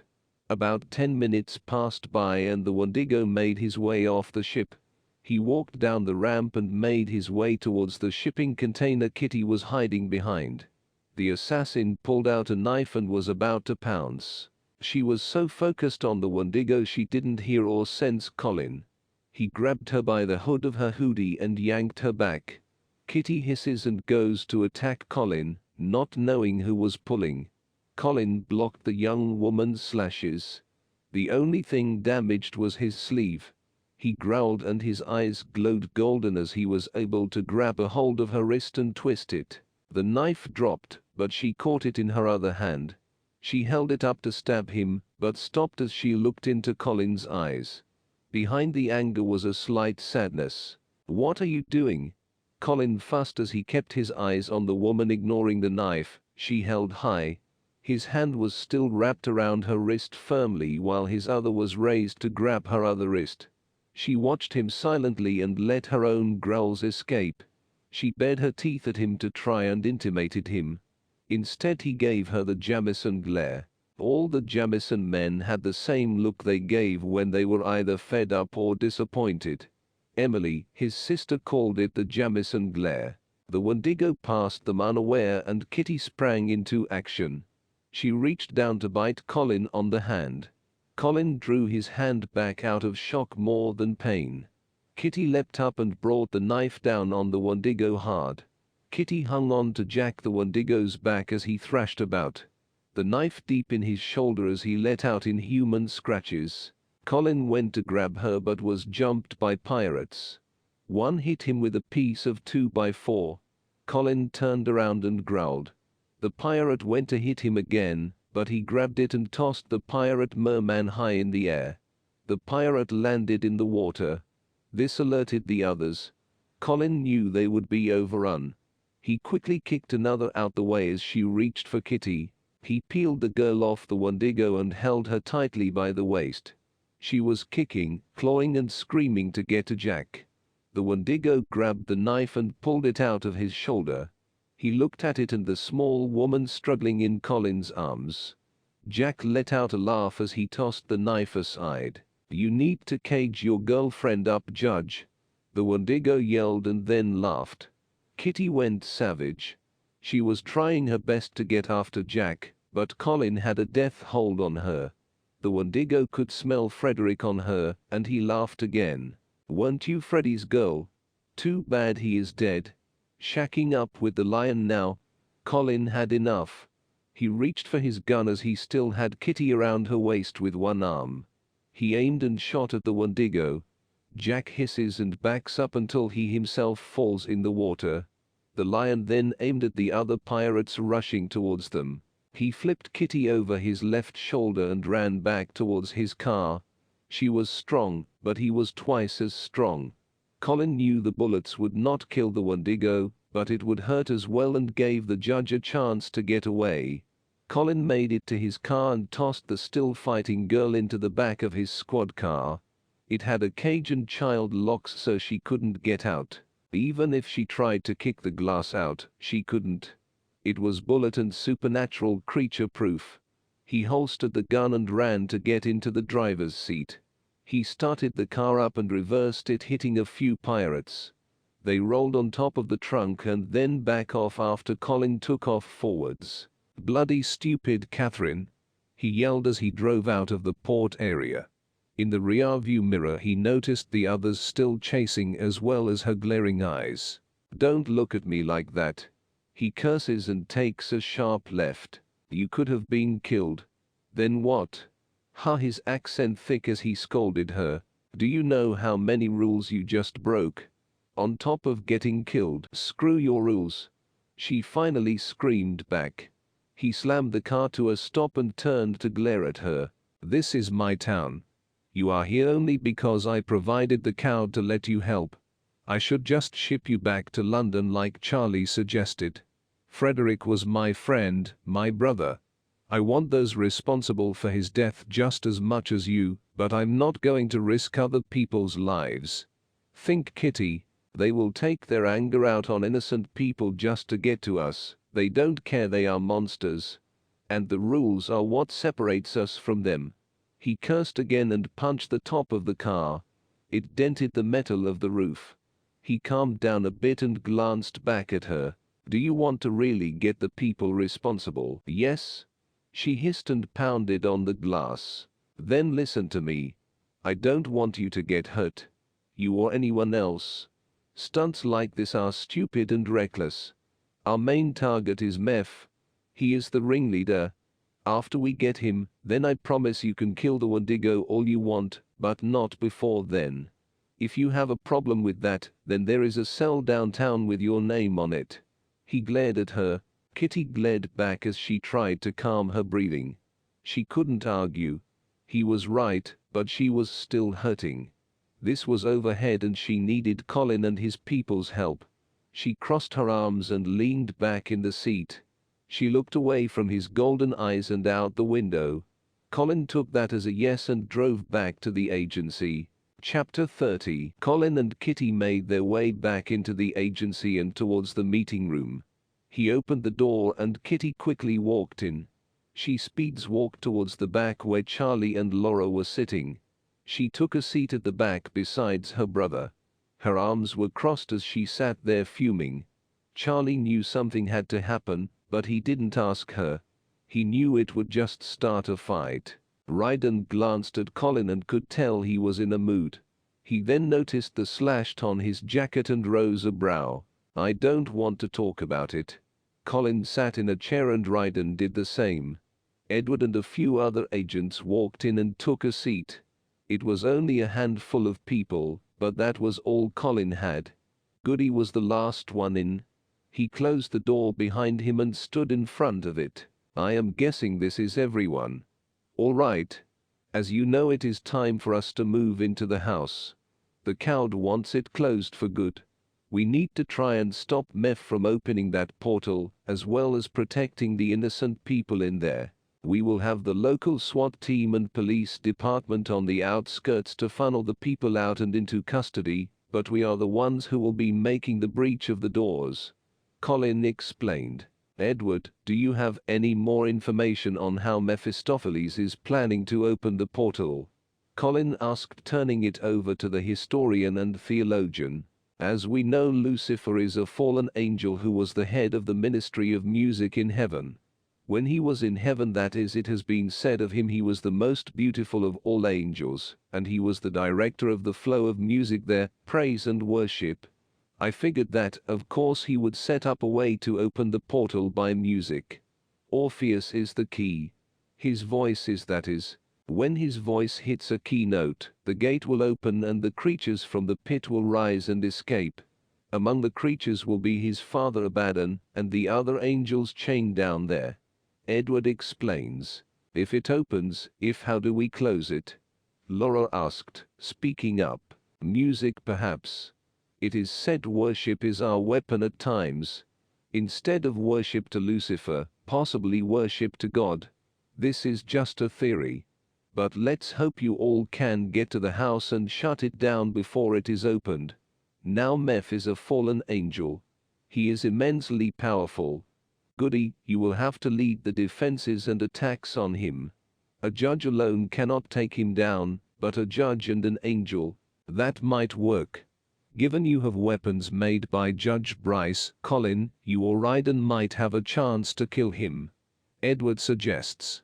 Colin nodded as he glanced toward Ryden. Laura, you know you might have to face Orpheus. Ryden glanced at the Valkyrie. Laura glanced down at the ground for a second. He was right. She would have to face him and most likely kill him.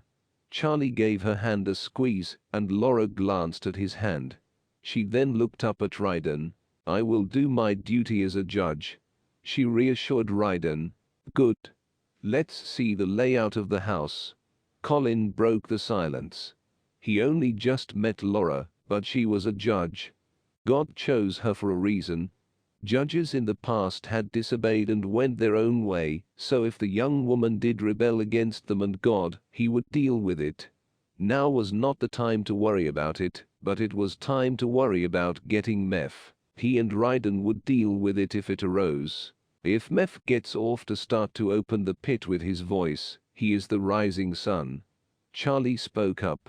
Yes, you are right. Edward also finally noticed the name of the place was the House of the Rising Sun. It wasn't a typo. It was up to the son of the fallen angel to raise hell. Was this Meph's plan along? The fallen angels were crafty, but to plan a 200-year-old plan was something. Edward put the layout of the building on the screen on the glass top table. Everyone gathered around to glance at it. Ryden then began to explain the whole thing to them. He had been there, so he knew what the place looked like inside and out. An hour later and the meeting was dismissed. The others were told to ready themselves and get some sleep. The next night they would go after the house.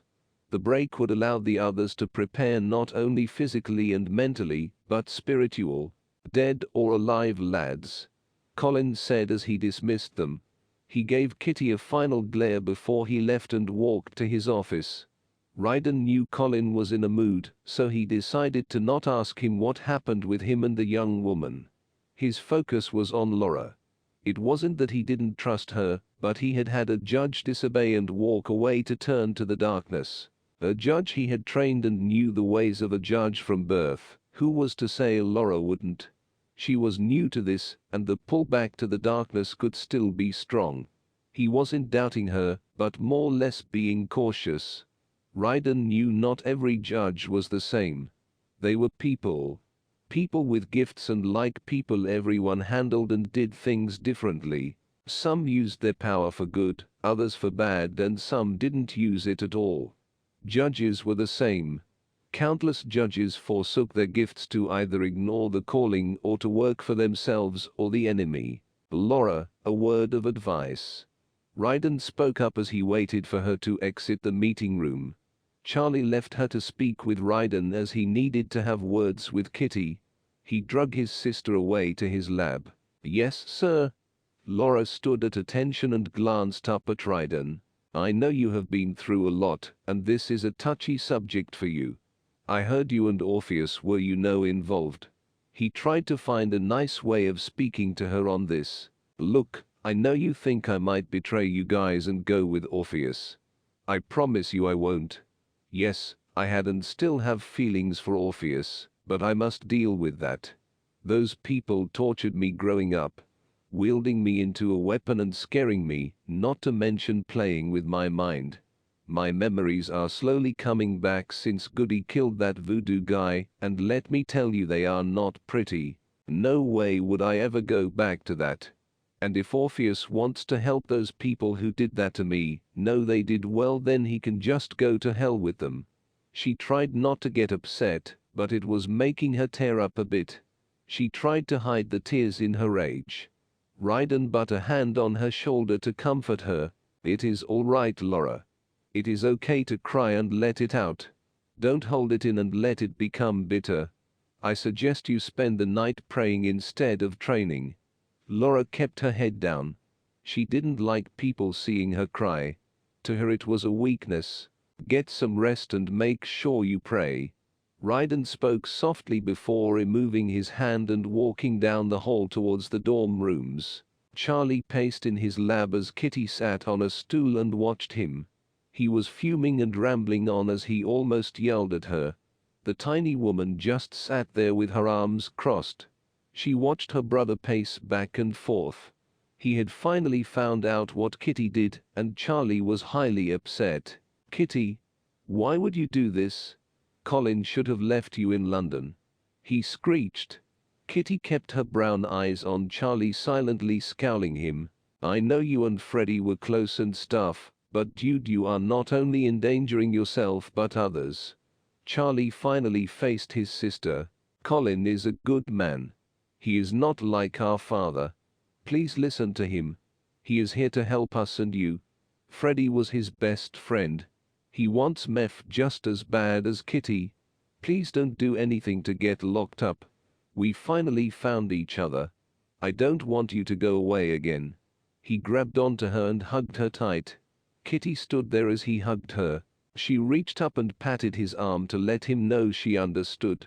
Kitty wasn't one to talk much, and Charlie was used to it.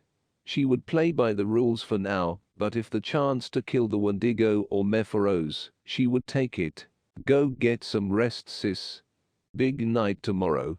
Charlie was nervous about the whole thing. It was the final push they would make on the house.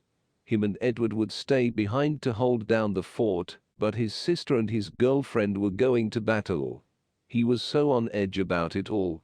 He was not worried about Laura switching sides and going with Orpheus. Charlie was worried about what Orpheus and Meph would do to her if and when she refused for the last time. Charlie stayed up all night fixing weapons for Laura, Kitty and the other agents. They were not as grand as Judge Michael's, but they helped when facing off against the enemy. Chapter 31. A full moon hung over the house, lighting up the backyard where Mephistopheles and Orpheus stood. Meph was bent down, running his hand over the ground below. The blades of grass folded and bent under his palm. You know, I was here when this all was created. I watched it form and bloom. I have watched men and angels fight over this ground and seen the first blood spilt and seep to the dirt. Ever since then it craves the blood of the innocent and wicked alike. The earth is always craving blood. I feel the gate about to burst open, it just needs to be opened and loosed. He glanced up towards Orpheus. The demon stood beside the fallen angel and held on to his new guitar. Claire used the pieces of his last broken guitar cast into metal and forged with her dark magic. It really was his weapon and it rested on his shoulder. Meph slowly rose from the ground and glanced at Orpheus. Are you ready to fulfill your destiny, boy? To be a good son and rise? To open the pit and lose your father and my brothers? Orpheus kept his eye on the spot of earth in front of him. He could see the grass almost moving as if the earth were throbbing and breathing. Orpheus finally looked over at Meph and smiled. Yes. There was no forgiveness for him or the others, so it wasn't as if it mattered what he did. Orpheus finally let that click. Meph patted the young man's shoulder and walked back towards the house. Orpheus followed him holding his head high. This whole time he had been running away from what he was, but now he finally accepted it. The two made their way downstairs to the last level of the house. Music was blaring upstairs as Meph invited everyone to party for the opening. Claire walked towards Orpheus carrying a large bowl full of blood.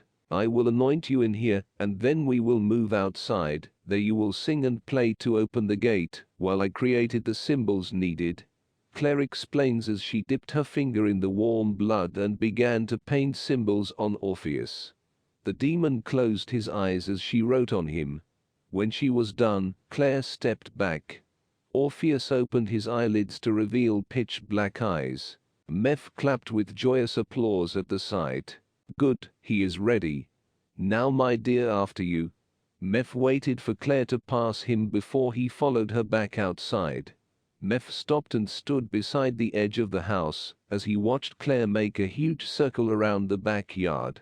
The fallen angel's eyes watched her and every now and then glanced at the tree line in the back. He knew eventually the judges would come to try and stop him, but once the pit was open, the fallen one would have an army to defeat them. Orpheus walked a few feet in front of Meph and stopped at the line of blood Claire was making. He let the guitar slide down his arm and hit the ground. The bottom sat on the grass as his hand gripped the neck of it as he waited. He did his best to keep his mind focused on the task at hand, but the memories of Laura kept trying to peek through. He could hear her laugh and smell her perfume as if she were there with him. She should have been, but she was with the judges he sent her to. She could have refused and stayed with him, but it was her decision. Claire finally finished the circle and walked back towards the two males. It is complete. Now Orpheus. Do you remember the keys and notes? Claire asked, sitting the empty bowl at her feet. Orpheus gave her a reassuring nod as he picked up his guitar and held it. He adjusted the tuning pegs as it rested against his chest. After he made sure the guitar was tuned, he strummed his fingers against the strings. The sound was almost visible as it left his guitar and lit up the piece of blood circle in front of him. Meph removed his sunglasses and watched with a wicked smile. Yes, go on boy, open the pit. He called out Orpheus. The demon took a deep breath, and his fingers began to play the strings.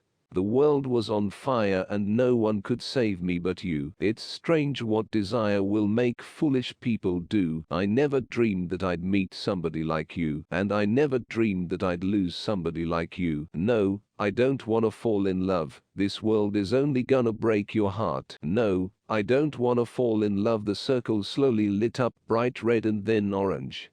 It wasn't the right song, but Meph figured the boy was just warming up. It was working, so he didn't complain. He could feel the shift in power. All three of them could. Claire raised a knife high towards the moon and began to chant.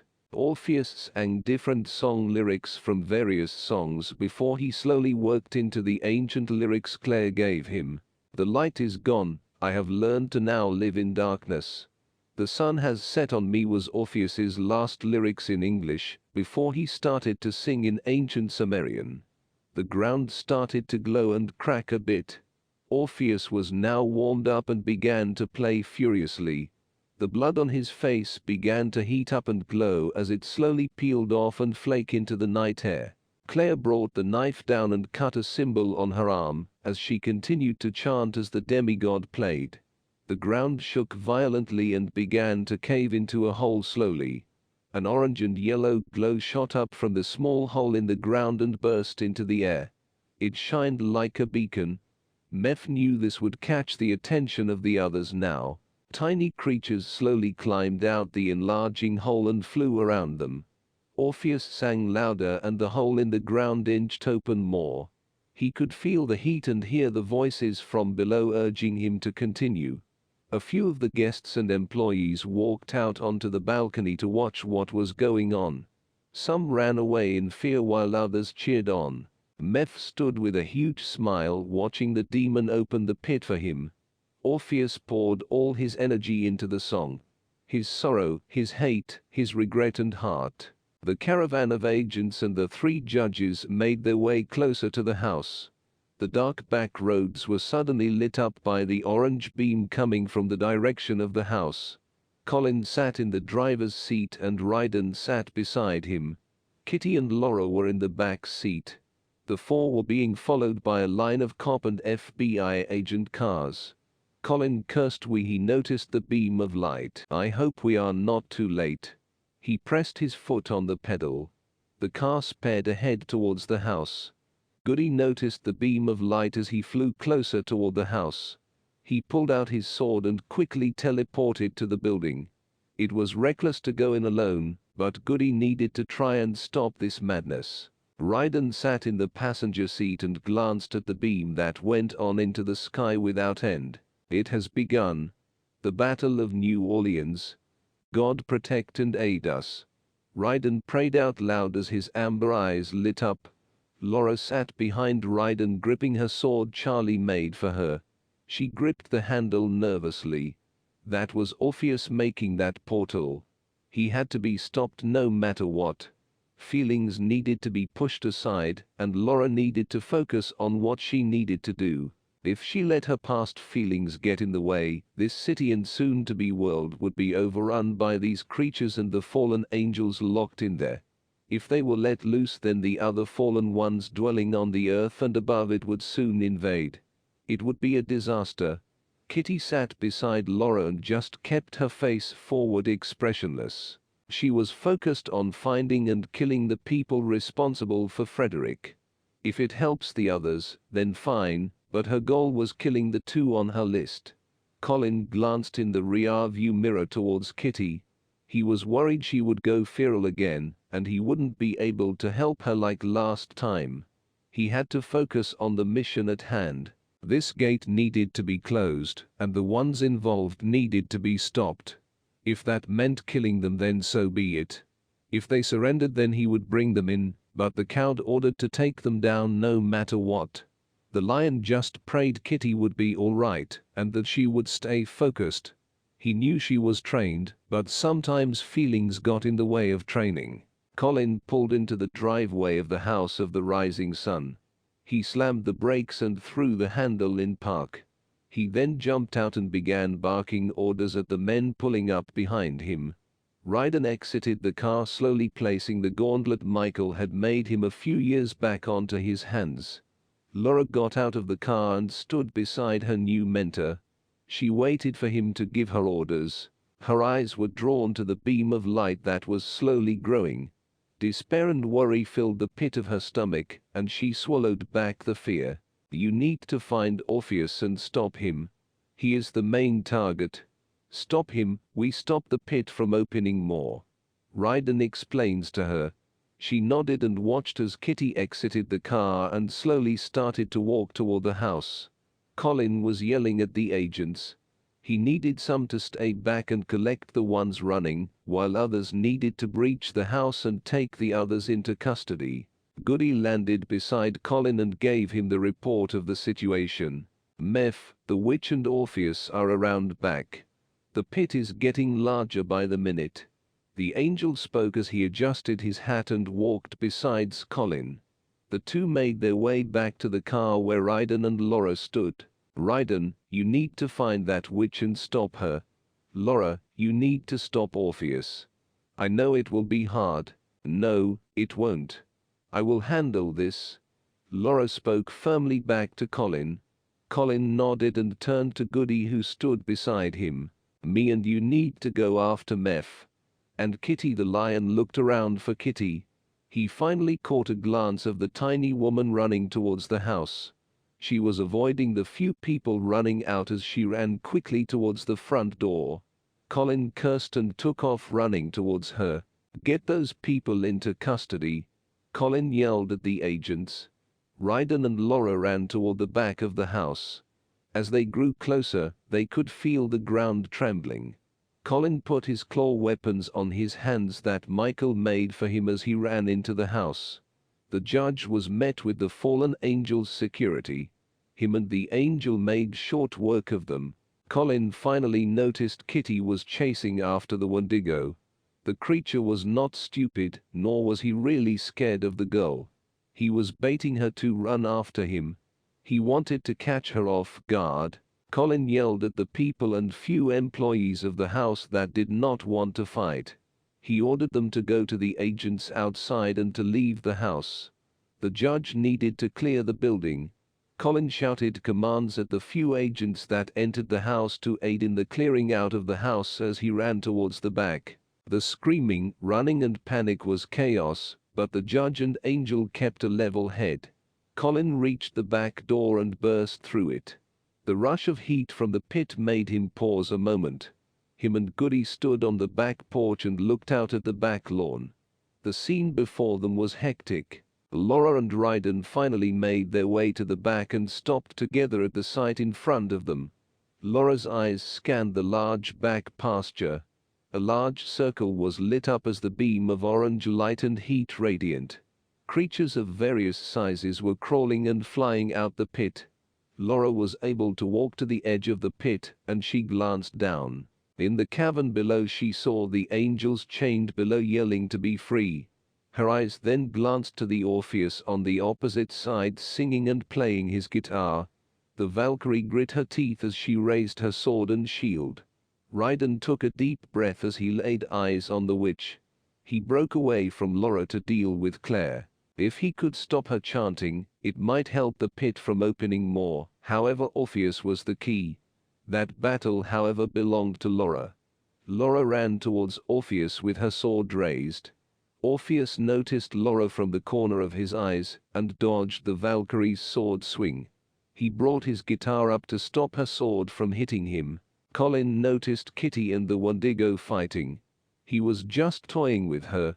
He growled and ran after the two at the end of the porch. Goody stepped forward down the stairs to face Meph. His sword was raised as he approached the fallen angel. Meph rolled his eyes as he watched Goody. Looks like someone got their mojo back. Too bad it won't last. Might as well give up, brother. I'm not your brother. You fell, you disobeyed. So, did you. You are just as guilty as me, but unlike you I never rebelled against God and took up arms with Lucifer. No, but you left her. Meph pointed to Laura, who was fighting Orpheus.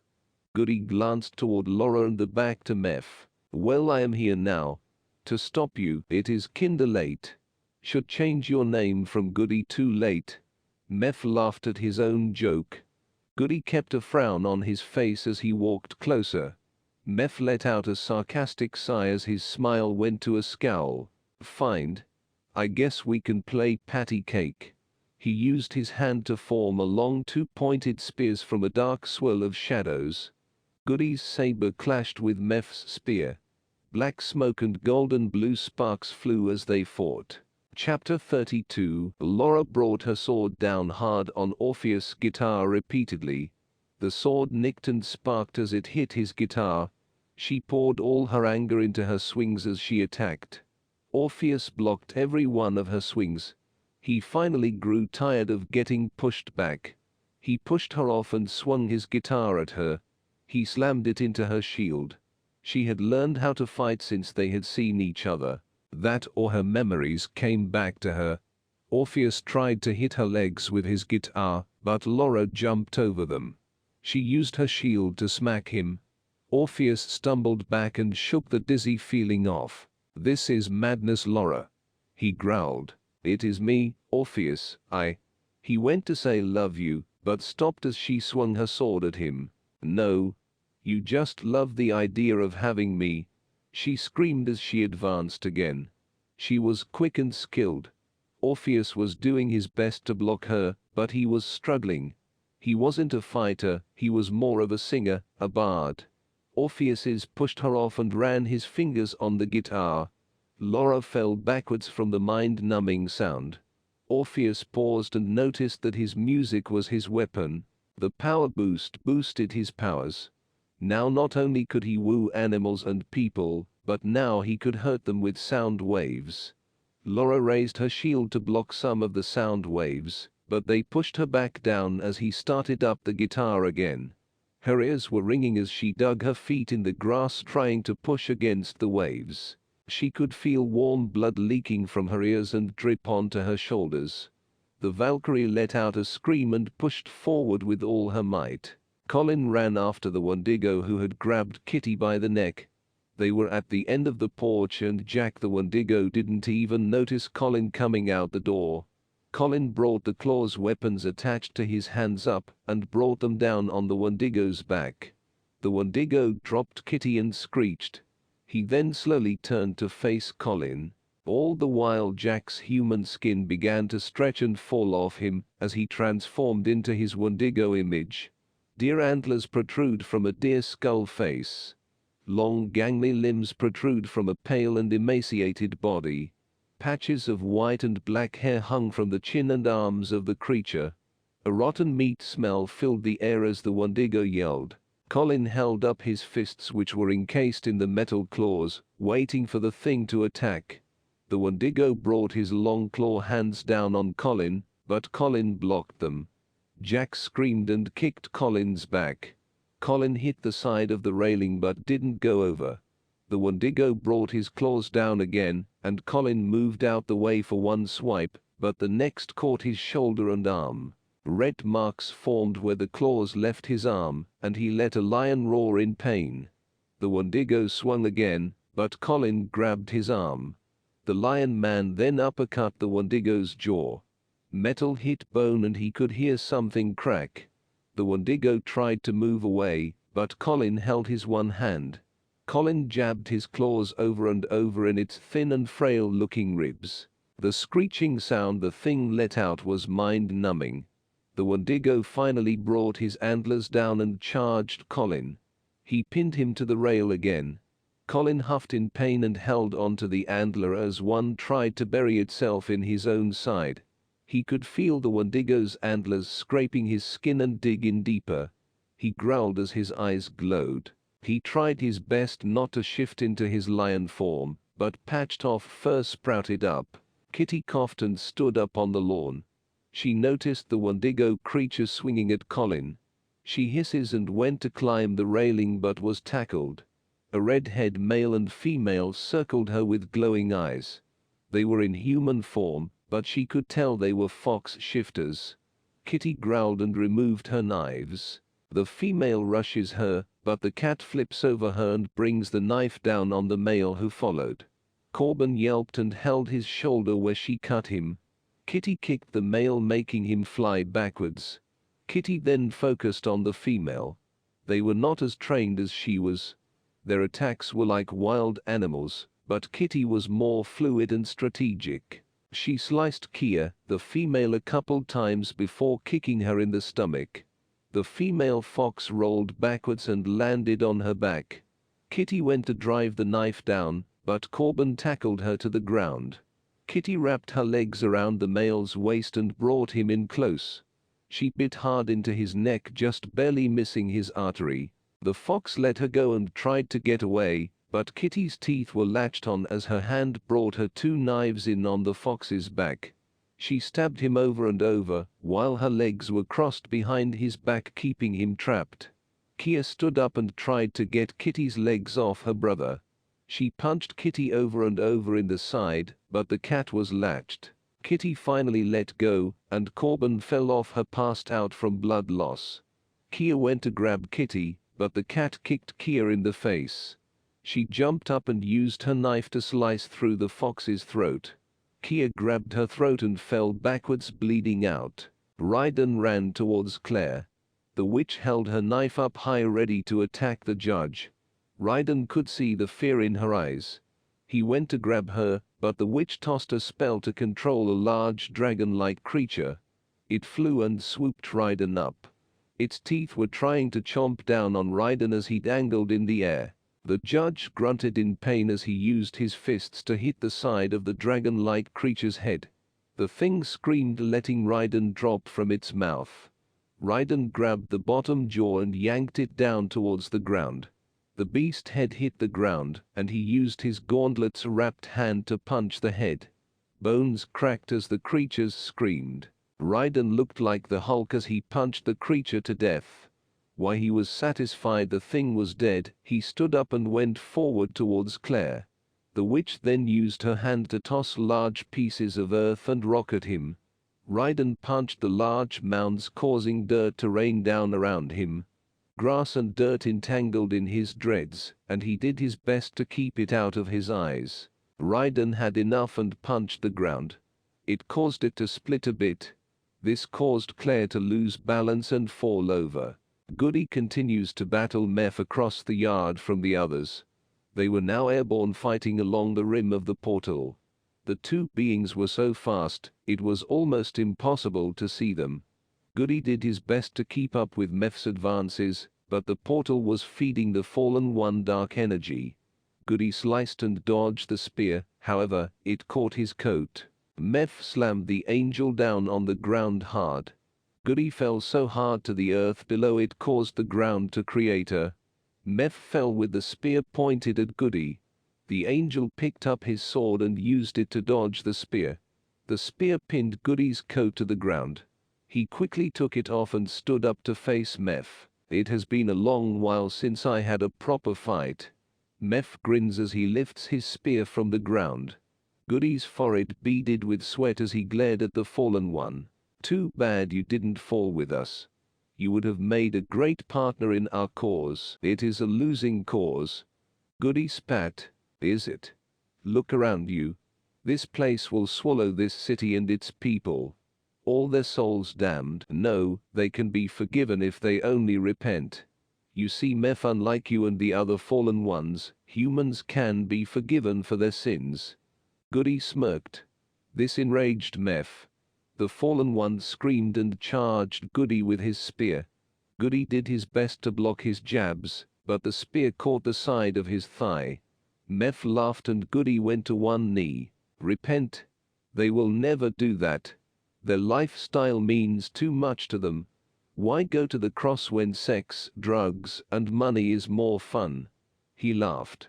For the story and message of the cross is sheer absurdity and folly to those who are perishing and on their way to perdition, but to us who are being saved, it is the manifestation of the power of God. Goody flew at Meph with his sword raised. Meph blocked the advance, but Goody was able to slice the side of his face. Colin was losing the battle of trying to hold the Wendigo's antlers from piercing his stomach and chest. A larger creature that Ryden punched away slams into the side of the house, causing the second-story balcony to fall. Colin used the remaining power he had to throw the Wendigo off him before he fell to the porch. The balcony slammed on top of them both. It would have killed Colin, but he was not like a normal human. He was a judge and a lion. The debris finally settled, and the dust cleared. Kitty ran to try and dig Colin out. A claw popped out the other side as the Wendigo crawled from the porch. Kitty growled. She wanted to leap and kill the thing, but she needed to get Colin from under this rubble. She tossed boards and pieces of the iron guardrail aside. As she tossed the debris aside, she watched the Wendigo get up and run away towards the witch. She screams and continues to fling wood to the side. She stopped when she heard a loud roar. The pile began to move on its own, and she backed away. Suddenly a large mane and claws of a lion with iron claws attached to them reached out. Kitty backed up to avoid the swings as the wood pile fell off the lion. Colin, now in lion form, stood up and let out a mighty roar. The force was so strong from his roar, Kitty's hair was pushed back, but she stood still and strong as she looked up at the huge lion. Colin shook his face, and his golden eyes glanced down at Kitty. He then noticed Goody in trouble. Colin nodded to thank Kitty before leaping over her and racing toward the angels. Kitty watched the lion leap over her and turned to watch him run towards Meph and Goody. Her eyes then settled on a few creatures that were attacking a few policemen. She growled and ran after to help them. The Wendigo got away, but she needed to help these men. As she ran, she noticed the dead female fox. The male was nowhere near. It seemed he shifted and ran away to the woods. Bloody paw prints lead toward the tree line. Kitty wanted to go after him as well, but she knew this was the stronghold that needed to be held. If these creatures got loose in the city, it would be horrible. Chapter 33. Jacob drove up in front of the house after seeing the beam from his home. The Davisons live on the other side of the city, but the beam of the portal could be seen clearly. Jacob knew he had to go and help the others. His father gave him the blessing, so Jacob left his home and drove as fast as he could to the house. When he stepped from the car, he noticed the chaos. Agents all over the place along with police officers. They tried their best to gather the people from inside the house, while others were being attacked by various size creators. Jacob pulled out his bow staff and ran to smack one of the fairy-looking creatures from hurting a female officer. The judge used his staff to hit another flying creature. As he hit it to the ground, he noticed the beam was coming from behind the house. He knew Ryden and the others must have been back there trying to close the portal. Jacob then took off toward the back of the house. Jack, the Wendigo, was severely injured, but he used the last of his strength to rush Ryden. Ryden tried to grab the Wendigo, but he fell backwards and went into the pit. The Wendigo then quickly turned and then grabbed his mistress Claire. He then scooped her up bridal style and ran off into the woods. Ryden was able to catch the side of the pit and hold on. The judge grunted as he began to climb back up. His hands finally reached the edge of the pit. He went to exit, but a fallen angel was able to get one of his hands free. It reached up to grab Ryden's leg.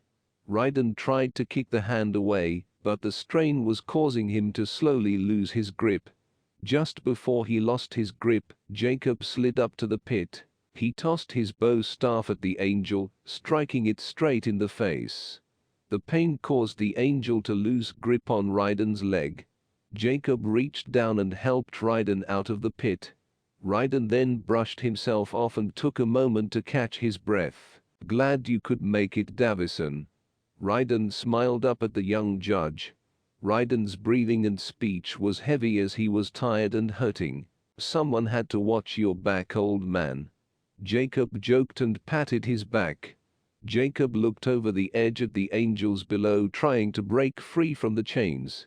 A few chains snapped and Jacob frowned at the sound. "We need to close this portal." Jacob huffed as he and Ryden looked around. The battles were heavy as the creatures were fighting the others. "I agree, but you need a weapon." Ryden spoke as he stood up straight. "Yeah, I kinda just threw it in the pit. Let me go and get it." He chuckled nervously. "Good thing I have a spare." Ryden reached in his pocket and pulled out the retractable bow staff Michael made. Jacob took the metal rod and released the latch. The metal retracted and turned into a 5-foot metal bow staff. Jacob smiled with excitement and he twirled it around. The two judges then ran after a few troll-like creatures that were trying to run toward the house. Lion Colin tossed and clawed his way through creatures as he made his way toward Goody. He could see the angel losing the battle with Meph. He grabbed a snake-like being and chopped his jaws down on it. He then thrashed it around as the thing screamed. A flying creature tried to come down on Colin, but Kitty ran and used Colin's back to jump off. She went airborne and used her knife to stab it in the skull. As it crashed to the ground, Kitty flipped and landed on her feet like a cat. Colin tossed the snake and used his large metal claws to swat a Bigfoot-looking thing that tried to smash Kitty from behind. The two turned and continued to fight off the things creeping out the pit. Colin ran through them with ease as he made his way closer to Meph and Goody. Meph used the back of the spear to smash into Goody's face. The angel stumbled backwards and almost fell into the pit. Meph swung the spear around and tried to jab Goody, but he caught it with his sword. The sword and spear clashed, and the metal screeched. Still trying to hold on to your beliefs. Goody, give up. You are washed up. We are the new gods. We are the rulers of this world. Meph was getting tired himself. We will open the pit. The spirit of Antichrist will be released along with the angels. We will take this world over. Meph growled. This is our country now. Goody stood up straight and spit out the blood from his mouth. This is God's country. Goody then charged and Meph raised his spear to block the slashes. The pit was still getting bigger and Laura could see it. She peeked from behind her shield and watched creatures escape and the crack in the ground reach the house. The house's foundation began to crack and the house started to fall apart. The top part of the house caved in, causing an almost domino effect. The smoke and dust from the large plantation billows and swirled in the orange light from the pit. Screams of people and creatures rang as the house fell in on itself. The house that stood for over 200 years started to fall. This whole area would be sucked in if the portal were not closed. It started to show with the large cracks in the earth as the orange light peeked from the ground. With all her strength, Laura gripped into the dirt and used her shield to football tack Orpheus. The two of them fell and rolled on the ground. Laura rolled over on her back as Orpheus stood up quickly. Orpheus raised his guitar and smashed her shield. The metal and wood shattered into pieces along with her arm. She could feel it splinter along with her bones. Laura let out a loud scream as she did her best to avoid his other swing of his guitar. The adrenaline covers some of the pain and keeps her from passing out. She was able to grab a hold of his guitar with her healthy hand. She gripped it under her armpit as her hand still held on to her sword. Laura's other hand was broken and useless. She clutched it to her chest and bit back the urge to scream again. Orpheus couldn't pull the guitar free, so he punched Laura in the face with one hand. He gripped his guitar with the other and tried not to let her pull it completely from him. Laura's head went back and she could feel her nose start to bleed. He punched her again and again for the third time. Laura couldn't help but to fall to the ground in pain. The last hit almost knocked her out, but she fought to stay conscious. Laura sat on her butt and glanced up at Orpheus. Her head was spinning, and she could see her peripheral vision blur and go black. Orpheus raised his guitar up high while looking down at her. Life after you is gonna have to do. But before he brought the guitar down, Laura grabbed her sword that she still gripped. The Valkyrie then drove it into Orpheus's gut. She pushed it in a hilt deep, and Orpheus gasped. He lowered his guitar and it slowly dropped from his hand. It was as if all the chaos around him went silent. Orpheus then slowly reached for the sword's hilt sticking out his stomach as he fell to his knees. Laura was still on the ground looking at him fall to his knees. It was as if everything was going in slow motion. The only thing she could hear was her heart racing in her head. Tears fell from her eyes as she watched Orpheus gasp a bit. His eyes went from solid black to his normal brown. The demigod blinked rapidly as she looked at the sword and then toward Laura. Laura scooted back as he went to reach for her. Orpheus's hand fell on the ground, and he tried to balance himself on all fours not to fall over. Her attention was finally grabbed by the crack forming and swallowing the house. The loud sound of the large plantation falling into the pit was so loud she could hear it over her burst eardrums. The sound was so loud she felt it in her chest. Chapter 34. Colin tossed a creature towards the house and noticed it falling into the large crack. The pit was getting bigger. He glanced to see Laura and Orpheus on the ground. He rose to get her attention. Ryden hears the roar and glances toward Colin and then Laura.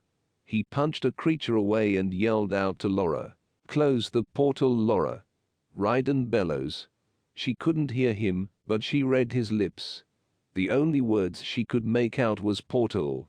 Ryden then went back to fighting.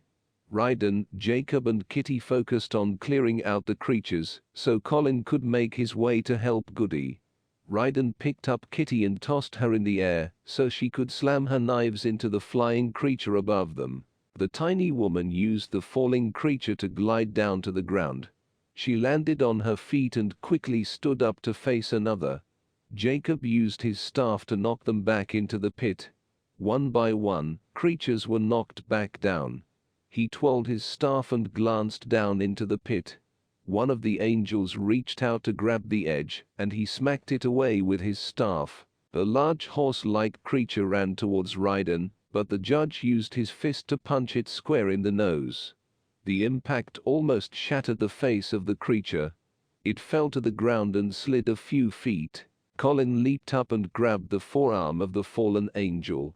Meph was about to put his spear through Goody's chest, but the lion chomped down. Meph let out a scream as he almost dropped his spear. He did his best to shake the large lion off, but he was unsuccessful. Goody took advantage of the situation to catch his breath. He slowly stood up and did his best not to fall back to the ground. Meph used his fist to finally punch Colin in the nose. It took 2 hard blows to get the lion to let go. Colin shook his head and blew the blood out his nose.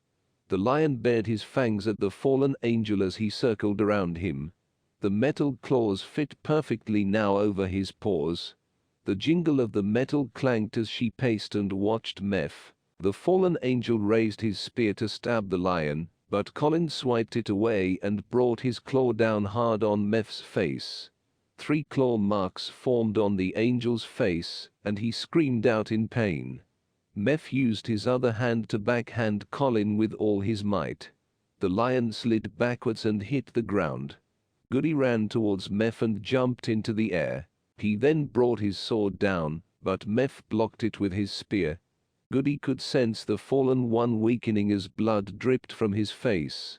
Goody took one hand off his sword and grabbed a part of the spear. Colin noticed Goody grab Meph's spear, and the lion attacked again. Colin jumped and sunk his teeth down into Meph's neck and shoulder. Colin's claws tore into Meph's side and back. The fallen angel fell to one knee as he did his best to hold on to his spear as he was getting attacked from both sides. Laura pulled out her sword from Orpheus's stomach and held it high. She went to bring it down on him, but stopped. The pitiful way he looked at her as he lay there dying. She lowered her sword and scooted closer to him. She lifted his head into her lap and brushed the hair from his face. "I am sorry, Laura. For everything," Orpheus whispered. Laura's hearing came back to her. It was a perk of being a judge. The judges were able to heal quickly. He reached up and Laura moved her head back, but then let him touch her. His fingers wiped away the tears and blood on her face. "I am sorry too, Orpheus. I did love you," Laura huffed, and tried to not bawl as he lay dying in her arms. Orpheus blinked slowly as she watched the ash and smoke swirl around her white and pink hair. "I guess I need to close this pit, huh?" He tried to laugh, but he ended up just coughing up blood. Laura wiped it away from his mouth as he held him close. The Valkyrie nodded. "If we don't, the whole city and world will be overrun. I am not doing it for them. I am only doing this for you. A parting gifts." Orpheus's breath was deep, shallow and wheezing. Laura nodded and wiped a few tears away before they fell. She sat him up a bit in her arms, and he let out a scream in pain. One of her arms held onto his shoulders and neck while the broken but healing arm rested on his chest. "There is a house in New Orleans they call the Rising Sun, and it's been the ruin of many a poor boy. Dear God, I know I was one. My mother was a tailor. She sewed my new blue jeans. And my father was a gambling man. Way down in New Orleans," Orpheus sang as he looked around at all the fighting going on. Laura kept her eyes on Orpheus as he slowly sang. She joined in with her own song. She wasn't a professional singer, but her voice was pleasant. It almost complimented Orpheus's as he continued to sing. Amazing grace. How sweet the sound that saved a wretch like me. I once was lost, but now I'm found. Was blind, but now I see. Laura sang alongside Orpheus. She paused for him to sing his part of his song. She could see the earth slowly closing around where the house was. Oh mother, tell your children not to do what I have done. Don't spend your life in sin and misery. In the house of the rising sun, I got one foot on the platform and another on the train, and I'm going back to New Orleans to wear that ball and chain. He paused and coughed violently and breathed heavy. Blood pooled around them as he began to bleed out. The light was dimming, and the pit was slowly closing, as the earth began to form around where the pit was. Through many dangers, toils and snares, we have already come. 'Twas grace hath brought us safe thus far, and grace will lead us home. When we've been there 10,000 years, bright shining as the sun, we'll have no less days to sing God's praise than when we first began. Laura glanced around to see the others still fighting hard. She then glanced behind her to see the hole slowly filling in. She could hear the fallen angels below cursing and yelling in anger at Orpheus. Goody noticed the pit closing. They needed to finish this and put Meph into the pit. The three were at a standoff, so Goody let go of the spear and moved his sword. Meph stabbed the angel in his side with all his might. Meph was able to push Colin off him. Colin landed on the ground hard and did his best to stand back up on his four paws. He watched in horror as Meph stabbed Goody. Colin growled and roared in anger. Goody grunted as he grabbed onto the spear and used it to push Meph back towards the pit's edge. Meph lost his footing and fell but held onto the spear that was still in the angel. Goody walked to the edge and pulled out the spear and let it go. Meph fell screaming, but Goody lost his footing. Both angels fell into the pit. Without hesitation, Colin leaped over and grabbed Goody's vest in his teeth. The two dangled over the pit.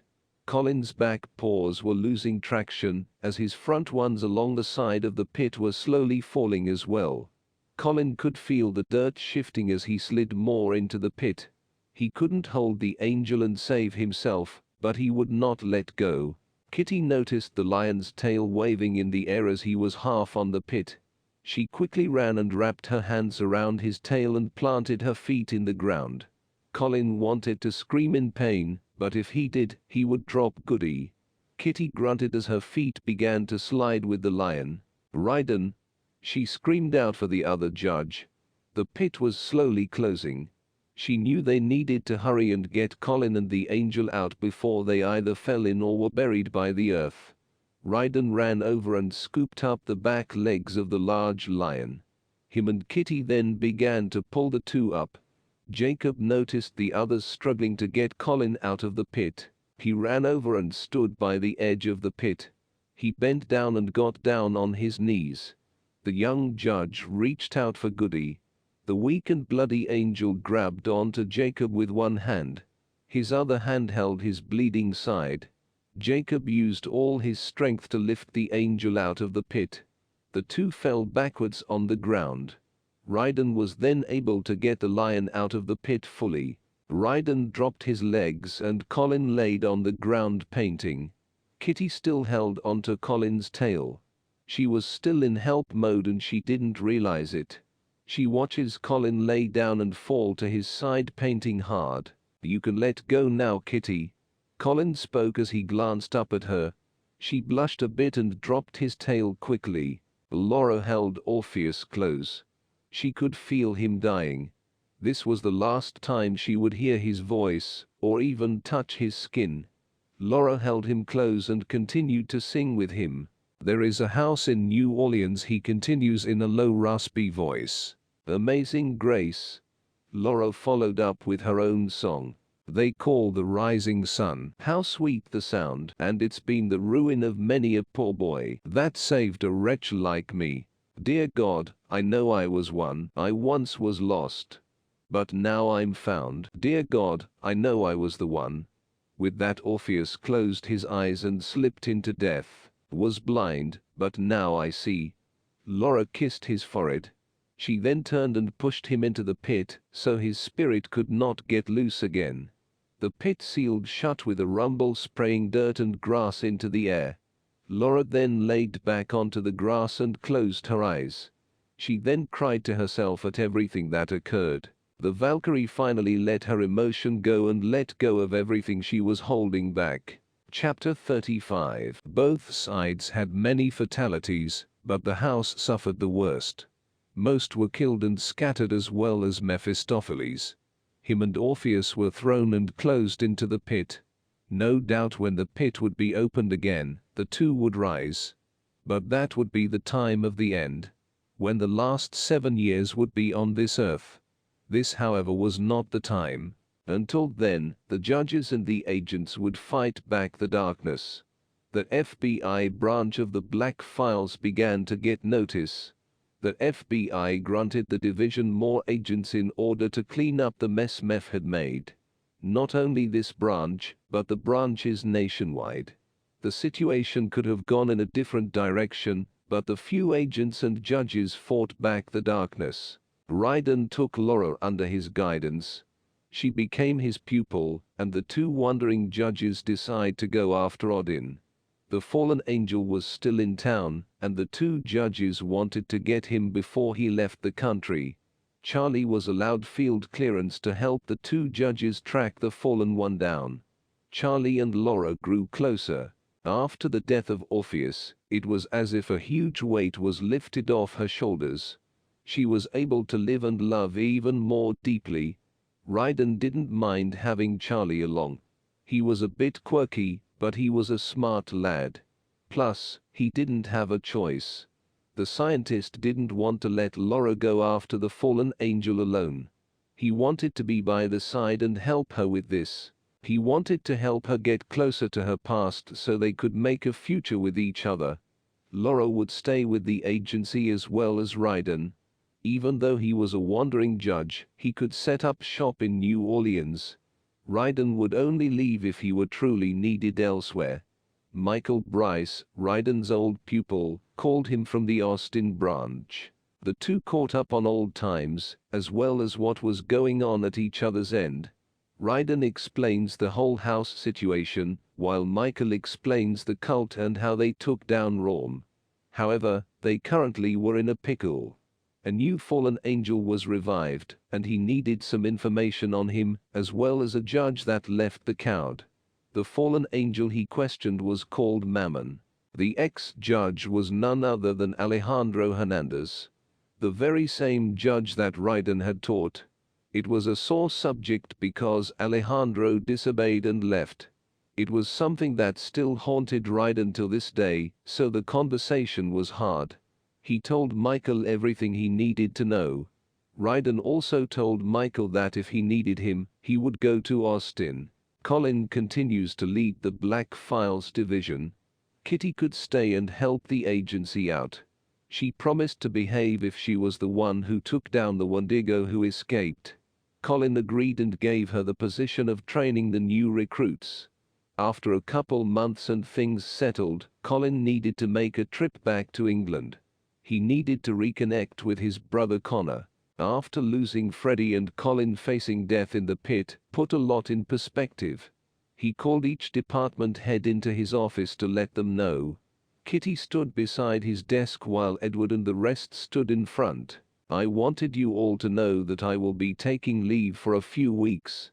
I need to go to England for personal reasons.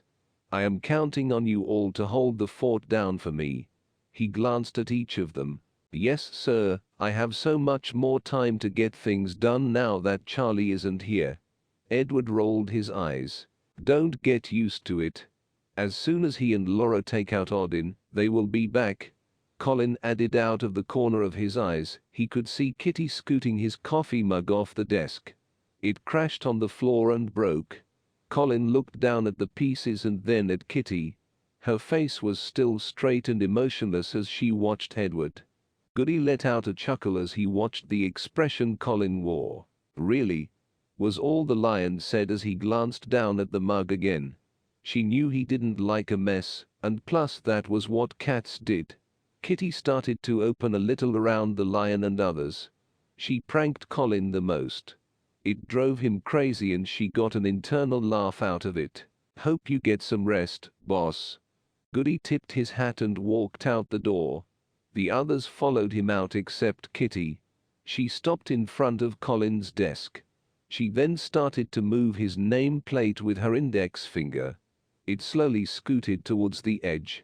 Colin quickly jumped halfway up from his chair to reach out and grabbed it before it fell. He growled a bit and watched her walk out his office.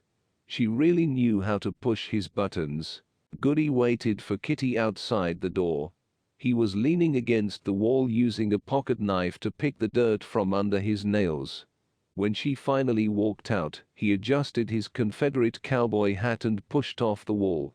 He then proceeded to walk with her down the hall, ready to break in the new recruits. He asked as she looked down at the tiny woman.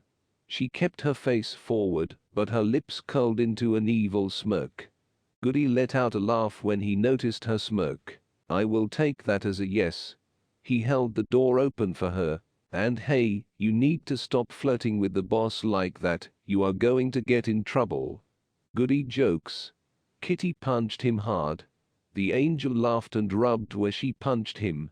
"I am only kidding, Kitty." He chuckled as he followed her into the training area. "Any word on that Wendigo?" he asked her. Kitty shook her head no. "You know, you and Jacob should team up. The young judge is looking into the mermaids at the docks. You know Henry Jr., maybe he has a word on the Wendigo." Goody added. Kitty glanced up at Goody and shook her head to agree with him.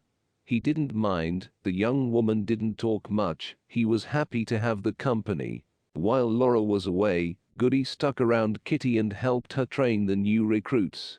He considered the young cat a friend, and she considered Goody one as well. London, England. Connor sat in his cell reading a worn book on the bottom bunk bed. Two guards approached his cell and stood by the door. Connor sat his book down and slowly stood up. He eyed the two men and waited for them to bark orders. The years in prison showed in his face. The lion had a full-grown beard, and his long hair was slick back. His face was almost in a permanent scowl. "You have a visitor." The guard put the cuffs on Connor and led the blonde male out his cell. Connor walked silently down the hallway as the two guards led him to the visitor area. He wondered who exactly was visiting him. He didn't get many. The door opened and Connor saw Colin, his brother, sitting in the empty room. Connor just stood in the doorway giving him the Jamison scowl. Colin returned the scowl and raised a brow. The guard pushed him into the room and Connor huffed. Well, well, Judge Jamison. You lowered yourself to talk with the black sheep of the family. You here rub my mistakes in my face like father." Connor spoke as he sat across from his brother. His relationship with his younger brother was good when they were kids, but faded when they grew up. Connor always tried to protect Colin from the strict training. Connor encouraged Colin to escape from school and go on an adventure with him. Colin would listen to his big brother most of the time until one day they escaped from school. The boys got lost for hours in an amusement park, pulling pranks on people. They shifted into lions just to scare them. His father finally found them and punished them for their erratic behavior, knowing it was all Connor's idea. With time, Colin stopped following Connor, which really frustrated him. Connor knew his father shoved his ideas on the little one and didn't let him think for himself. Connor eventually saw his brother as a lost cause and started to think more about himself and what he wanted. In his teen years, Connor became more rebellious. He started to act out to get the attention of his father. It usually involved driving under the influence, taking drugs, or fighting. The last straw was when Connor was involved in a gang hit. His father used his influences to take the heat away from his son. He subsequently forced Connor to enlist in the army. After his return, his mother suggested he join the police academy. If he wasn't going to take the path of the judges, then he should at least go down that path. To his family's surprise, Connor agreed. He graduated and started working at the intelligence squad for the local department. Connor got quite a reputation as the tough guy that likes to get the job done. No matter how many people he hurt or how many rules he broke, Connor got things done. This ideology was the reason that put him in trouble several times. Even though his tactics were different, he was a good agent after all. He eventually got married at a young age and had 2 daughters. Around them, he is a loving and understanding man. Many other police officers and civilians suspect Connor of being a dirty cop, but the truth was that he used all his methods to find the truth in order to expose criminals, even those affiliated to Internal Affairs, Iowa. That would eventually backfire. Connor was arrested for murdering Joseph Miller, a district attorney that had a feud against the Lion. Miller was trying to expose him as a dirty cop, a gambler and drug addict. The rivalry started when Connor started investigating a murder that involved a gun from an old case. Connor was advised by his superiors to drop the case, but he kept going. He found out that the weapon was used by an informant that worked for Miller, who set up an innocent man. It forced that man to serve for 10 years. Connor had enough evidence to put Miller and others from the highest spheres in jail, but Miller got executed and they set up Jamison. This made Connor look like a dirty cop and murderer. All his family turned their back on him. Connor had to serve 6 years in prison. It was a hard 6 years, which were long for him because many of the crooks were after him. Not only was he a cop, but he had a judge's bloodline. The supernatural jails were even rougher than the human ones. Eventually Connor met with his old friend Mike Landry. He then got protection from the Irish. During his time, his wife filed the divorce papers and took her kids out of the country. So, seeing Colin was a bit of a shock, but Connor kept his smug face on. Colin kept his arms folded over his chest as he listened to his brother ramble on about how he wasn't there for 6 years. "Are you done?" Colin asked. Connor leans back in the chair and eyed his younger brother. "What are you accused of?" Colin broke the awkward silence. "I didn't do it, if that is what you are asking." "No, I am asking what they are accusing you of." "Why?" "Not like you cared before. So, I can help get you out." "What about your rules, dear brother?" "It is against the rules to accuse the innocent of a guilty charge." "Since when do you care what I do or did not do?" Connor tilted his head and smiled. "Since I was face first in the pit. You are my brother and time is short. You are a judge, like me. You may not want this life and I respect that. But the world is changing. It is getting worse. The darkness is taking over and I have seen it firsthand. My next mission might be my last. Like Freddy. I just want to do right by my brother. Now, are you going to let me help you, or are you going to keep mouthing off like a jackass?" Connor finally let out a chuckle. Colin joined his brother and laughed a little. The older lion then proceeded to tell his brother everything that happened to him. Colin had no idea. While this was going on, Colin was in training and then eventually moved to the ranks of wandering judge. His judge duties kept him away from his family. That was about to change. Colin needed to find a balance between his duties as a judge and his duty to his brother and other family members. "So, what do you think, dear brother?" "I think the Jamison brothers need to work together again." Colin gave his brother a genuine smile. Author's note: I hope you enjoy this book as much as I enjoyed writing it. I wanted a Christian-based supernatural series that was as much biblical-based as I could make it. There are witches, vampires, werewolves and demons out there. I wanted to show how all are evil and dabbling in the darknesses of the devil. For we wrestle not against flesh but the supernatural. Ephesians 6:12 King James Version, KJV 12 For we wrestle not against flesh and blood, but against principalities, against powers, against the rulers of the darkness of this world, against spiritual wickedness in high places. We must not participate or condone these things. We must be separate and not like the world. I hope this book series is entertaining as well as informative. I pray you search the scriptures for yourself. I like to thank the Lord Jesus, my parents, my husband, my pastor, and my friend Valerie. Valerie and I have been writing together for 5 years now. This story contains both of our characters we have made over the years. She is also working on a few projects of her own that I hope you go and check out. Also thank you Rebecca Fennell for beta reading. Sincerely, Lauren Landry.